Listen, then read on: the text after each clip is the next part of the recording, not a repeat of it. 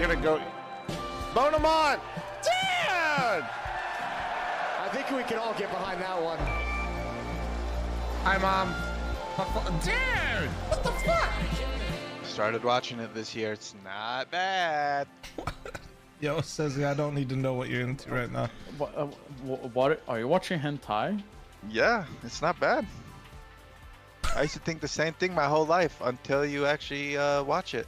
Says You've what is never even tried hentai? it. What is hentai?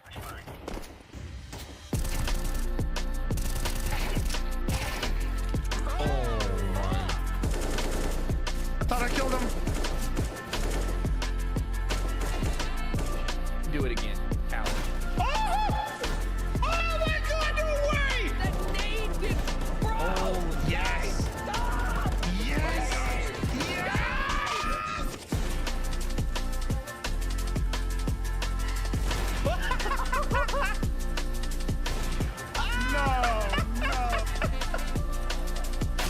One already crossed that side. Okay. Where are they? Oh, they're there! Holy shit! Bro! What the fuck? What the shit? Just snoring, just snoring. What do you mean just snoring? Watch yourself. Watch yourself! What do you mean just snoring? I knew it.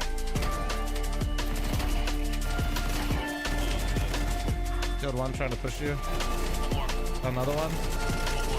No, I am cheating. Why are there so many big cocks everywhere? All right.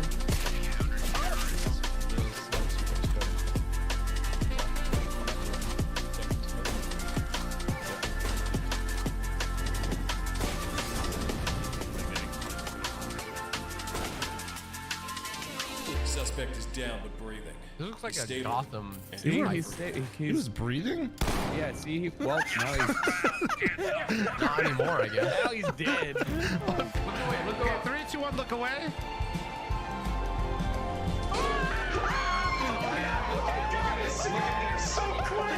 Look at it. Do not look away. Oh, dark hallway here for Tucker. Oh, what the? Oh my! Oh. Tucker, you okay? Plum, Hey. come on out here. Come out here. I got something to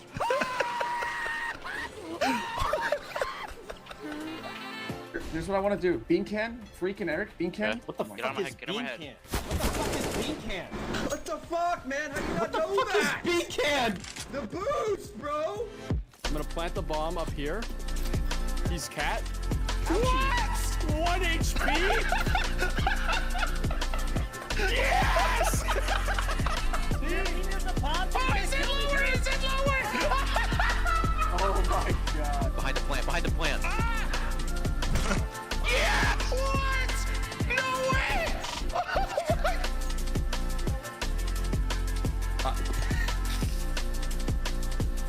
This guy, bro.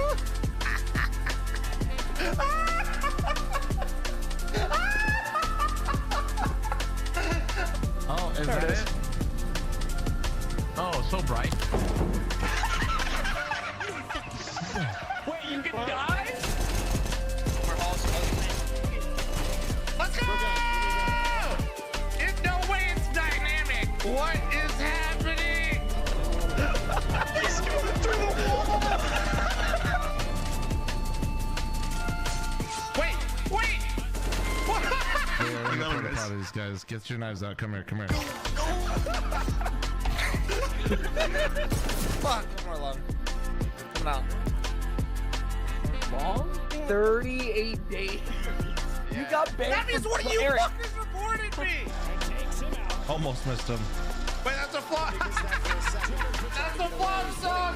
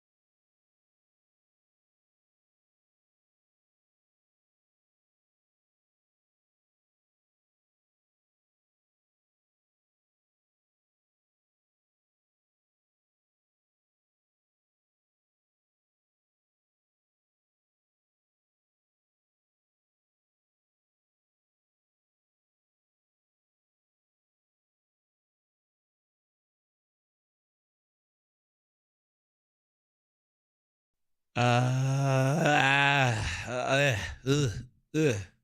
Hello? Hello? How we doing today, chat? How we doing?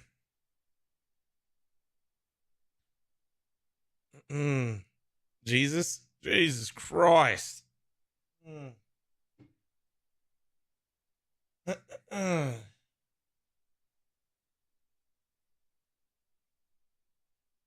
I'm here. It's a black screen. Grow up. Oh, fuck. Better than you by the sound of it. Grow up. Let me get this shit.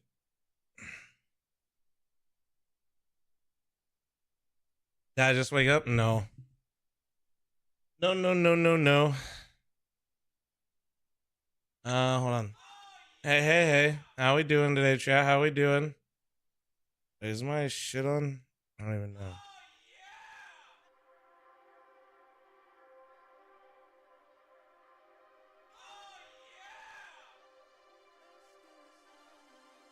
Yeah, we're good. We are good. I'm talking on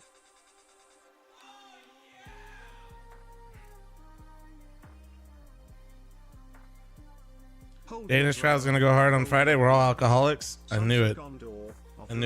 My brothers, I see in your eyes the same fear that would take the heart of me. A day may come when then courage of men fails, when we forsake our friends and break all bonds of fellowship, but it is not this day. An hour Not this day. and shattered shields, when the age of men comes crashing down. It is not this day. Not this day. This day we fight. By all that you hold dead on this good earth, I bid you stand, men of the West. For Frodo. So Eternal Fire winning, right? Probably. Right? Nah, honestly, I don't know, dude. Stage. Yeah, Jacob, I think actually this might be his best chance at a big one. I really think so. I look at that group of players, and I think they're all on board with what he wants to do. And even Blade has come out and said, you know, look, this is a guy who has maybe been a bit too detail-oriented in the past, and maybe he tries to micromanage too much. Well, now we have a program. Now he's got a coach behind him who understands what he's trying to do, and players are going to step up and be more independent, and they're going to get this done for their IGL. And I like that mentality. I like LXCB, I like Blade, I like what Navi is standing for right now. My only issue is when you look at the player material and when you want to play that brand of Counter-Strike where you rely on the individuals, you need to have good players who can make those decisions. I don't know why I'm awake. Did you not go to bed? Chat, I'm looking for hot girl players that I'm matching all gifted. Let me thank all these subs. The quarterfinal right here, maybe even win against. Let me thank all you beautiful humans. Clutch thanks for 14, Party Vote thanks for 16, MacBook thanks for 47. 6 months ago, I'm gonna say it Slim gifting his sub to Truck, even though he's a motherfucker. Two roster changes away from being a team that once again can contest. Raw thanks for Twitch Primer, Drival thanks for 32. They're not gonna win it. Mike thanks for 34. Exterior thanks for 32. I'm looking at someone like Imma. Slimrick with the 5, 10 gifted, nice fucking cock, brother, thank you. Ormus with the 93 fucking months, you degen, thank you. Rebrock thanks for the 18. Solik thanks for the 44. Phil thanks for the 79. And Henry thanks for 34. And the fans don't like it, Blair. The fans don't like it, but I have to say it, guys. And then he has on a .82, third lowest rated player in the elimination stage in Major so far. This is an opportunity. He's shown in Paris in front of that crowd. 2 minutes remaining, Chad. E10 gifted, okay? That's when I can start to believe. But if that doesn't happen, you just don't have enough pieces. JL and Wonderful can't be the only two carries on this team. And that's my issue, right? Because I've been an Imma apologist for quite some time. I said, give him some time, you know. Let him integrate into a new lineup. In Gamer Legion, it was his team. He could do whatever he wanted to. Dirty thanks to the 54-month primer. LXB, even with Simple in the beginning, you could see he was feeling uncomfortable within that system. When Simple went out of that lineup, I thought, okay, now Imma is getting all the space, all the trust, I guess, from Blade and LXB to finally perform. And that was my excuse up until the point where I've seen he's yet to perform. There's no doubt that how many Turkish fans do you think made it out? Did you guys hear, chat, that they sold, was it like 5,000 tickets to watch parties during that's my issue with it. The Eternal Fire game? Reliable, independent Counter-Strike where the individuals are the one in charge. Not to come here, chat. Literally just for watch parties. You gotta rely on a guy like Imma, and he has not showed up just yet. Especially if you're looking at the roles he's playing in the team, right? A lot of star position positions as well on the CT side. And I'm sorry, buddy, you can't struggle like this. I couldn't afford some here. That's okay, Mencha. You still look great, Mencha. For Emma today, it's put up a shut up. Well, you can struggle. The thing is, you're gonna lose if he does. Yeah. Yeah. Well, look, just quickly. Demo, thanks for the Twitch Primer. Thank you. Well, I just want a few thoughts about Zantares. That's what they're going to be up against right now, and I think this guy's in red hot form. If he pops off, I think Na'Vi, they could struggle here. 100%. It's so great to see Zantares play beautiful Counter-Strike once again. You see his rating right here. You hear the reaction from the crowd as well. He's a very popular player, a guy you like to watch when he's playing Counter-Strike. The Zantares peak, of course, everyone is running around with that tag attached to the name whenever they're playing Face It. He's inspirational, and look at the ratings right here. He is showing up at the biggest stage with Eternal Fire. For a long, long time when he was in big, for a long, long time when he was in Eternal Fire, he was playing the second tier tournaments, tier 2, tier 3, so we couldn't really value him, we couldn't judge him. How good is he when he's consistently playing against the likes of Saivu, consistently playing against the likes of Face? That he's done in 24, and he's owning it up right now. He is the playmaker. Just quickly as well, there's not just Eternal Fire fans in the stadium. The watch parties these guys have been having are insane. Big Papa, thanks for the 2-month primer, thank you. Yeah, here you go, chat. Look at this. Another Look at this. 3,000 stadium there, and they're watching on a delay, so they won't even know we're talking about them right now. But it's great to see so many fans turning out, and there really has been a sea change in terms of attitudes towards esports in the Turkish scene, which is amazing. And it requires success stories like these, right? Yeah. Like the fairy tale runs. That's what cool. is the catalyst for scenes to really grow up. And I love the fact you brought up about Zantares, because if you're looking at Eternal Fire as a Kingslayers, taking down teams like your phases, like Vitality, Zantares is the blade. Yeah, well, look, guys. Great to get your thoughts. We're going to come back and take a look at the veto in a moment. But for now, ladies and gentlemen, put your hands together and show your appreciation for James Banks. Thank you very much, Richard. And let me just say, it is fantastic to have you with us, mate, and you killing it on the desk alongside these guys. It's great to have you here for the first CS2 Major. And it's great to see all of you in the arena. How are we feeling? Now, normally, I have these notes, I have things ready, but you know what? I'm feeling good. I feel like we've got some nice energy, and it doesn't matter what's about to happen other than these great games. Now, yesterday, we got to witness an incredible match between FaZe and Spirit, and it went deep, it went close, but FaZe came out on top on what might be the best quarterfinal of a major we've ever seen. Were you entertained?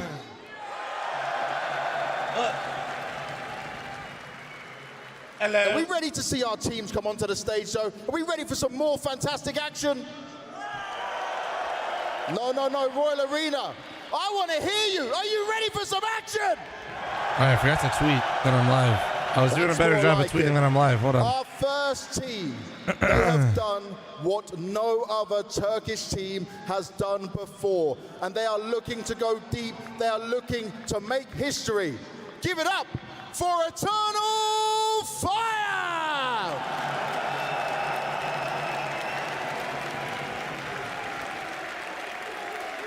All right, hold on.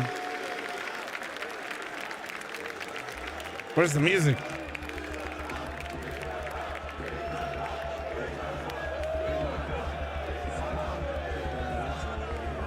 All right.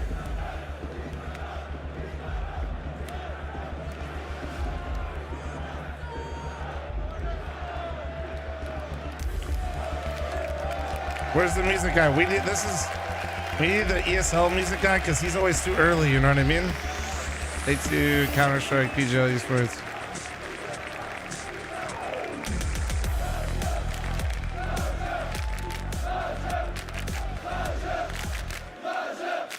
Well, there's one hell of a supporting crowd for the Turkish side right here. But their opponents, there have been 20 Counter-Strike majors. Timber, thanks to Tier 1, thank you. At every single one of them. And this time, they've even done it without the great one. They've done it with their international team. It's Na'Vi!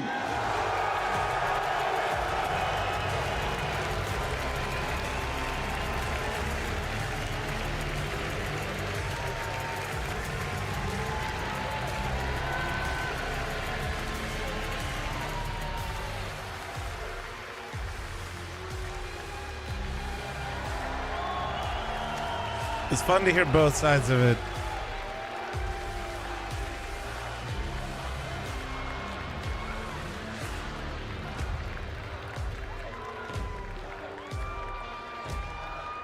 How tall is Bit? Well, I can't tell if the coming a rest bit of them too are close shorter for the or trophy. You have Bit's to save that for the grand final, super my tall. friend.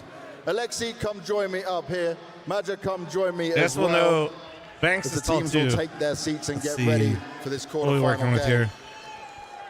Maja, you've dedicated over half of your life to playing this game, so and you Bit's just tall. finally stand here in a major playoff. What does this feel like? It's amazing. Welcome, everyone. Thank you for your support. I hope we're going to make you happy today. Is your wife and child watching and supporting from home? Yes, no, they're here. Oh my God! My daughter is here, my wife is here. So, yeah, I'm very happy today. So extra motivated. Extra motivation for sure. Thank you. Now, what did you tell your team? Because this is the biggest game of this team's career so far. Yeah, it's an important match, but we're going to do our best, like every time, trying to show great Counter-Strike, and that's all. That's what it's all about. But last time you faced off against this Na'Vi, it was not easy. They eliminated you at Katowice. You told me in that interview that actually you put it on yourself, you made some wrong calls. Do you feel like you understand what you need to do here today? Yeah, life is experience. It's a new games, a new day, so let's go. Just live the dreams. That's what it's all about. Alexi, for you, yes, you've been here, but that was right at the start of your journey. You're here again with a big smile on your face. You feeling it? I'm feeling it, yes. What have you been cooking, and do you have your chewing gum? Good that you mentioned. I'm gonna pick them backstage, but I'm feeling fired up. And in terms of feeling fired up and ready, you've achieved this with this international roster. You've gone far and gone here, but when you look at this side of the bracket, when you look at who you're facing here, how confident do you feel considering you've taken them down once already? We're confident against anyone. It's the most important thing that we got to the stage. Now we just gotta show what we're capable of. That's what it's all about. Guys.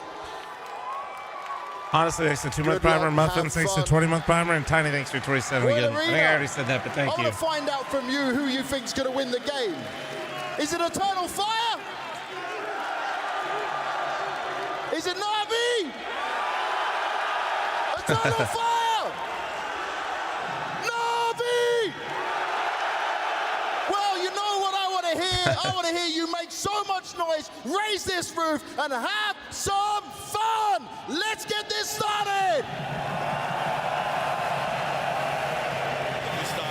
Let's pick up where we left off.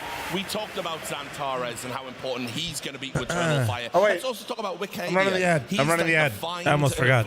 Fat one, He's done thick so one. well in this team since he joined, really stepping up, but this is the first time for him on the big stage. He's the joker. He's the guy we don't really know where to put. We saw him at Katowice, especially during the play-ins, play some beautiful Counter-Strike, way above what we could have expected. Since then, it's been a little bit lackluster. You know, it's been great, it's been okay, but considering how well he was playing at IM Katowice at the play-ins, we expected a little bit more. So the thing is, we've seen his ceiling. We've seen how good he can be. Well, thank God I had a generic title for YouTube chat, because it's completely fucking broken. And we've seen him struggle from time to time. As you said, how is he going to cope with this arena? Couldn't How is he change gonna cope any with this title pressure? or Could he be the thumbnail joker? Could he be on the guy YouTube. that is elevating EF to a new level? We got or lucky. Will he be the guy who's going to put them down to a level where LXCP and the boys can actually handle them? I love believing a fairy tale here, Rich. I love this Eternal Fire story. I love what they've been doing so far. But it would be wrong of me to assume that Ricado is just gonna hit his stride running here on the stage. I've seen At every event I've been to, this is the time I'm getting a pretzel thinking, I wonder why they're cheering. Crumble. And his debut is not just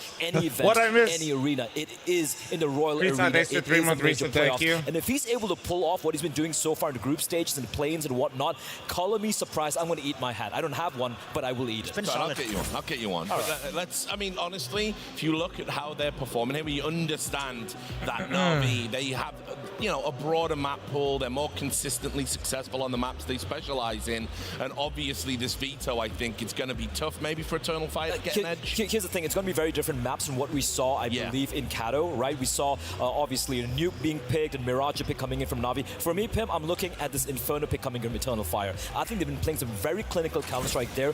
Na'Vi haven't had enough reps on that particular map. And if I'm looking at the side of Na'Vi, they have a couple of options here. But I don't want them to go with either a Anubis or a Mirage. Thank you, appreciate you. But I would rather them go with a Mirage. I think they're way more comfortable there. Picking Anubis as a first pick at a best of 3, I think could be a double-edged sword. Yeah, I think it's a tough veto for EF for sure, but also for Na'Vi. They have a lot of different options. They have a lot of different ways to go. We're not going to see Vertigo. We're not going to see Ancient. That we know for a fact. When it comes to EF and their pick, I agree with you. EF have played beautiful Counter-Strike on Inferno, so that makes an awful lot of sense. Whereas for Na'Vi, they have potentially 3, maybe even 4 different ways of going with it. You're saying Mirage, you're saying Anubis. There we go. I even argue that Nuke overpasses. Martin, thanks for your new membership on YouTube. Thank you, dude. Appreciate you. That's a solid pick for Na'Vi, but it's also a map where we know Turkey players in general are fucking Mirage, Inferno, coming in from EF, no big surprise here. As for thank God I got my coffee. Where do Na'Vi take it? Has to be Nuke, right? Just shake your hands here. Eternal Fire is going to ban out Anubis, and of course, it has to be Nuke as the decider coming in. I've been able to stream on both, I think this is the PGL gave me perms like forever ago. I've been doing. I agree with you. And don't yesterday we hit almost 9,000 viewers across both platforms, which was sick. Or I think we did.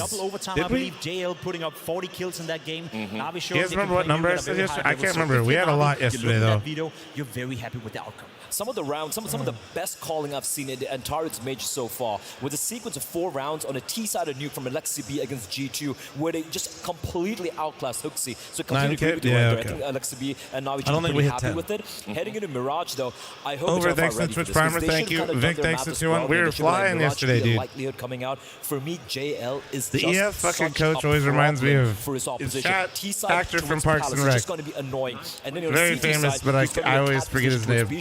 Always getting I'm terrible with actors' names. Yeah, they've done the math here. Yeah, Harry, thanks for the 8-month resub. Thank you. Because of this veto has really given us some maps where Opers are going to shine. Yeah, Swanson, I want to talk about Wonderful. I think he had one of the hardest jobs in the world. You're essentially stepping into the Great One's shoes. I mean, that's essentially what you had to do. He was a young player, you know, hadn't really had a lot of experience at this level. I think he's been wonderful, no pun intended. I think he's been a great pickup. I think he's been fantastic, and he's been developing as well. Wait, is Truck still in here? Truck, is MOTM at the Major? I swear I saw him in the crowd, by the way. Reminded me a little bit about James. Didn't always find the impact that his scoreboard justified. Party time, thanks for the 15-month primer. None, 6 for the 90-month resub. Thank you. Different style. He's not aggressive. He's not the monicist of the world. He's not going out there and necessarily dictating the game, but he's much more like to his level of gameplay while still keeping up the rating. So if I'm Wonderful, I'm feeling comfortable coming into this matchup, especially against Voxic.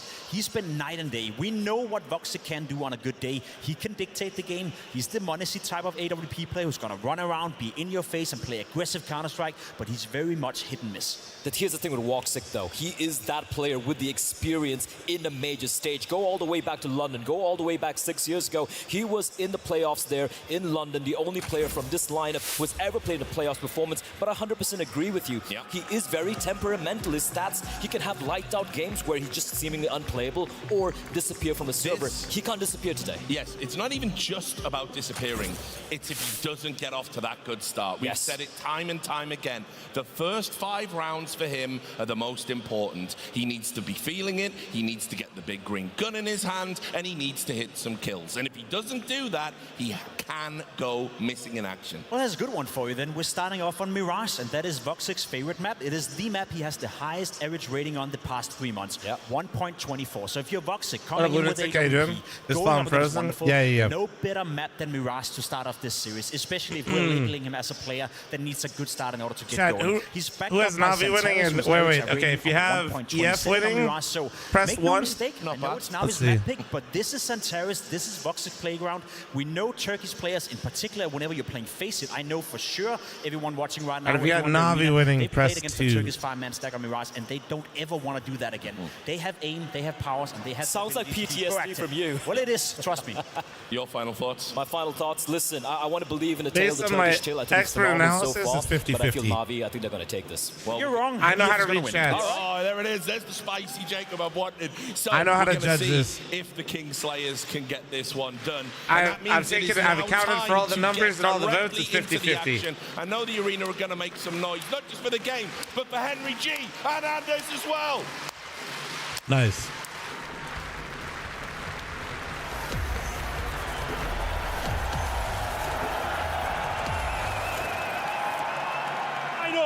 Lunatic. And I promise you, Thanks this for one's the going to 5 be an fucking absolute gifted. Thank you. I saw you 10 Two from earlier. ravenous teams looking to prove themselves on the world stage. Prepare To, to lock the horns swing vote. here in the capital of Counter-Strike, Copenhagen. This quarterfinal belongs to you. Please join us and give us everything you've got. Anders Bloom, take us into the action. Well, it's not going to wait any longer, Henry. We're ready to go, and it looks like Na'Vi, starting on the T side, are ready to hit this speed bomb site hard and fast. 2 people defending that grenade. It's going to go a little bit, but it's not enough here. The dualies come into play. Headshots across the board. Oh, baby. The Turks are answering We're back right into with it. Claudia, 2 big kills, and it's up to Alexi and Imma. The plan has crumbled here for Na'Vi. They're not in the round like they wanted to be. At least they're going to need a bomb plant here, but it's already been slowed down, and coming back into this one will not be easy. Matcha with the headshot, all on the hands No way, of Emma, right? locked in the corner and taken down. Eternal Fire, they win the pistol, and they're off to a nice start. Just so you guys know, I got EF winning. B bomb site hold there, and there's no problem whatsoever. No bomb plant coming through, barely any frags there for Na'Vi. Eternal Fire put their best foot forward here in the quarterfinal. It's Mirage, it's not a B rush, but a B execution. See that single smoke down I went towards for all short the team window stat, as well, but but Maja holds strong. I feel like they're playing better The CS, fortress but of might not B-bomb have the strike. stage experience. You know what I Not mean? I'm penetrated going for it. whatsoever. And now begs the question, do we see any investment into this second round? Na'Vi, full eco here, chance to farm some serious cash on the Turkish side. Zantara is aggressive, of course, as he throws the initial utility towards top and middle. It's going to be another B-side finish for the looks of things here. A bomb being planted would be a dream scenario for Na'Vi, but it's very, very How's that unlikely. paid off so far, Flum? Especially with this dynamic setup in the middle. 3 people Was here first for match Eternal yesterday? Fire. They can go anywhere. Well, Try and I pop did out pick the palace of Vitality the over bomb site. C9, They're but gonna that be doesn't run up count. connector very fast. It went poorly yesterday. Go towards B, which look like they kind We'll of see are how it leaning goes that today. way. You could tell Wakadia, the youngest player. Remember, still Chad, left in I'm a the psycho major and I here. picked He's gonna MOUZ be to able win the rotate major. Back, and he already is. Maja with the grenade. Oh, sends it. I'm fucking psycho. Oh, that'll tell him. Yeah, well, you might as well get in there now, boys. 150 damage inflicted, and Zantares, he's bringing in that flank I as picked well. the He's F looking to here. farm I the money picked with MOUZ. the MP9. This could be disastrous. A ton of money And I have available MOUZ for winning him. the Can he major. convert? He's ready for it. A little bit of a burst, back for more. He's making so much He got money in out? this round. 3 kills already. We'll pull out the USP, and some backup is being called for, so doubt they're even going to be able to save much of anything. A good don't dig lose the onto M4. Bacardia, but they can draw Good him job back. running away, actually, well done though. on Santowers. You'll take that. Yeah, he farms himself a cheeky $1,800 there. And now, poor old JL. Not really much to do. Not another kill found. It was the full eco.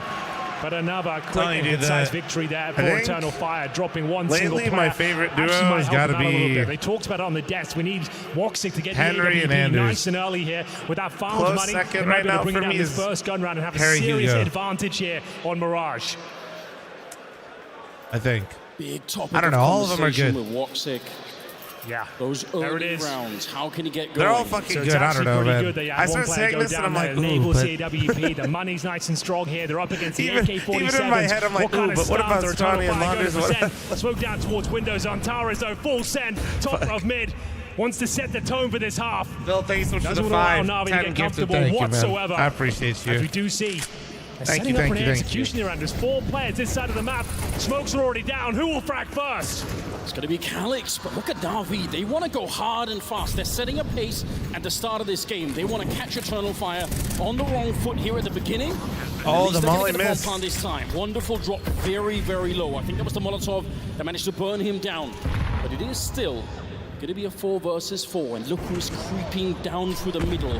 Imma, a little bit late to the party, but maybe it's timed just absolutely perfectly. That smoke has blocked him off, but it doesn't matter. No one's clear defusing yet. No one can even get close to the bomb Thanks site for at the the 5 moment. gifted. Thank And you, he was beautiful. shooting Appreciate Ricardo in you. the back of Eternal Fire. They might have to save this round. I think you might be onto something here. The AWP of Woxic and Majab, who's currently on 4-0, have to yield. They have to give in. The execution proves to be too strong. They are locked out of the A bomb site, and it's the first round for Na'Vi. Posting their first nice and quickly here on the T side campaign. Boom goes the dynamite. 3 players survive as well. Shush. Money should be okay now for Eternal Fire with the saved AWP. But they was locked out, Anders. There's nothing they could do whatsoever. No one could break through the initial smokes and couldn't Don't find the encourage frags. Case, man. They had that initial kill as well. Calix Yes. Takes the first frag, but nice flank coming in from him and made things very uncomfortable and wonderful, managing to make that AK-47 sing on the A bomb site. So the buy comes through. Pretty decent for Eternal Fire, and we'll see whether Ricardia and his aggression will be finding opening kill once again here, pushing up towards the top of middle. Oh, he's been given a little bit of distraction here. Oh, I just realized why you dumbasses are gifting. Tempted to wide swing that I'm not even baiting it, you fuckers. Doesn't seem like that's the case at the moment. Navi hanging out a little Phil, bit at thanks the for top the of 1, 2, 3, 4 gifted guys. Not the play that he was looking for. It's fine. It's fine. It's early on here. This is where the streamer says, wow, they're fighting for the #1 gifted spot for the week, guys. Who's going to win? Able to take that A-bomb site without running into too much trouble. A real I test didn't here. realize why This Phil will and be Slim baited were by just kept Zantares. gifting out of It's a lovely nowhere. setup. They can pull this one I off. They're didn't on to even bait him something. into it, He'll chat. take They're it just drag, fighting. Double kill now, looking for the hat trick. He'll maintain somewhat of an advantage. 1 minute remaining. It's a 3 versus 3. Shit. Bombs tucked away towards short, and now it's going to be poor Magia at the back of the B bomb site, isolated. Woksik rotating in towards the window, but his in-game lead has gone down. B side open. It's down to the Turkish sniper. Only streams when you're offline.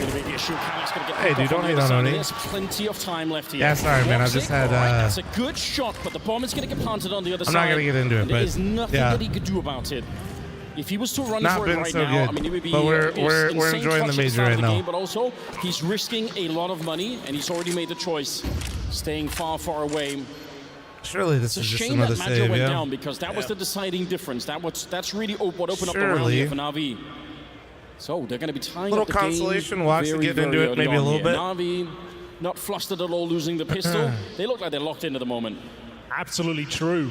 And Eternal Fire only receiving $1,900 in terms of loss bonus. Entering this next round, it's going to be very difficult to do much of this AWP. It's kind of full eco Yeah, territory.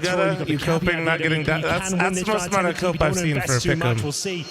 Manually said the matches are worth not hitting gold. I'd like to think. I jinxed it into really good matches. 2-2. Nice round for Na'Vi once again. That B split. That's a lot of cope right there, and honestly, I'm here for it. Well. Looked like they baited him with Cardia purple. He gets the Listen, I'm with you. I was telling Chad yesterday I'd rather have the diamond, but I'm glad I could just watch the matches. The first tactical timeout required. Okay. Just considering the financial Okay, situation. third dumbass has entered the arena, chat. The bait and switch was there towards Shaw, but Wonderful takes him down. And then that very important frag towards Magia as well. with the 5. Alex had no idea that Emma was 15, holding 20, the extremities. 25, 30, as mentioned, 35, has to be the 40. eco around the AWP. Woksik will have the AWP and a Molotov, but that is 41, about it. They'll keep the 42, money 43, at $2,000. 44 There's a gifted. slight Jesus chance they can Christ. win this round, but you would have to Now go you guys are all tied for absolutely first. Great job, guys. Now nobody fuck it up, and you guys are all there. It's in the center of the map, so he can pretty much go wherever he wants. But it No, looks like they're Osprey, really I'm not. fast execute. Very similar to us last time. Flashbang on the ramp. They're setting up the wall of smokes towards the jungle. Going to be a boost on the other side. Maybe get a kill with this one. Oh, no. Oh. They did Are fail you it trying a to little boost bit on there. someone's That's head? a shame because Chat friendly reminder, done that you one correctly. cannot They see could have the had that early glitch. kill. I don't think they would have won the round, but at least you do a little bit of damage. And this is another round for Na'Vi, no question I just about like it. if we Yeah, in the 3 in a row, spectator Anders, chat looking you very cannot comfortable see out there. The AWP doesn't have the head any jumping impact glitch. You can whatsoever. only No see it from the damage POV. inflicted to the Na'Vi outfits. So objective here for Eternal Fire is What hold on to the glitch? sniper. Oh, you know the one where you try to Money jump will on a be okay teammate's head and going you're forward. They sliding get and inaccurate and $2,400. jittery? Means a pretty reasonable buy because he calyx with Phoenix, the shut the Zeus fuck up up. and towards the B apartments here. No one should go hunting. There's no real reason to. And 5 players surviving for Na'Vi. 3 rounds in a row. Their money's going to be very strong going forward. There we have For it. real? Yes. Very clean This and is not concise me round. trolling Magia you. the only player to go down, but They the could have Orc legitimately is maybe brought over fucked to up the following boost, rounds but here. it looked And more XCB like he looking realized very he was confident- inaccurate and just got comfortable off. and confident with the calls. Lots of set pieces here, keeping the 5-man unit together and trading at those kills. I mean, we haven't seen that many rounds, but the truth is they've already hit almost the entire map, and they've found success almost everywhere, Na'Vi. That's a big problem for Eternal Fire. There's no real backbone that they can rely on right now, saying, you know what, at the very least, we're always winning that mid-fight, or we're good at controlling the A-ramp. Like, there's not a lot to fall back on at the moment. That's an issue, and that's something that they're going to have to make up for here, because Alexi is a great in-game leader. If you let him loose like this, if he has every pathway on the map open to him, he's going to tear you apart. Well, the rounds have been winning. Shelby, There thanks hasn't for been 3 much months, Farmer. pushback Thank you, whatsoever. thank you, We'll thank see you. whether this buy Mention thank you again. Spiker, thanks for the 750 biddies. Smokey, thanks for 34. And Spiker, thanks for the 1,000 biddies. M4s in the mix here. Thank you, Spiker. Sorry I took a moment there. It's actually pretty reasonable. Phil Slimman mentioned for being dumb as hell with their money. Quite an issue. Walk 6 to a 3,900. Very important round here. Na'Vi hunting for their fourth in a row. It's another pocket Stratlanders with 4 players heading towards the apartment at the start of the round. No defaults here. Looking to get stuck in. It's Bits at the tip of the spear as Magic has no idea. He'll be going down, but no, finds the flick and the opening frag. I thought maybe, just maybe, you're not even stuck right now. But he clearly didn't. He was just very quick to react. Crazy. He gets away with the opening kill. They needed that. They needed someone to go their way. It's about time. They are on the more favored side, Eternal Fire. They do not want to go down early here. Yeah, the camera was kind of odd the majority of the rounds. You need to get into the second half without Na'Vi feeling too good about themselves. This is a great reposition from EF. You can see the adjustment as well because they're worried about that same A execute. So now they're moving Calyx into that shadow position. So try and stop Na'Vi, although it's not going to be how they did that boost though? Ima takes him down. They didn't go all the way to the corner so he could peek him a little bit. Going here. Yeah. Quite deep in this first That's half. slimy. Yeah, he just rolls over towards that window Just position. a Back to a 4 and 4 we go. 45 the boost seconds. could actually peek with big it. miss towards the connector. Difficult shot. And now Wicardi to be tested. Ima fumbles the jump towards window. Might be a blessing in disguise. As we're going into a B split once again, it has been a difficult position for Magic to hold on to. Smoke down towards the van, flashing short. He's under a lot of pressure as Na'Vi flooding towards the bomb site now. Reduced to hiding inside of the smoke, but he will get the headshot. Take down JL's wonderful. Fighting back left and right, and he just dips into the smoke and escapes the AWP. Still 15 seconds left. Where is that bomb plant coming through? Finally, it's happening, and Immer on the flank here. This could be the round-winning kill, and he's not going to hesitate. Will take down Woxic. Calyx. If his teammates were alive, this would be a sick flank at the late end of the round, but it's not going to make a difference now. He's already been spotted.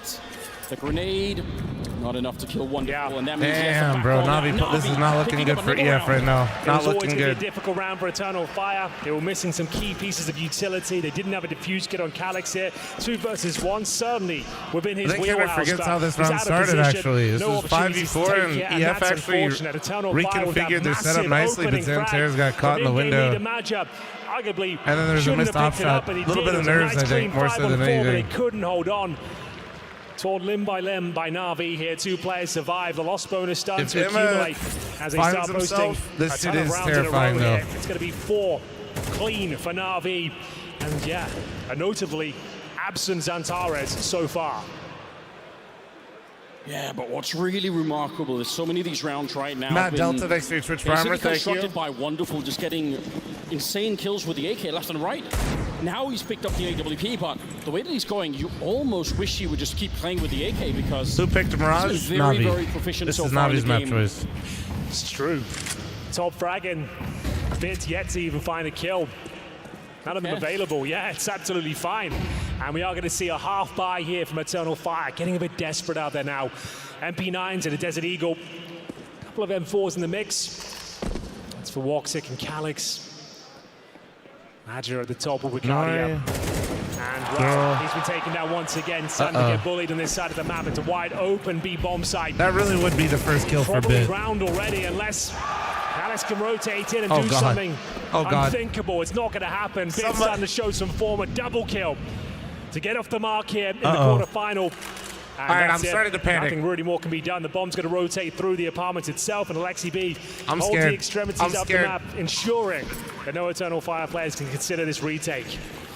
If you had EF winning, guys, it is now officially time to panic. For Eternal Fire, because the one thing that you could maybe hope for is that, okay, maybe players like Alexi and Bit and maybe even JL are having a bit of a slow start, and it's just some of the players on Na'Vi are good. But then you see Bit show up in a round like that.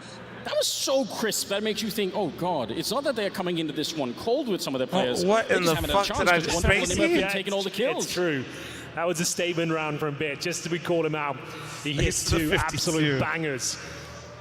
Single-handedly wins the round there. 5 in a row. Maximum loss bonus. Scary part is at this least for Simple. Eternal Fire. That's $3,400 per player. They'll save an M4 I and think MP9. Simple The AWP's available for to go to Woxic. CSGO, and we haven't really seen him play CS2. He's having a rough time now in that B bomb just site. being I think frank, moving the AWP in towards B might be I the think call this version of for Na'Vi Woxic looks into better this next round. without him. I think it has to be. It's a good idea because it will I also feel give like them some if more defense towards the middle, you can sort of I feel like, having that I swear to God, is that second B is player. this somebody that just very much like MOTM, or is that MOTM? Am I losing my fucking mind? Take a lot. Little burst of bullets coming out, and Bit basically wins the round with those 2 kills. A 5-2 scoreline as we lead into round number 8. And Na'Vi are running away with this opening map here. Eternal Fire yet to really get stuck in. 4 players towards the apartments once again. And I've got Alexi B just patrolling middle, trying to get a bit of information. Woxic will open things up. That's an opening frag. Can't hold on to but the reason why is I just think Zantara seems like he's forcing the issue time and time again, in the kitchen, you know? and being punished. Down he goes with nothing. This B bomb side to be tested once more. Maja, same smoke down, flashbang to try and find some time and space as the rotations come through. But that's trippy. That guy has like the same facial hair as Ian too. This reply was beautiful. That should have been Wakadia winning that fight every single time, but instead they just pick apart the defense. Maja, he's being pushed forward. They're all waiting for him. He's dead immediately, and it's just Calyx left. Yeah, there's nothing reason to even go to the bomb side. They actually just took B, but they all just held. They just got the van and they just turned into an aim map. They slow it down. They allow for the rest of Eternal Fire to get there. They even catch Calyx with a smoke at the end. This brilliant 4-1 setup is pretty brutal. You got Alexi B, in-game leader, top and middle, giving all the information over. That aggression's coming in. Santares goes down with absolutely nothing once again. Navi looking good, bro. A frustrating game at this stage. His teammates are begging him Navi just to looking reel it real in. good. Hold with the crossfires because they get the opening frag once more, then he goes down for nothing. What a tough position for Santares to be in, because if you have the kind of aura around you that he has, like he's supposed to be the big game player here. You almost have to try and play into it. Like, I'm sure he is forcing it in some ways. Might have come into the game with the feeling that I'm going to be the one that's going to make the difference here and really bring down Na'Vi. It's not been possible so far. 10-2 for Wonderful. Ima up there as well with 6 kills. But you see, whenever any of the other Na'Vi players get a chance, they look very crisp, mechanically looking very, very solid here. Eternal Fire in a lot of trouble already. 6 rounds in a row. You know what's funny though, Chad, is Takeda is the one that's like getting some output right now. Alexi B has got the meeting out of the palm of his hand right here. The money is fantastic. That won't be an issue. Well, I will say, I don't think the older guys are necessarily as experienced on stage. Still kind of interesting. Ooh, Major. Down to low HP, but actually finds the IGL kill. leading by example, so man. they tagged him up, they changed the stance. It's a partial investment, and it's the opening frag once again for Eternal Fire. But can they capitalize? They've got themselves a second rifle here. Yeah, but the time that it's taking to pick those up, giving a lot of mid-control for Na'Vi, which they are pretty swiftly converting into what looks like a bit of a B pincer coming in. Ima's been such a nuisance in this connected position. Constantly a thorn in their side and continues to find frag after frag, this time taking down Woxic, but not for long. It's going to be Calyx maintaining the advantage. Can they break the streak of 6 rounds here? Yeah, Na'Vi full international, so their English comes, yeah. A nice boost for Zantara, yet to get going since the pistol round. And Bit, I think, really struggled at the start, but I think is getting a lot better with it. Once again, finds Matcha. Will they detect Zantares on the other side? Yeah, but he has to give up his position, so it's no longer a real surprise, and he can't land the eagle shot. Bit with one more cracking headshot to enter the B bomb site with.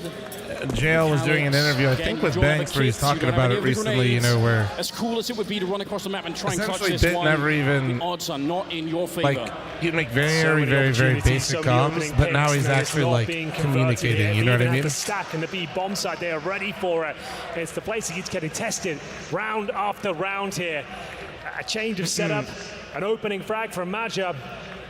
A scavenge rifle and the B stack still not enough here. It's going to be 7 rounds in a row for Na'Vi. Time is of the essence here for Eternal Fire. It started off so well, such a convincing pistol victory. Really set the tone for the game, but star players not showing up. Woxic 3-on-3 on what is commonly referred to as an Orpus paradise. Mirage should be farming here. Santares as well, similar issues. Seems like he's frustrated and forcing these fights time and time again. He's just not winning them. I guarantee with the adrenaline pumping, these rounds are flying by for Eternal Fire. They're going to look at the scoreboard and they're going to think, I can't believe it. How are we already down this much? We've barely even got the quarterfinals started. And it's a 7-2 scoreline, leading us in round number 10. Oh! God, that's JL.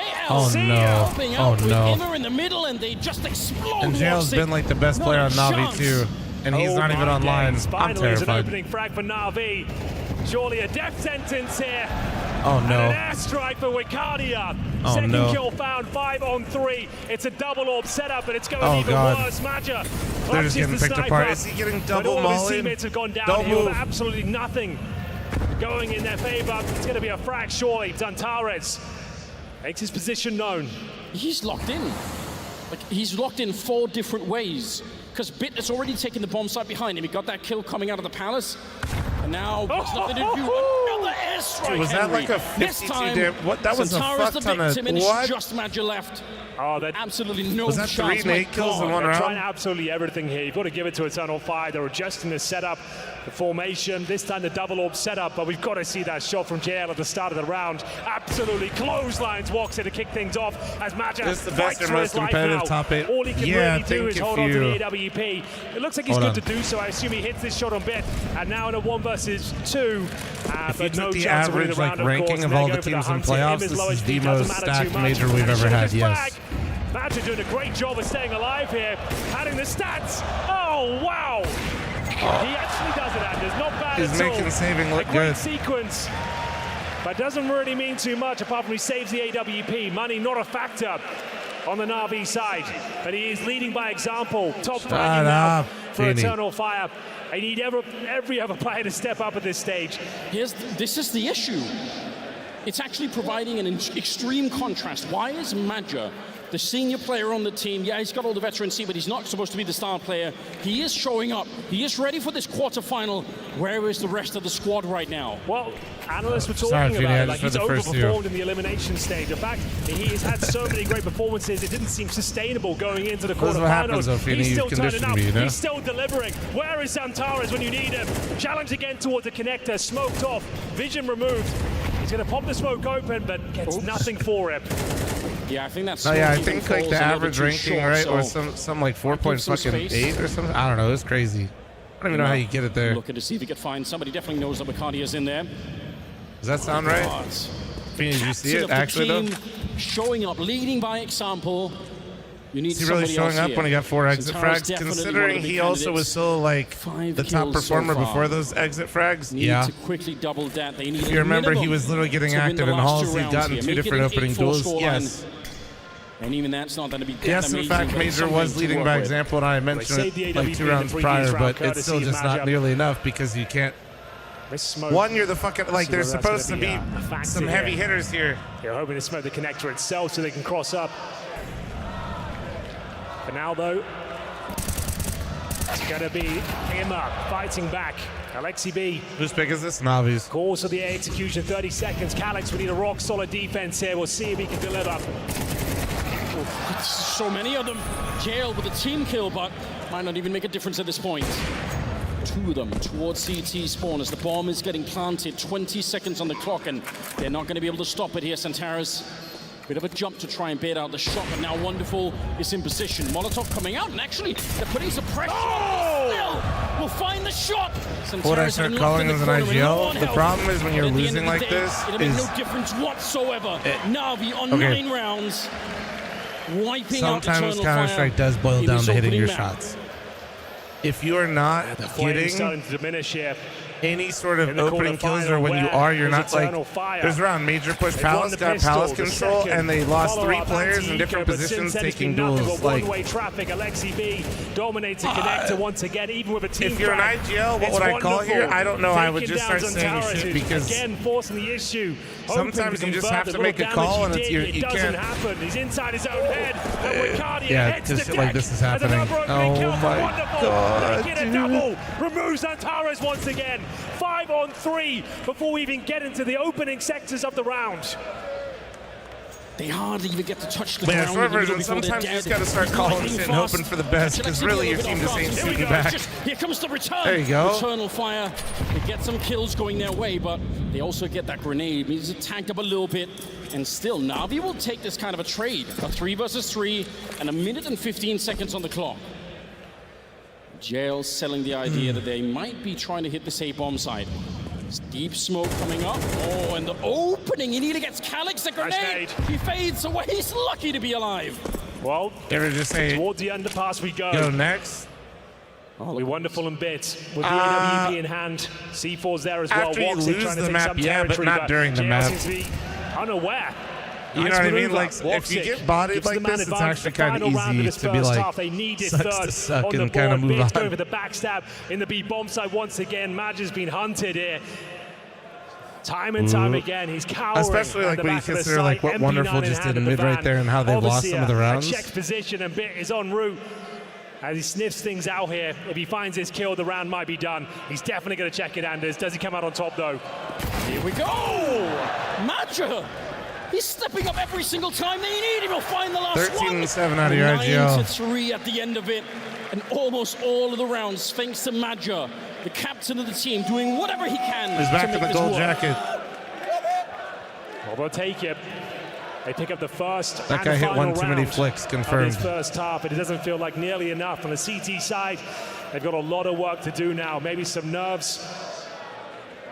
Just maybe a little bit out of their depth as well. From a tactical POV, it looked like Alexi just had them in his pockets. The majority of that first half, so many set pieces, so much punishment towards B and middle. This is the opening. Like, this is how the round is starting, though, chat. Like, still I'm just saying, quite enough. It's easy when you go back, you're like, all right, Eternal Fire with next 3 map. after sealing that final round away. It goes without saying, it's a very important pistol round here. Eternal Fire, they've got themselves a couple of smokes, 3 flashbangs, and in terms of the worst movie I've seen this year. I haven't really watched that many we have a P250 in the hands of Zantares. Hasn't turned up thus far, but it's never too late. Could even like, if he can find something quite special the worst movie that I've tried to watch recently, pick up this pistol, countless times. Head towards the palace position and needs to play like a king. Important round, 1 sec. It would be one hell of a comeback. We'll put a pin in that. To do it here. Could see Eternal Fire set up to crack open the A bomb site. Bits blind behind the smoke, just trying to land a headshot, but unable to connect with anything at the moment. Madge down below spotted. He's worried about getting jumped, and yeah, he's kind of the linchpin here. He's supposed to be the late flank. He doesn't want to die early. Bomb looks like it's going to get planted. This is a brilliant start here for the Turkish side. They are well on their way to winning this round. Now, there is a Molotov, but no defuse kit in play in the round, so already time is of the essence here. They need this round. Eternal Fire getting a little bit of pushback. My God, now. Wonderful got with a couple of shots. Madge, there's the late flank. That's all you need to do. Just stay alive now. They have to defuse that bomb, and it takes 10 seconds. A 2 versus 3. Well done. I think they've done enough here, Henry. I don't think they're going to be able to give this round back up again. Alexi goes down. Calix with a couple of good kills in Eternal Fire. The first I have no problem admitting that I'm a fan of the Fast and the Furious series. I recognize that it's horrible, but convincing in the end. 3 it didn't start that way. But nice flank from Madge. It's like a guilty pleasure. But dude, run of good form. 10. Didn't say much about Zantares. I think I've attempted. I know that didn't come out this year, but I'm just thinking like that was the first thing that came to my mind. For Navi there without the diffuse kit. Dude, 10 legitimately is like the best sleeping medicine I've ever had. This particular round. Got a Desert Eagle. I have maybe tried to watch it 5 or 6 different times on planes. Thus far, it's got to be a clean one for Eternal Fire. Like I need to make sure that they find the 2-0. I don't even think I've gotten halfway through it once. XCB will tuck himself in towards the ladder room here. Bomb down, top of middle. XCB probing out the map, feeling things out. Andrew just showing a little bit of presence towards B. It's actually a bit of a stack here from Na'Vi as well.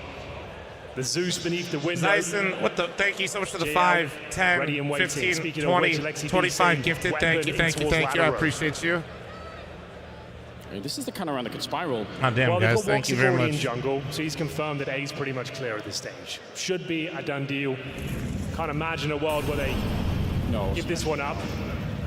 It's getting a bit worried because that is the AK that's leading in there. So I was thinking, if Alexi gets the Zeus kill on the AK, you never know what could happen. Zantares a bit dangerous. Hell yeah. Stunned by Alexi. The crowd can always cheer for a Zeus kill. Not like this, boys. Surely not. Woxic has got a little bit of a backstab going on. It's going to be a free kill on the first one. Wants to swing wide to get some more, but better be careful. That is the deal back there. The bomb's being planted. Again, it should be Eternal Fire winning this one. I feel like even the Turkish crowd just cheered for the Zeus kill, I'm going to be honest. It kind of sounded... Nice work from Alexi B. Or at the very least, they didn't boo the kill, you know what I mean? Booster funds. Everybody can get down to the Zeus kill. But certainly some frustrating frags going against them. It's Woxic. Looking to farm some extra cash here. Imma, he's got the Zeus still in hand. Well, I'd be at I Am Dallas. I will be. Ready to go. Doesn't look like anyone is going to be exiting that way. Well, I like this though. I mean, saving the AK is absolutely worth it. Pull it on over into the next round, even out the fight against the other AKs on the EF side. Okay. Well, a very important round coming up next. Money should be quite decent now for Na'Vi with a saved AK-47. Eternal Fire are winning both pistols at this stage. 2-0 in both. How much do you get for a Zeus kill again? I think, is it still 0, chat, or did they change it on their back? CT side? It almost went horribly wrong here. 0. Crisis averted. 9-5. I think it's still Eternal 0. Fire start to crawl their way back into the series. Still 0? Okay. AK's pretty much across the board, apart from Woxic, he's saved Mac 10. It looks like Eternal Fire want to try and go for a similar execute as the one Na'Vi were doing a couple of rounds there. Nah, the idea is like, guys, it's $200 to instantly kill someone. You know what I mean? You can't like have a kill. No. I think that's totally fine. It's now down to Okay. MP9 and nothing he can do as he's ran down. Round over. There you go.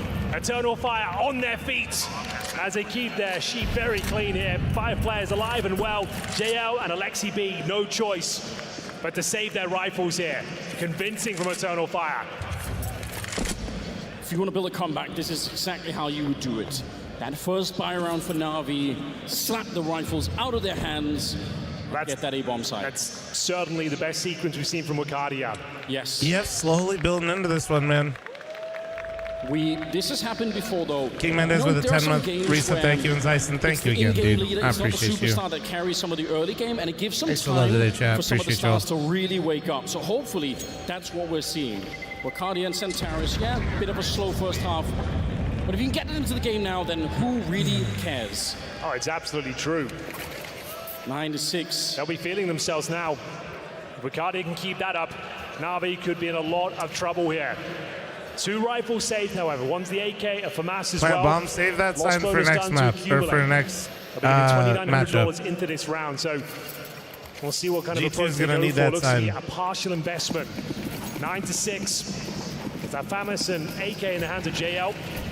Coming on 5 kills. They haven't had to do too much so far in their campaign of Mirage, but they would love it to really arrive. Going into round number 16 here, pushes off towards shore. Maja leads the way in towards this B bomb site. G2 has a reputation with the bomb, we'll say. Towards Wonderful as well. But bear in mind, hasn't got any Kevlar, and you can see how squishy he is. And vulnerable to the grenades, down to just 29 points of health. So Jesse wants the orb going forward. Personally, I've witnessed G2 lose rounds where they could have simply defused the bomb with 4 players alive, and they simply just chose not to and lost the match. Looking at the mini-map, it's a big giveaway, the bomb making its way this side of the map, so... Oh, shit. Looks like we know where this is going to finish. Doesn't just rotated out as well. Yeah. That is brutal. They had the stack The ready and bold waiting. strategy. They rotate everyone out just as Eternal Fire are setting themselves up. And they're going to finish with this kind of grenade from Ricardia, even if it maybe was meant to go down below, it doesn't really matter. It's selling the idea. All of Na'Vi quite sure, okay, we made a bit of a rotation this way. We're hearing the grenades. It looks like we've got the right idea. This round should really be done every single time. Yeah, you'd think so. That's it. They've confirmed the B-bomb site is wide open. They have Short under lock and key. It's Wakadia. His position might be a question mark here. Could get dropped by bits, but he's well aware of it. Perfect crosshair placement. And that's round over. Eternal Fire running away with this second half. Seems to be a T-sided affair here on Mirage these days. Oh, you can feel the energy was kind of leaving the arena a little bit because Na'Vi were winning so much. But They're looking switched on, baby. Let's go. Let's see it. Started to wake up. That is the first part of the puzzle. But we're all still here in the Royal Arena waiting for Centaurus. A lot of eyes going to be fixed on him. A big job to do here today. And so far, he's been slacking a little bit, but we'll see. There's still some time left for him to arrive on the main stage here in Copenhagen. A timeout's been called for Na'Vi. Probably a good idea by now. Oh yeah, certainly. This one's starting to spiral. We thought, okay, the pistol going against him shouldn't be a massive issue here, but Magic's calling an absolute blinder on the T side. Replicating the good form we saw from LXCB. Lots of execution, lots of five-man plays. What's the attendance? It's working out perfectly. A lot. And the money's looking very healthy on that side of the server as well. I don't know, they tweeted it before, I think. Thursday was pretty packed for Thursday. I would imagine today's even more packed than I know Saturday, Sunday are sold out. Let's go. This is going to be a little bit of a closer game than we were expecting, Henry. We're in the 17th round. An eternal fire still burning hot here towards the quarterfinals. JL getting shot in the foot, trying to get through. Yeah, he has to escape. He did not want to stay in the window even a second longer. And they look like they're doing another execute towards the bomb site. But this time, Na'Vi, they have more players here. Another set piece, Anders. You're dead on. No defaults here, ladies and gentlemen. They're throwing the kitchen singing towards the A bomb site. The smokes are deployed. It's Imma taken out of position. They've got no vision on the choke points whatsoever. Everyone behind the utility. Imma trying to breach the Molly's smoke. actually kind of shit, though. Some sort of impact here as Na'Vi are left looking at 6th and 7th. The first frag is available to them. Imma will just about pick it up by taken by Xantares. Let's get Xantares warmed up. But what they don't know is look at Wakadia. Kills on him. 3 versus 3 now. Look at JL. He has so much room. One grenade soaring through the sky, landing at the ticket booth right now, might give them the round. Ooh, I don't know if I like to stall out here. Do they have smoke for plant? Kills. He is leads they do not. Yeah, I don't know, Chad. I don't know. You could see him slow wheeling that cannonball, but he missed the timing. I think Khaled saw that. Oh, and he gave him the body. He had the opportunity. He knew that Wonderful was there. But he's just so quick on the other side. Yeah, you're just giving time for Wonderful to work. If you miss the timing, you don't know if the scope is at the corner. You could be dead instantly. But he takes a deep breath, takes a wide step out. Now he's in the open. Shot in the back. And Wonderful with it all to do still. Yeah. 1 versus 3 here. Wakadia locked in up against the corner. He needs to land a couple of great shots. Yeah. But it's Wonderful. You look at Wonderful that, Henry. Beautiful, powerful, wonderful. He's stepping up just when he needed most there, denying the I was a bit of a troll, I'm not gonna lie. They just froze. They froze. They had jungle control, top con The smoke. execution was perfect. The CTs were locked out. They didn't want to commit. They were waiting for the response to come through, and the wheels fall off. You have top con smoke and jungle control. You can literally plant opposite or triple. What you pick where? Well, actually, you can't plant opposite. Sorry, they didn't have CTs. But you could have planted either side of triple. It's 10-7. Imma finding some confidence here, AK-47 in hand. Looking to find the opening frag, but takes a heavy grenade en route, down to 58 points of health. And again, we're sending 4 players in towards the B apartments. It's going to be the quick execution once again. Good incendiary from LXCB, buys himself some time for rotations if required. They've got full mid-control here. Flashbang deployed. Plenty of time in the round. You can see it's Maja just showing some presence towards A. Smokes off connector, throws a flash to the A ramp, but it's all a ruse. They're getting ready in towards B. If LXCB jumps up, he'll get a lot more than he bargained for. There's the jump and the headshot delivered by Wakadia. What a stunning opening for JL. He might be able to do even more. He did so much damage. Xantares practically dead, but the bomb is being planted right now. 4 versus 4. And look at how far away Bit is in the bomb plant here. Maja, he is a rock star at the moment. 15 kills, taking down JL. And now they've pulled the plug on the rounder. They want to exit it. They want to save the rifles. Be round. Yep. Turn fire up to Wonderful 8. is 21-7, okay, man. This game is warming up now. Yeah, Maja's absolutely killing it out there. Jesus Christ. A constant nuisance, always in the back lines. The backstabs are brutal. He's showing so much presence towards A as well. With very precise utility, keeping them guessing. And Na'Vi, after breaking this streak, are back to misery. You just can't replicate that, guys. We can't fix it. Eternal fire, pull another one back. LXCB, we said it, as soon as he jumps up, he needed the information, Anders. He needed to spot what was going on, taken down quickly, and now it's a round over at that stage. He got the information, all right. Oh, he certainly did. Yeah, we really have got a game on our hands now. This one's at a knife edge. Weapons saved for Na'Vi, of course, but they'll take the tactical timeout. Things starting to spiral on their CT campaign. 1 round picked up thus far. Losing both pistols. And now the CT side, it's looking pretty weak. They're doing all this work, Henry, without Centaurus. It's true. He arrives. Yeah, you're right. It's a really good point. Like, that's the difference right now. That's what's going to make Sorry it. about that. What's the tactical timeout? Got to bring to the table here for Na'Vi. Oh shit, was the farm cosplay? Sorry guys. Plenty of I just weapons. noticed That's something. not an issue. Money is absolutely fine. It's Maja, though, who's really causing the problems out there. 15 kills, 11 deaths. In terms of the opening kills on Alexi B, he's won 3 direct duels against him. Very important round. Na'Vi pretty much fully invested here. Imma have found much success towards the top and middle, trying to slow them down with the incendiary. This time AK in hand, can't find the opening shot. Xantares on the other side, good flashbang. He knows there's a chance! The spray down is perfect. Opening frag found. Space given over. And they can reset the round here. They just want to make sure they maintain a 5-on-4 situation. Smoke down towards connector. Maja working through the underpass position. Alexi B What do you mean, Alu? had some damage inflicted here. Pops the smoke open. No one to be Did he seen on the nade other himself side. with that? I feel like Magic gonna sneak through the he smoke caught it here, a bit. gain control of the window room.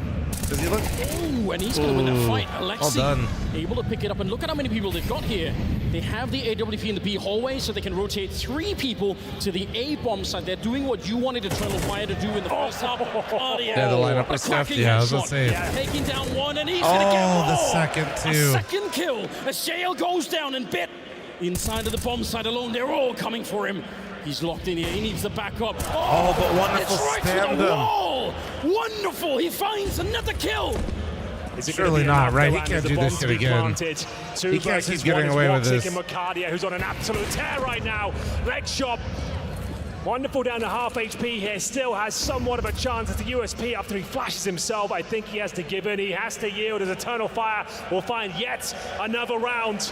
They close the gap down to just one round here. 22-7, and there's Wonderful nobody on the save team. is And AWP. look at the kills. The tactical timer does Holy nothing for them. shit. And Mercadia getting stronger and stronger as the rounds go by. Jesus. He's now the top fragger, up to 16 kills. Wonderful. We'll have to sit back and wait for his moment to strike. He hit a banger, but it's nowhere near enough. JL's been the heavy hitter for Na'Vi. He's missing. Emma's obviously been missing, but like we know what he's capable of. Same with Bit. After a desperate first half, The down rifle 9-3. trio is all missing. A resurgence. All Look of at them. This is right in front of the stage. A little Turkish corner that's building down there. And they are fired up right now. And I guarantee you, they can hear this in Istanbul as well. And in Ankara, they are listening in right now. I guarantee it. The dreams of an entire nation here on the stage in Copenhagen tonight. And they are building this game back up again. They look like they were defeated in that first half. They looked absolutely miserable. But Maja leading from the front. One of the most veteran players we have in the major still. Here we go, Anders looking for the knockout punch. A execution off the bat. It's going to be Bit to try and defend here. M4 in hand. They're scrambling back to the bomb side. They've got to play in front of the utility this time. And here comes Eternal Fire flooding out of the palace. There he is. Finding the hat-trick. Finally, he arrives on the server. And what a stunning sequence it is. 3 kills found. Round over. We tie things up 10-10. God! Holy shit! They call him the Turkish Terminator, and you just then saw why. What a mind-bending way to Christ. enter a bomb site. Yeah, He here. spotted Bit. He didn't even fire the gun. He Holy said, fuck. I know you have to peek again. I know you're going to stand up, and I will blow your head straight off. They've tied the game 10 to 10. Oh my God. He said as Antares arrives, it could be in a lot of trouble. It's wonderful, cowering at the back of the B bomb side now. I'm not sure he can hold on to this one. Misses a shot, Bacardia takes him down, and they've done it. Hell yeah, Tying baby. things up at 10-10. Some nice yes right It there. seemed like they Oh was my done. God. It seemed like they were down. But Eternal Fire kept on fighting this second half, winning the pistol. Just needed Antares to arrive, and God, does he ever. What a brutal spray down from the Palace. As we get into round number 21, Anders, Na'Vi starting to shrink now. They'll have pistols pretty much across the board. Imma bravely purchases the Hero M4A1S.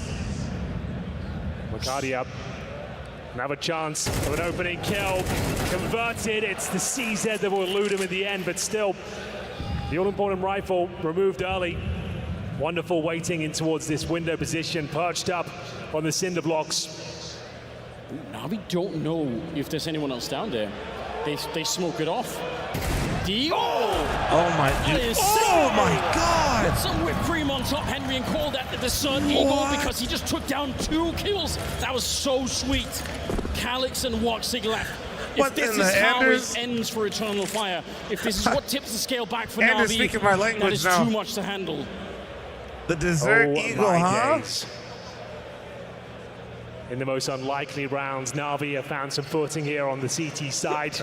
Now it's time. You have my attention, Anders. Hold on. 25th frag. Gonna be Calix though, backstabbing towards the B bomb site. Damage done towards the A side. Do not go down here, Woxig. The bomb is on his back. Needs to try and clamber in towards the B bomb site, which he will do. So the smoke down buys him a little bit of time. The backstab from JL in towards the Palace position, but we have got Calix ready and waiting. Seals the deal.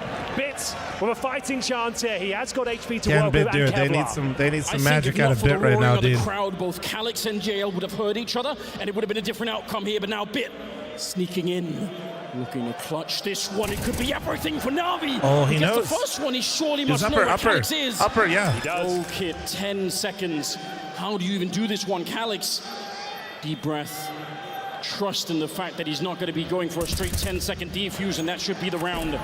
Bit had one chance here. It's a great attempt. It's a really, really nice attempt, but it's not going to be quite enough. Eternal Fire. After a 9-3 half, they're now back in the lead. Holy fuck, EF is in the lead, chat. Na'Vi's only posted one CT side round. Correcting.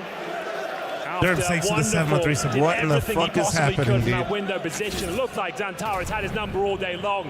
First shot's a banger. Second is sensational. And still, it's not quite enough. Calix making his way through the murder hole. Wonderful, literally about to drop 30 kills and lose in regulation. This is crazy. 11-10. That was the partial buy from Na'Vi. They'll take that third and final tactical timeout. Someone use your mouse challenge impossible. Their map pick. Things were looking so good. A foregone conclusion we assumed after the first half. 9-3 on their T-side campaign. But that's the lead gone. Eternal Fire, 1 round away from map point here. And in terms of the overall buy, should be absolutely fine here for Na'Vi. You can see they've got the kits. Well, listen, AWP as well. We had the conversation a lot on the Eternal Fire side of things, but now it's wonderful. He's so far ahead. Where are the rest of them? Sure, Bit is up there. He had some cracking entries on the first half, but they need the rest of the squad right now. Yeah, Alexi B 6-14, statistically speaking, was the lowest ranked player in the elimination stage. 0.8 rating. You thought he would start doing some serious work here in the quarterfinals. It's been a bit of a struggle for him. Wonderful, aggressive towards the underpass. 4 players on the B side of the map once again. They have got Maja. Similar approach to what Na'Vi presenting that first half, controlling middle, making sure no backstabs come through.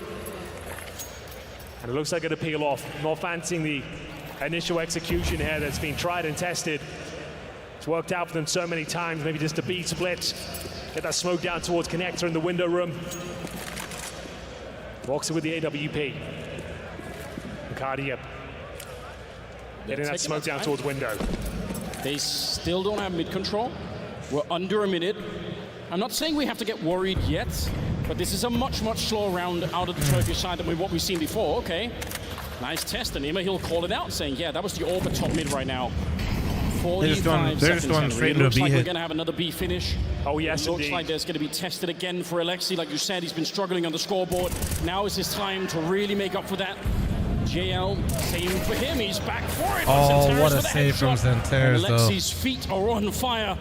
Has to run out of that corner. 24 seconds now. Calix with a headshot. Should be enough, at least for the bomb. Oh, he heard him. What a Molotov from Woxig as well. Buys him a lot of space. Huge wonderful miss from Wonderful. I don't think they can justify going for this retake anymore. Oh my God, that's against all the odds. Eternal Fire. A foul map point on Na'Vi's pick. Recovering a 9-3 deficit. What a recovery of a game here. Showing fantastic mental fortitude. Na'Vi will have no choice but to save 2 rifles in the AWP. Wonderful hits that shot. Maybe there's something to be said about the retake, but no. It skims past the remaining Eternal Fire players. Map point, 2 opportunities to close out the map. We go 12 to 10. Huge. What a great call once again there from Maja. They were going for that initial B execution, but didn't feel it was quite the Remember correct when I asked approach. him, you just Back say go towards that next? I told you mid-control, to repeat it. You don't do it until utility. after. Perfect Then you just trade. brush it off. You keep And going, you Zantaro's know? hitting the money shot towards short. JL had a chance to get multiple kills there. That's completely You just shut gotta down keep by it the rolling. Terminator Sometimes, himself. you know, this is you don't actually have an option, but you just keep chugging along, and you know, the answer just falls in your lap. Deeper than you've ever done before, and then you fall in the quarterfinals. That happens a lot. It's just That's how it is it's sometimes. playing out. People just kind of wake up But and start somehow believing, they've and you changed the just, it script. just starts with like a They're couple back on rounds, the you line know? now, and they need but one more round. As dumb as it sounds, that's just really what it comes down to. I don't know if Na'Vi have it in him to recover that one. This is Na'Vi's map pick. And I would Home imagine ground Major, with for the way them. he's This playing is where they individually and wanted to battle the Turks. how he carries himself normally, I imagine he Another kept good chugging entry, along, even though but they were have to playing make like it poo past at the wonderful. start. That has proven almost impossible for now. Wow, it's a neutralizing kill, brings us back to the 4-on-4. He gets a reload in, holding towards Oh CT my spawn, God. but he can't stop the unstoppable fucking force crazy. of Calyx. He makes his way through the AK-47. Bomb should be planted now. A 4 versus 3. Is this where Eternal Fire find victory on Mirage? It looks so good for them. Backstab towards middle. Maja has been such a nuisance for Alexi B. Spotted. This is the frag could decide it all. Alexi B finds him. Yeah, he had to win that one with Calyx. He's going to get Wonderful, the star player of Na'Vi, down and out. And JL, he missed the first one. He won't miss the second one. Holy. A wide swing to shut it down. JL activated once again. All on Woxic. A bullet might do it, but it's going to be a quick return. They do All have a right, kick, all they're gonna right. go for They're the not long out defuse, yet. and They're they not out should have yet. the time for it as well. He's got it. JL finally found his fucking mouse. That was It's clean really as shit. close there. As I mentioned, Alexi B, if Maja We finds might get that an kill OT top here. the middle, it's done. It's over. Alexi B with the presence of mind to check it. This game goes from we're throwing Great to battle to okay, follow. well, The we're two probably leaders going to lose locking this. horns Let's just time and fucking time play again. CS. And finally, Na'Vi break the streak. Overtime looking very likely here. No, JL's been playing fantastic for Can Na'Vi, they dude. find this round to It's close it all out? They'll use that third and final It tactical is timeout as we get into round rough number to 24. see him have this kind of Anders. performance because, like, he's been A game playing that looked like it so was well. done. It wasn't going to deliver to kick off this quarter final, but my God, has it ever come to life? Unintentionally, he has been the star player for Na'Vi besides Wonderful. It had never looked more over than in the end of that first half. They were so deflated. It was really just Maja out there trying to wake up his team, trying to do whatever he can. And he did it. It actually worked. So what's the call This here is from fucking Maja? crazy. There's been Absolutely some unreal. Let's stunning see. Do we get a calls from team both shot? What do you guys leaders in think? that T-side Think we're campaign. getting it? Lot of Eat set my data pieces, thanks to the lot of 120 five-man attacks. or 102 fucking month reset. And this is Thank you, more dude. of And a Fridge thanks for the default approach this 16. time. I'm Slopes familiar down with your towards game. middle. See Zantara is out with the AK-47 looking to battle it out once again. First kill goes in favor of JL and Bits. Overtime now, presumably locked in as we enter a 5 versus 3. Plenty of time on the clock here, but so much to do. It's Woxic with the AWP. Calyx and Maja will join him. They've got zero positional control. The bomb's there towards Palace. Maja can't really go for the pick. If he dies, the round is well and truly over. Now we're trying to catch this game right at the Juicy end. thanks for the 2-year Looks primer. like they might Thank you, have done thank you, enough. thank At you. least get this into overtime now. 5-on-3, Eternal Fire. Hoping for a miracle. I'm sure they do not want to play overtime. JL around the corner, walks it. He's got the advantage. Wait. And they'll take him down. That's a good shot. That was frisky. Need about 2 or 3 more of those And before he's this up round is brick, back so on. this might get them thinking Bomb they're towards Palace. B right now. We know where this is going to finish, but Oh, Wax is the doing a road there is great little job bit long. of opening up timings here. It's a nice smoke. It actually pulls the CT over as well. Wonderful. Question is, Has though, is played Calyx so going well. first? Perfect position to find this kill on Calyx, but it'd be picked by Woxic Oh. and then whistle past both of them. Maja out of the Palace, found by Bits. Overtime now. As we enter the 4 versus 2, 25 seconds remaining. They have no utility They're left playing on the this T well side. right now. Scrambling to find kills here. I Yep, don't think there's there it is. anything Okay. that they OT. can do about this scenario. OT. Woxic did well to find You're the only saving pick, Woxic? Where realizing you it's the going, big final guy? round. Great shot landing, but just nothing to do. Nothing to say about this one. 10 seconds remaining, no way to plant the bomb. It's just for padding stats. Nothing more will be found, and we're going to overtime. Hard to know, but do you think games would be as hyped as 12? Well, I was talking about this a while ago when we first switched to MR12. Nice little voice crack there. Brutal comebacks were Na'Vi there, but Something that's instead sick about MR12 is we do get into OTs quicker if the game is incredibly close, and we're seeing less saves, right? And wonderful. Those two players need some backup from the rest of the squad. And Emma, who cares if it, like, the debate of which one's more hype or not, I think is impossible to, like, have a... all tied up. We're just blowing smoke up each other's ass, you know what I mean? Ladies and gentlemen, but I do think it's undeniable that in MR12, you get into OT quicker, people are getting money faster, so you're seeing more gun rounds and it's more cutthroat Remain on the T quicker. side. You see the bombarding middle with utility. 4 players behind it as well, So, trying to get yes. themselves quickly up towards shore. I JL prefer has been a bit this. of a nuisance for them here in this position. Always seems good for one frag. Oh, my Zantares Zenter is activated. clotheslines Chat, in this I time. held on to my Opens things up. Wakardi's snoozes. found some space towards the 22 A-bomb side. 22 Converts minutes, the shot. okay. And now it's down to Alexi B, finally showing some form. Oh, and then Alexi got 2, and then they got him. Goes down, and Woxic, surely nothing that can be done. Wow. After losing Well the played first from 2 Na'Vi. picks, Alexi B to save the day from the bench. Now they're rallying. So 22 minutes As set. If Na'Vi you go are a prime 1-0 forgetter, now would be a to kick perfect off time overtime here on to Mirage. stop forgetting.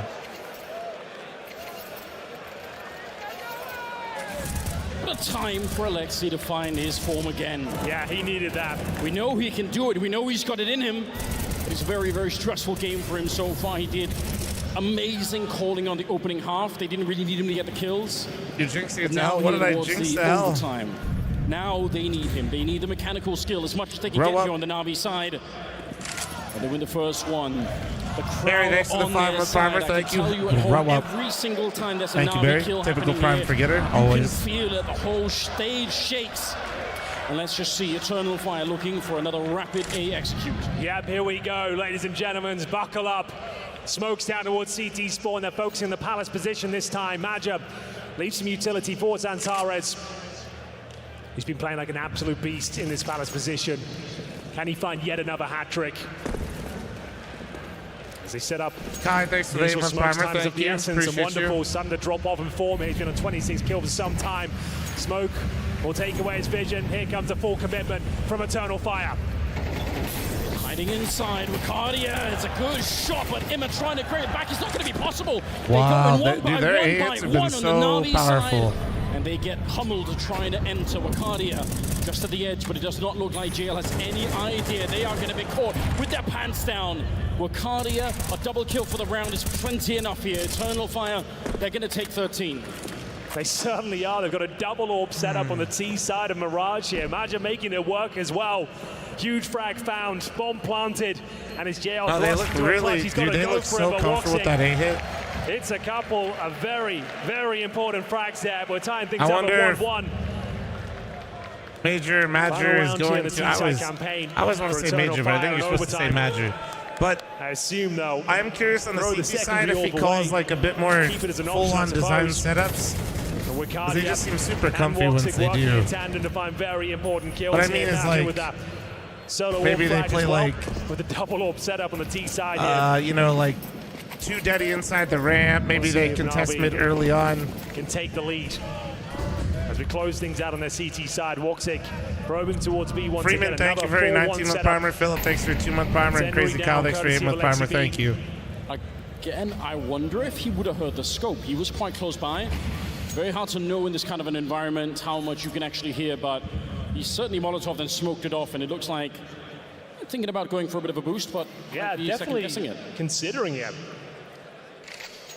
Slow and steady so far from Eternal Fire here in the final round. Yeah, look at Madger making noise on the A ramp. He's been so good at this. He holds these 3 players towards the A side of the map time and time again. Alexi B not taking the bait this time. He spots everyone. JL in a prime position to get a multiple spray down here. Finds that first kill as Alexi B repositioned. They've locked him in towards the B apartments. Oh, the shots are not missing. I don't know what's happening.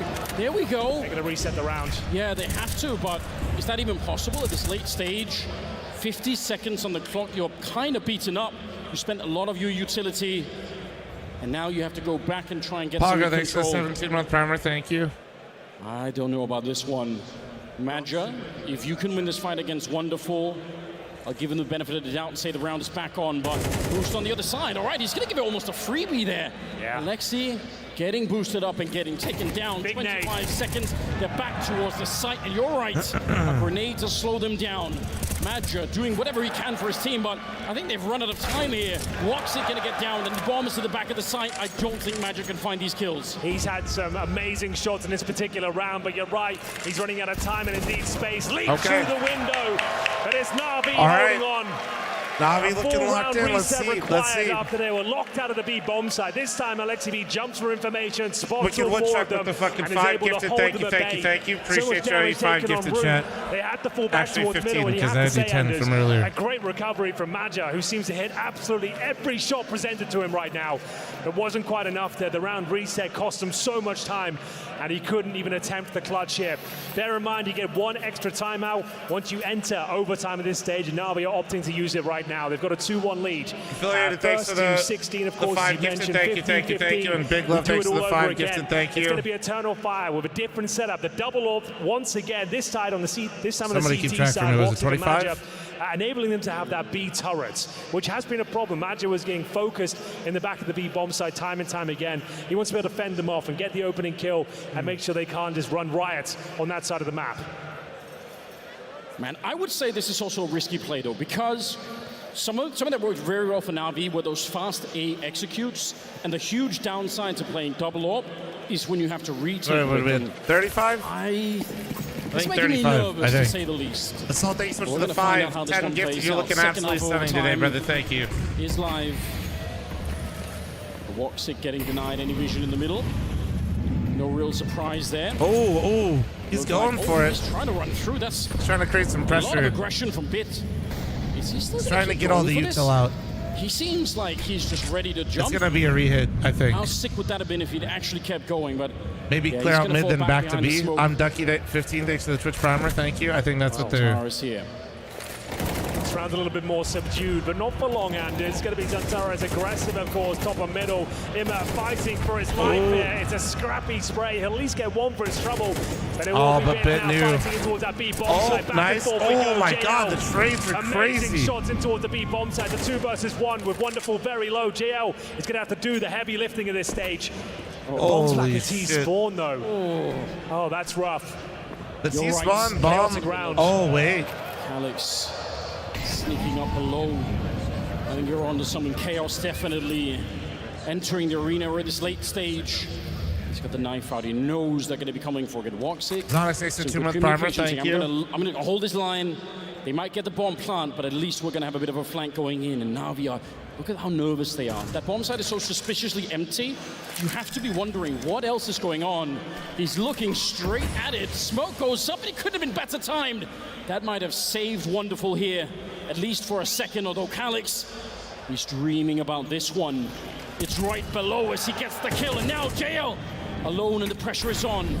They're pushing in from either side, and he knows it has to push forward. It's a strong headshot here. Oh, Woxic versus JL. Oh my JL! He can. They're at 15. Oh, dude, I can't believe Calix didn't expect him underneath. He thought he went to the right side to get right, but Woxic could see came it. down to raw skill. It was just nerves. It was just nerves, I He think. went towards middle. As the Titans started to lock horns, and JL delivering the goods to the B bomb side.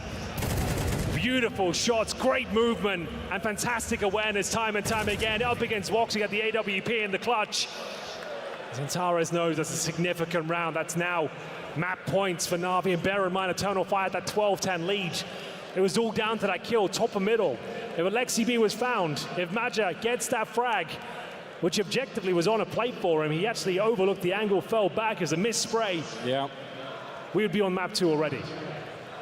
It'd already be over. And now they're looking down the barrel of having to chase double overtime here. Bear in mind it was a recovered This game. is it for a Friday, man. Let's go, baby. For the first half. Their CT campaign yielded 3 rounds after posting the pistol victory and a 2-0 start. But the way they got back into this, RPGs, thank you so much down in overtime for the would be one such a gifted. gut Thank you, punch, dude. but I that might appreciate be you. The outcome here as we go 15-13. Eternal Faded Fire with the 2 rounds in a 43-month row, and it reset. all Thank started you. with a pretty weak buy. Madge is down to the MP9. Incendiary top of middle, and this time finally a default. Haven't seen many of these today, and it's all been about the 4-1s, the set pieces. But it's now a flat default across the map, waiting for the initial aggression, knowing they've got Eternal Fire on the ropes here. Alexi B up against Wakadia and Zantares. The gruesome twosome, and Woxy to open things up. They've got the early advantage, and they'll hold on to it as well. Oh, but Alexi's still back here. Oh my Alexi B. Taking down Woxic and Zantares. They were not expecting for there to be What a time to find your two. What a fucking time. Oh, but he got traded 1v2 now. Instead to pick it up and suddenly we're in a 1 versus 2. This one is for the map here. Major, he carried his team the whole way through the map. But now he has to double and triple down. He's going to the wrong side as well. He's in the worst possible position as well, has no idea where they're heading. He can upgrade the MP9, sure. He'll find an M4 He does on have the a ground. kit smoke. He's got a kit and a smoke. He's been playing fantastically well. He's in position to spot towards short here. Maybe he gets the timing, Anders. Short, overlooks cat. it. And now he really is on the back foot. They're going in towards the B side. He's got nothing to work with, zero information. Couldn't really Run be it, further B, dude. away if he Oh tried. my God, the timing. And in terms of residual utility on the T side, The they have a timing nade is and a fucking- flash. I guess the good news is there's no defensive utility like the smoke or the Molotov, so he will have time to at least rotate in towards B, but if there's any chance of him winning it, I'm not so sure. Here we go, he knows. And now he does. If he would have stuck in middle and waited for a second, maybe it could have happened here. Oh, he just runs in, ready to fight. Smoke up, flashing his way through. He knows Bitters in the corner, but he can't quite fight him. There we go. What? AK's been picked up. Major is not 100% healthy here. Looking for Alexi in the back line. He's hunting for him. The captain of the team is shut down. Alexi with the final kill here. Representing the land of 1,000 legs, and he have just broken 1,000 Turkish hearts here, winning in overtime on their map pick. Dude, that is brutal. What a map one, dude. That was Navi's map choice. Next up, Inferno, EF's choice.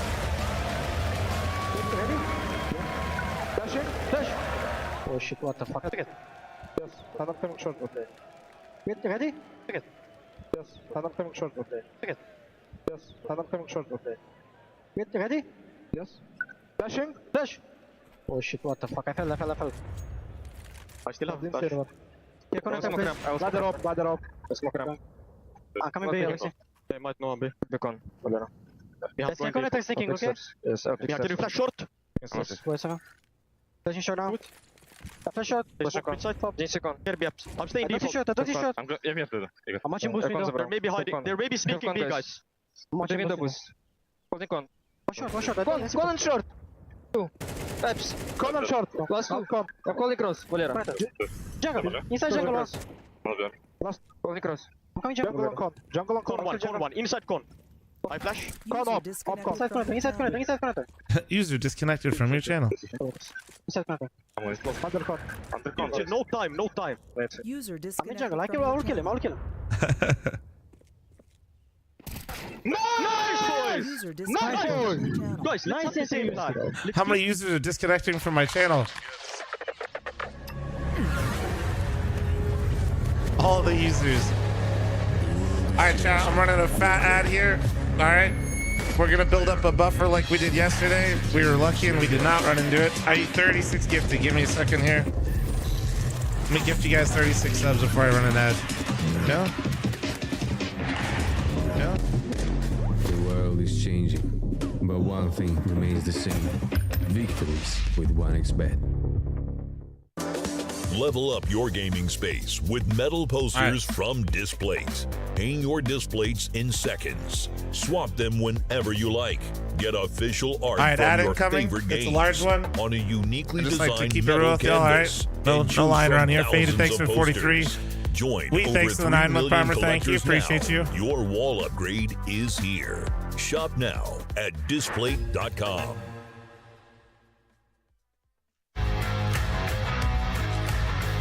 Stay back 1 sec.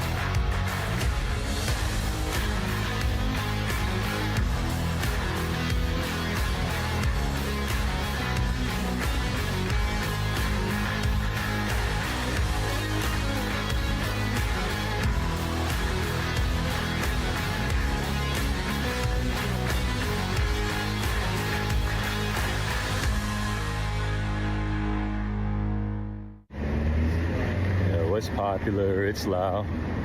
And this is ASON's commercial. But ASON spent all the money to make the headphones good, and they got no money left for the commercial. So I'm gonna need you to head to ASON.io. ACEZONE, yo. Code PGL, 50 euros off. Got some headphones. It's now or never.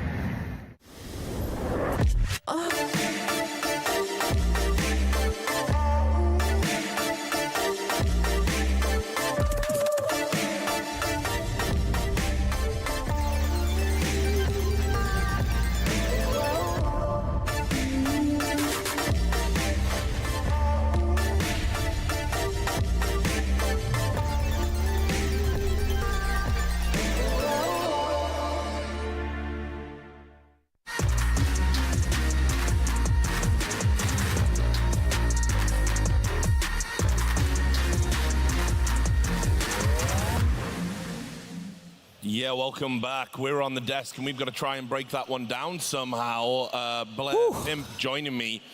I had the Royal Rumble the other day, and I thought I was watching the comeback in Copenhagen there. Wasn't to be. Na'Vi stepped up when it mattered most. Well, where would you like to begin? I actually want to talk about that first half, right? We're talking about the CT side, a couple of the players. I said Wikidia, first game here on the stage in front of this arena, he's going to have his struggles, and we did see those struggles. But whatever doubts I had about Eternal Fire's mental resilience were put to rest right there. That was a comeback coming down to a couple of small little inches. And just to indicate how stressful this game was for Na'Vi, when you could see that comeback happening right in front of them, it was, you could see Bit just, his sprays were looking whiffy. When is the last time we saw Bit looking so uncomfortable? We saw JL just disappear off the server as well. But at the very end, they came up clutch. I was watching Wonderful just trying to carry Na'Vi in the first map. It kind of reminded me of Simple. And that's kind of why I want to steer the conversation. You know, the two T sides that both of these lineups were able to produce in this game. Alexi B starting off absolutely manhandling Major. Manhandling EF. And I say manhandling Major, that's not even fair, because Major was the one player from EF in the first half who actually kept them in the game. They only got 3 rounds, and we thought that's not going to be enough to make the game competitive. Turns out it was, and without Major, they probably would have gotten 1 or 2 rounds. So he kept them in the game. Then we turn into the second half, and all of a sudden it's Major, it's Wicadia, it's Santaris. I know we were pointing towards Santaris saying he has to be the catalyst. He has to be the player who's stepping up, who's driving it in for EF. On the numbers, you know, maybe not the greatest game for him. He was still involved in 10 opening duel, won 8 of those, so he found impact when needed the most. It was such a close game of Counter-Strike, but there was one player who stood out, and you could see that on the scoreboard right here. Wonderful had a tear within the first 24 rounds. Yeah, sure he did. And, you know, it was kind of one of those things where I thought, yeah, Wonderful's actually going to earn the comparison to Simple here, because he's going to have a pop-off game and lose. And that's what, you know, Simple's very used to that experience. But it is huge for a player of his capability to be able to get to that level and to answer the question, does this team miss Simple? And right now, I would argue the answer is no. Yeah, absolutely. And that T-side was predicated off Wonderful just getting multi-kills after multi-kills time and time again. He's doing it with the pistols, he's doing it with the rifles as well. There were times when I'm like, do you really want to take out the AWP here, Wonderful? You're getting killed to the AK left, right, and center, but it brings out the Zoom Banger, is still able to land kills. But for me, it's just the mentality for the other players. Right? We were looking at JL being the right-hand man for Wonderful when it comes to the fragging output for this team. JL was nowhere to be found until round number 23 when he had that massive 3K on the retake. So it was shaky, it was rough. I was starting to weep a little bit for Wonderful, but in the end, they get it done. Imma getting activated as well was very instrumental in Na'Vi closing this one. Sure, and I'll talk about JL. Yes, he has said the L stands for legend in the past, and few people have said you ain't earned that yet, mate, and that's fair enough. But I think you get to the top 8 at a major, you start a game that poorly, and then you have these huge impact rounds, clutches, you know, you start getting the kills, you start turning the corner. You know, if you win this series and you get to the semis, okay, maybe that L does stand for legend, but with a little L, not a big one yet. A little L, you know, I'll give that to him. I think he is a guy who's withstanding the pressure. I think it's a guy that you can count on, you can rely on him. Let's not forget that he's not put into the positions where he's supposed to be the star player within Na'Vi. He's not set up to be the Imma of the team. He's not set up to be the wonderful of the team. Yet he still finds consistently high impact. I think we may as well dive into it if we have it ready. Round 23 is, for me, the game-defining round of this one. Yes. EF should have won this game. Had it not been for JL and had it not been for Alexi B winning a crucial duel, you see it right here. We go into Santeros, finding another opening, wonderful answers back. It's a little bit back and forth. EF winning the initial thanks for 300 biddies. this bomb side, get the bomb down, and look at this duel It is right not here. my birthday. Alexi B walking NJ into thanks the to 17 with crosshair Parma, of Major. thank you. If Major is winning that duel right there, that's it. Game over, done, dusted. Eternal Fire is winning. And then JL is happening. It's a 2v3 retake. He's coming in, finding every single kill right here. Had it not been for that duel in top middle, there is absolutely no way that JL and Na'Vi would have won this game. It should have been EF making a fantastic comeback, winning 13-10, but one single duel turned it around. That's how close this game was, right? It's a matter of inches, a matter of millimeters right there. And I do want to give a few flowers to the side of Eternal Fire as well. Of course. We're talking about Wicadia, and I preface this game saying he's going to have his struggles here. I feel the nerves are going to come into play. How do I feel about the trophy? And we can see that in the Reminds me of a CT side, Jaeger's head but from one Pacific thing we know Rim. about Wicadia is the T side is when he comes alive. He's not comfortable just sitting on his side, waiting for the fight to come to him. He likes taking the fight to his opposition. On the T side, complete flip around. Unpopular from him, right? opinion, if you see it with the base, point, it looks so really speak, cool, but also so very for him real. to be fired up like You this, don't get the suddenly base, now so I'm starting to believe that it's Eternal kinda Fire. underwhelming. If they had any doubts about a newbie sitting on the stage and performing, even though this was a loss, they believe they can get it done. And this is a beautiful graphic. We have to address this. We didn't have time coming into the game. Eternal Fire is actually on their CT side the worst team in the entire tournament at finding their opening kills. You look at a 47.9% rough. You know, that's a bit rough. You know, out of all 16 teams we've seen so far, they've been the worst.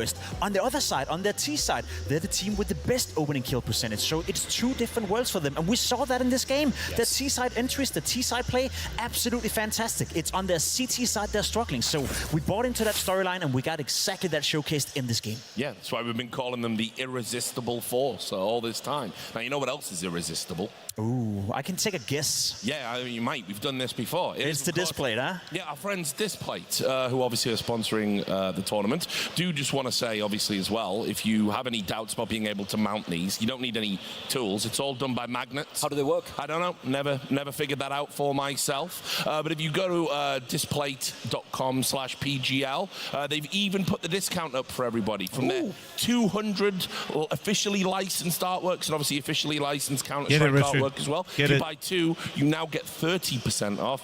And if you buy 3 or more, you get 36% off. So great deals there, and thanks very much to Displate. So we go from red hot deals to the matter of Inferno. Yes. Let's talk about it, Chat, guys. don't be cringe. We need sponsors. Obviously, Grow it's up. a map that Preferably has sponsors changed that a aren't lot operating with the illegally. So changes thank to you. it. So whose strengths do you think it plays to here? please. Because we've seen both of these teams on this map right now, and the nature of the map means the head-to-heads are always going to be close anyway.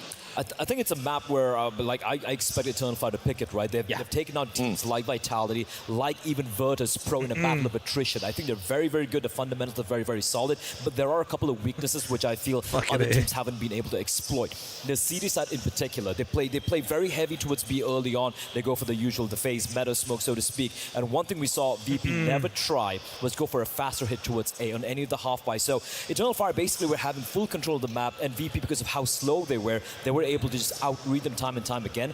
Na'Vi, 100% sure, would have done their homework. So I'm expecting Na'Vi to be a little bit more fast-paced, a little bit more disruptive, and I don't think it's going to be as easy. But that being said, Eternal Fire, I think Inferno is the best map right now, honestly, apart from Vertigo, right? So Vertigo getting banned out. I still believe Eternal Fire is going to take this to map number 3, especially because, for me, EF's biggest weakness is the mental, just being fragile mentally. But that comeback right there, even though they lost, it should give them belief that, yo, we can get this one done.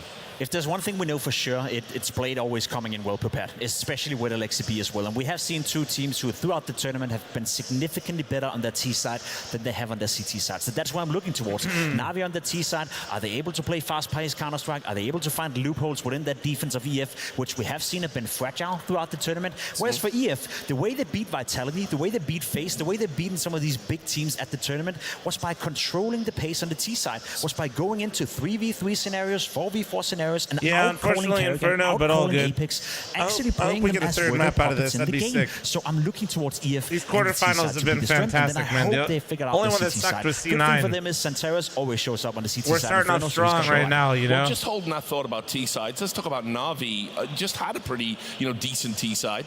We saw Imma get activated as well. We highlighted it in the pre-show. Imma, can he go and get those entries? Can he start producing the numbers again? The good news is he looked like the player, 70% of the player he was in Paris. And obviously, this is a map that you got to have those entries. You got to have that strong T side. So, well, can you take a wild guess? What map do you think Imma has the best statistics on? Well, this is kind of why I was asking the question. There we go. It's going to be Inferno, right? Yeah. That's the one map where he's activated. Yeah, Brett, That's I'm the glad one you map where he enjoyed feels listening to comfortable. Jason on there yesterday. I'm looking towards Imma. I'm looking towards Bit as well. He's always been a menace on Inferno. I know Bit have struggled a little bit to find consistency within Navi. I got some in my glasses. He looked a little bit rough, but Inferno is usually his playground. It's also a map that Navi had a period where they would actually pick into Inferno against other teams. So I agree with you. It's EF's absolute best map. We've seen them play it fantastically well, especially against Vitality in the group stage. But Navi are no slouts. Yeah, okay. Well, look, just quickly, we are going to come back and break it down a little bit more. But Parla's down there with a fan, so get the swear beat button ready, I predict. Richard, I tell you what, I am a fan of this one. Everyone, give it up for one of the best to ever do it. It's Alex Machine Richardson! Man's like, it's my day off. Thoughts? What did you think about map 1? Did you think EF let it go? Oh man, it was a great game. To be honest, I thought it was just going to be a Na'Vi trouncing with the way that started. It was cool to see the resilience from EF and from Maja, but I mean, the better team won. It was an exciting. I'm glad it went OT. All of the games are delivering, and the crowd, the energy today. You guys are giving it. Amazing. Alex, what's happening on map 2? Did EF bounce back, or are Na'Vi taking it in 2? I don't know, partner. Let's ask the crowd. Guys, is it going to go map 3? Alex, thank you so much for your time. But anything else that you'd like to say before I let you go? Shout out to the Roaring Bears drum section. They are killing it. They're keeping the rhythm, they're keeping the energy, loving the drums. Everyone in here is absolutely killing it. Let me hear you. Copenhagen, make some noise! Richard, back to you. The drums, I'm going to keep it real chat. The drums about halfway through the second BO3, they do not keep rhythm or beat or anything. They are just fucking beating that thing and they're just like, fuck yeah. The conversation is CD side, right? I feel like the CD side absolutely is going to be predicated for me on the A bomb side. I'm telling you, dude, I know. I've heard those goddamn drums, motherfuckers are just like, yeah, I'm going. Now, we know he can be good, but the CD side is where he struggled. He struggled in Mirage as well. If he doesn't deliver as A rifler, all the weight's going to come down in Bit and Wonderful. And I don't think that's going to be enough. Gage, thanks for the 15, thank you. And Joel, thanks for your 13-month primer, thank you. Thank you, guys. It's going to be a game between Major and LXCB again. It's going to be who have the better T side, who can obviously shut down on the CT side as well. But we've seen two in-game leaders that throughout the tournament have been able to inspire their team, have been able to dictate the pace in that T side, especially on Inferno as well. As I said, the way they beat Vitality, making Apex look like he couldn't figure out any solutions on the fly whatsoever. That's the EF I want to see. If they can pull off a replica of that performance, I think we're going to a third. Well, let's check in with the star players, extend that thought a little bit. We've still got a little bit of time on the clock to talk. So, Woxic and Xantares, obviously we know vitally important for Eternal Fire prospects here. What did you make of them on the first map? I mean, obviously wonderful. Had a fantastic I'm going to run a 90-second ad once again to just build up that buffer. A little bit disjustice to him that so he if this one goes the distance, just like last map, no ads play in the middle of the game or in overtime if it goes that far, okay? Down 12-10. Whereas for Woxic, he came alive in overtime, had a couple of impactful I'll give you guys moments, a second just in case some of you guys are on different delays. Good thing for Woxic, Inferno, it's a map you can get by. Oh, actually, they just extended it. I can wait a second. Doesn't necessarily have have to Jerry, be the thanks for difference the maker on tier the one. server, so he can kind of hide away a little bit Thanks more. for the But first side of the one primer, thing that thank goes you. super Oh, wait a underrated for second. Wonderful. One thing we saw in the highlight packets as well. He's good with the rifle. We're still running it. I just into simple. We're saying he's a great I'm not really opera, but trying he to also fucking shows farm up you with the guys that rifle. hard, He's you know? not versatile as some may describe him. He's very versatile, and he's shown that time and time again. Yeah, he's going to be finding that impact on the T side as well, right? Like even if you don't have the money to work with, even if it's a bit of a half You're buy, annoying with your ads? he's finding even more impact than Woxic is. I think, honest to God, I could just not tell you like other streamers and just let it autoplay, dude. My bad. And My bad. Wonderful in all honesty, right? Even though he Disgusting played scenes, different I know. roles, so to speak, because Antares is looking at his entries, and again, he did wake up at the very end Look of that at game, Major, so he's dude. going He's to ready be to finding go. that mad impact. And likewise, I feel Wonderful is going to be doing a lot of heavy lifting on that CT side in particular. Yeah, thanks for the primer. Thank you, thank you, thank you. Draft, thanks for your 48 months primer. Thank It's you. like Eternal Fire. The worry for me always is when they get into these series, if they have a victory sort of taken away from them, they get within touching distance of it. You know, what is it going to do in the camp? Because we've seen that it can get a little bit testy, a little bit fiery. And Madger is constantly having to hold They all look peace like they're talks missing with sleep. its They own probably are, man. players to They're try probably and bring absolutely people fucking back cooked. to be goal-oriented. But we saw this against VP. They got absolutely smacked in overpass. I believe the scoreline was 6-13 against VP. And then on Vertigo and Inferno, they just completely ran over Incoming 90 Jim and seconds, his guys. teammates, right? So they have faced that test and passed it with flying colors, but this is the playoffs. This is the arena. It's yet another bigger test here. And we're going to be finding out very quickly. Just a And trophy honestly, on we its can't own. forget it. As I said, there was one duel between Madger But with and the base, it Alexi actually doesn't on look the bad. Mirage But that was taking the fantastic let content him- away from them. Otherwise, the storyline let would have him been take the different. base of it. The Fuck narrative it. would have been different. It would be EF winning the map pick of Navi, and we would be praising them right now, saying that Inferno is a map that is laying to their right foot. They just have to kick it in right, and that's it. A 2-0 for EF. So this is a very competitive Zach, don't game. try to It's a very pyramid as a close mod. game. You're It's two in-game leaders who cringe so far stoppers, has done a dude. tremendously great job. And I will say, Madger continued to perform on an individual level as well. We said he was overperforming at the elimination stage. We said he was overperforming at the RMR.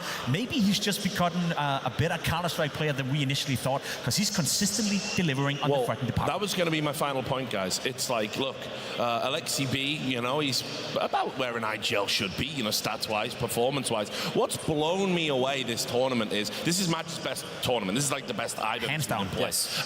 He's found a level that I didn't think was possible for an IGL who's like 33 years old. And now he is dragging his teammates, which are meant to be the stars, meant to be the future. He's dragging them through a series like Not my this. birthday. Could he be the X factor here? He's indeed the X factor, 100%. Because I keep talking about the mentality when it comes to this particular team. Draft, and thank he you, is the and calming factor. Dak He's New, the thank father. you. He's the captain Thank you, guys. of that Appreciate ship. y'all. He keeps writing it time and time again. And also just looking at the history of this guy, he was playing professional Counter-Strike when Alexi B was 10 years old. Like, this guy's been around the block for a long while. He's retired, come back again, been through this eternally revolving door of Turkish Counter-Strike. But finally, he's found his crewmen, the right crewmates to work with. And I feel he is indeed going to be the captain that steers this ship to map number 3. I want him to be the guy who inspires them with his calling, not on the fracking department. Of course, it's Look, nice here's if the you gift can of keep it happy up. birthday, He's been King. playing Thank you. fantastically well, but you're still looking towards your Voxic, your Santeras, your YKDs. Those three are supposed to be your hard hitters. If Madger can chime in once in a while, that's great. But if you want to win the major, if you want to beat Navi on 2 maps in a row now, you got to look at your star players. Yeah, well, we've just been Yeah, the told caster's they're voice going to go be through the fixing arena, something yeah. for another 2 minutes, so we've got a little bit more Oh, time. fuck me. Well, I got one for you. You know, we were talking about Voxic, and we talked about him being the difference maker. He's the highest rated player for the team on the T side, sorry, on the CT side. He's the one finding the impact. He's the one shutting down bomb sites, and he's the lowest rated player for the team on the T side. So you're looking towards Voxic, finding all his impact on the CT side and struggling on the T side. And it goes into the conversation we had about Wonderful as well. If you, as an AWP player, is not as versatile with your rifle, you will often find yourself on the T side struggling a little bit when you don't have the AWP at hand. Whereas for Wonderful, I expect him to show up regardless of him having the op or the rifle. So I'm looking towards that matchup. I'm looking towards Voxic. I'm looking towards Wonderful, and I'm curious to see who's going to win that duel. And we even prefaced this first map saying that if Voxic has a bit of a quiet start, he does take a while to really ramp up. And we saw that as well, right? That first half is completely missing. Akron, thanks for the 4-month primer. The rest Thank of you. his team as well. But you're looking at a map like Mirage, when he had his op, and he did have multiple opportunities to wield that AWP, wasn't really getting much done. But when you switch back to the T side, Corver, thanks for 73-month resub. Thank you. Appreciate you. So if he gets activated from the get get-go. And trust me, they're all warmed up right now. We're in for a nice one here, Richard. Yeah, well, I have my worries. I do have my worries. The thing, as I said earlier, with Woxic is it did kind of come to pass a little bit that he just wasn't in the series to the degree for 3 month reset. Thank you. Appreciate you. Other players to get the comeback snowballing, you know, so he could get activated. So I'm hoping Mage is able to do something, you know, with that mentality, because right now his team absolutely do need him. They do, and I think for EF it's very important that all the players are showing up right now. It's Inferno, it's a map where you can hide your weak link.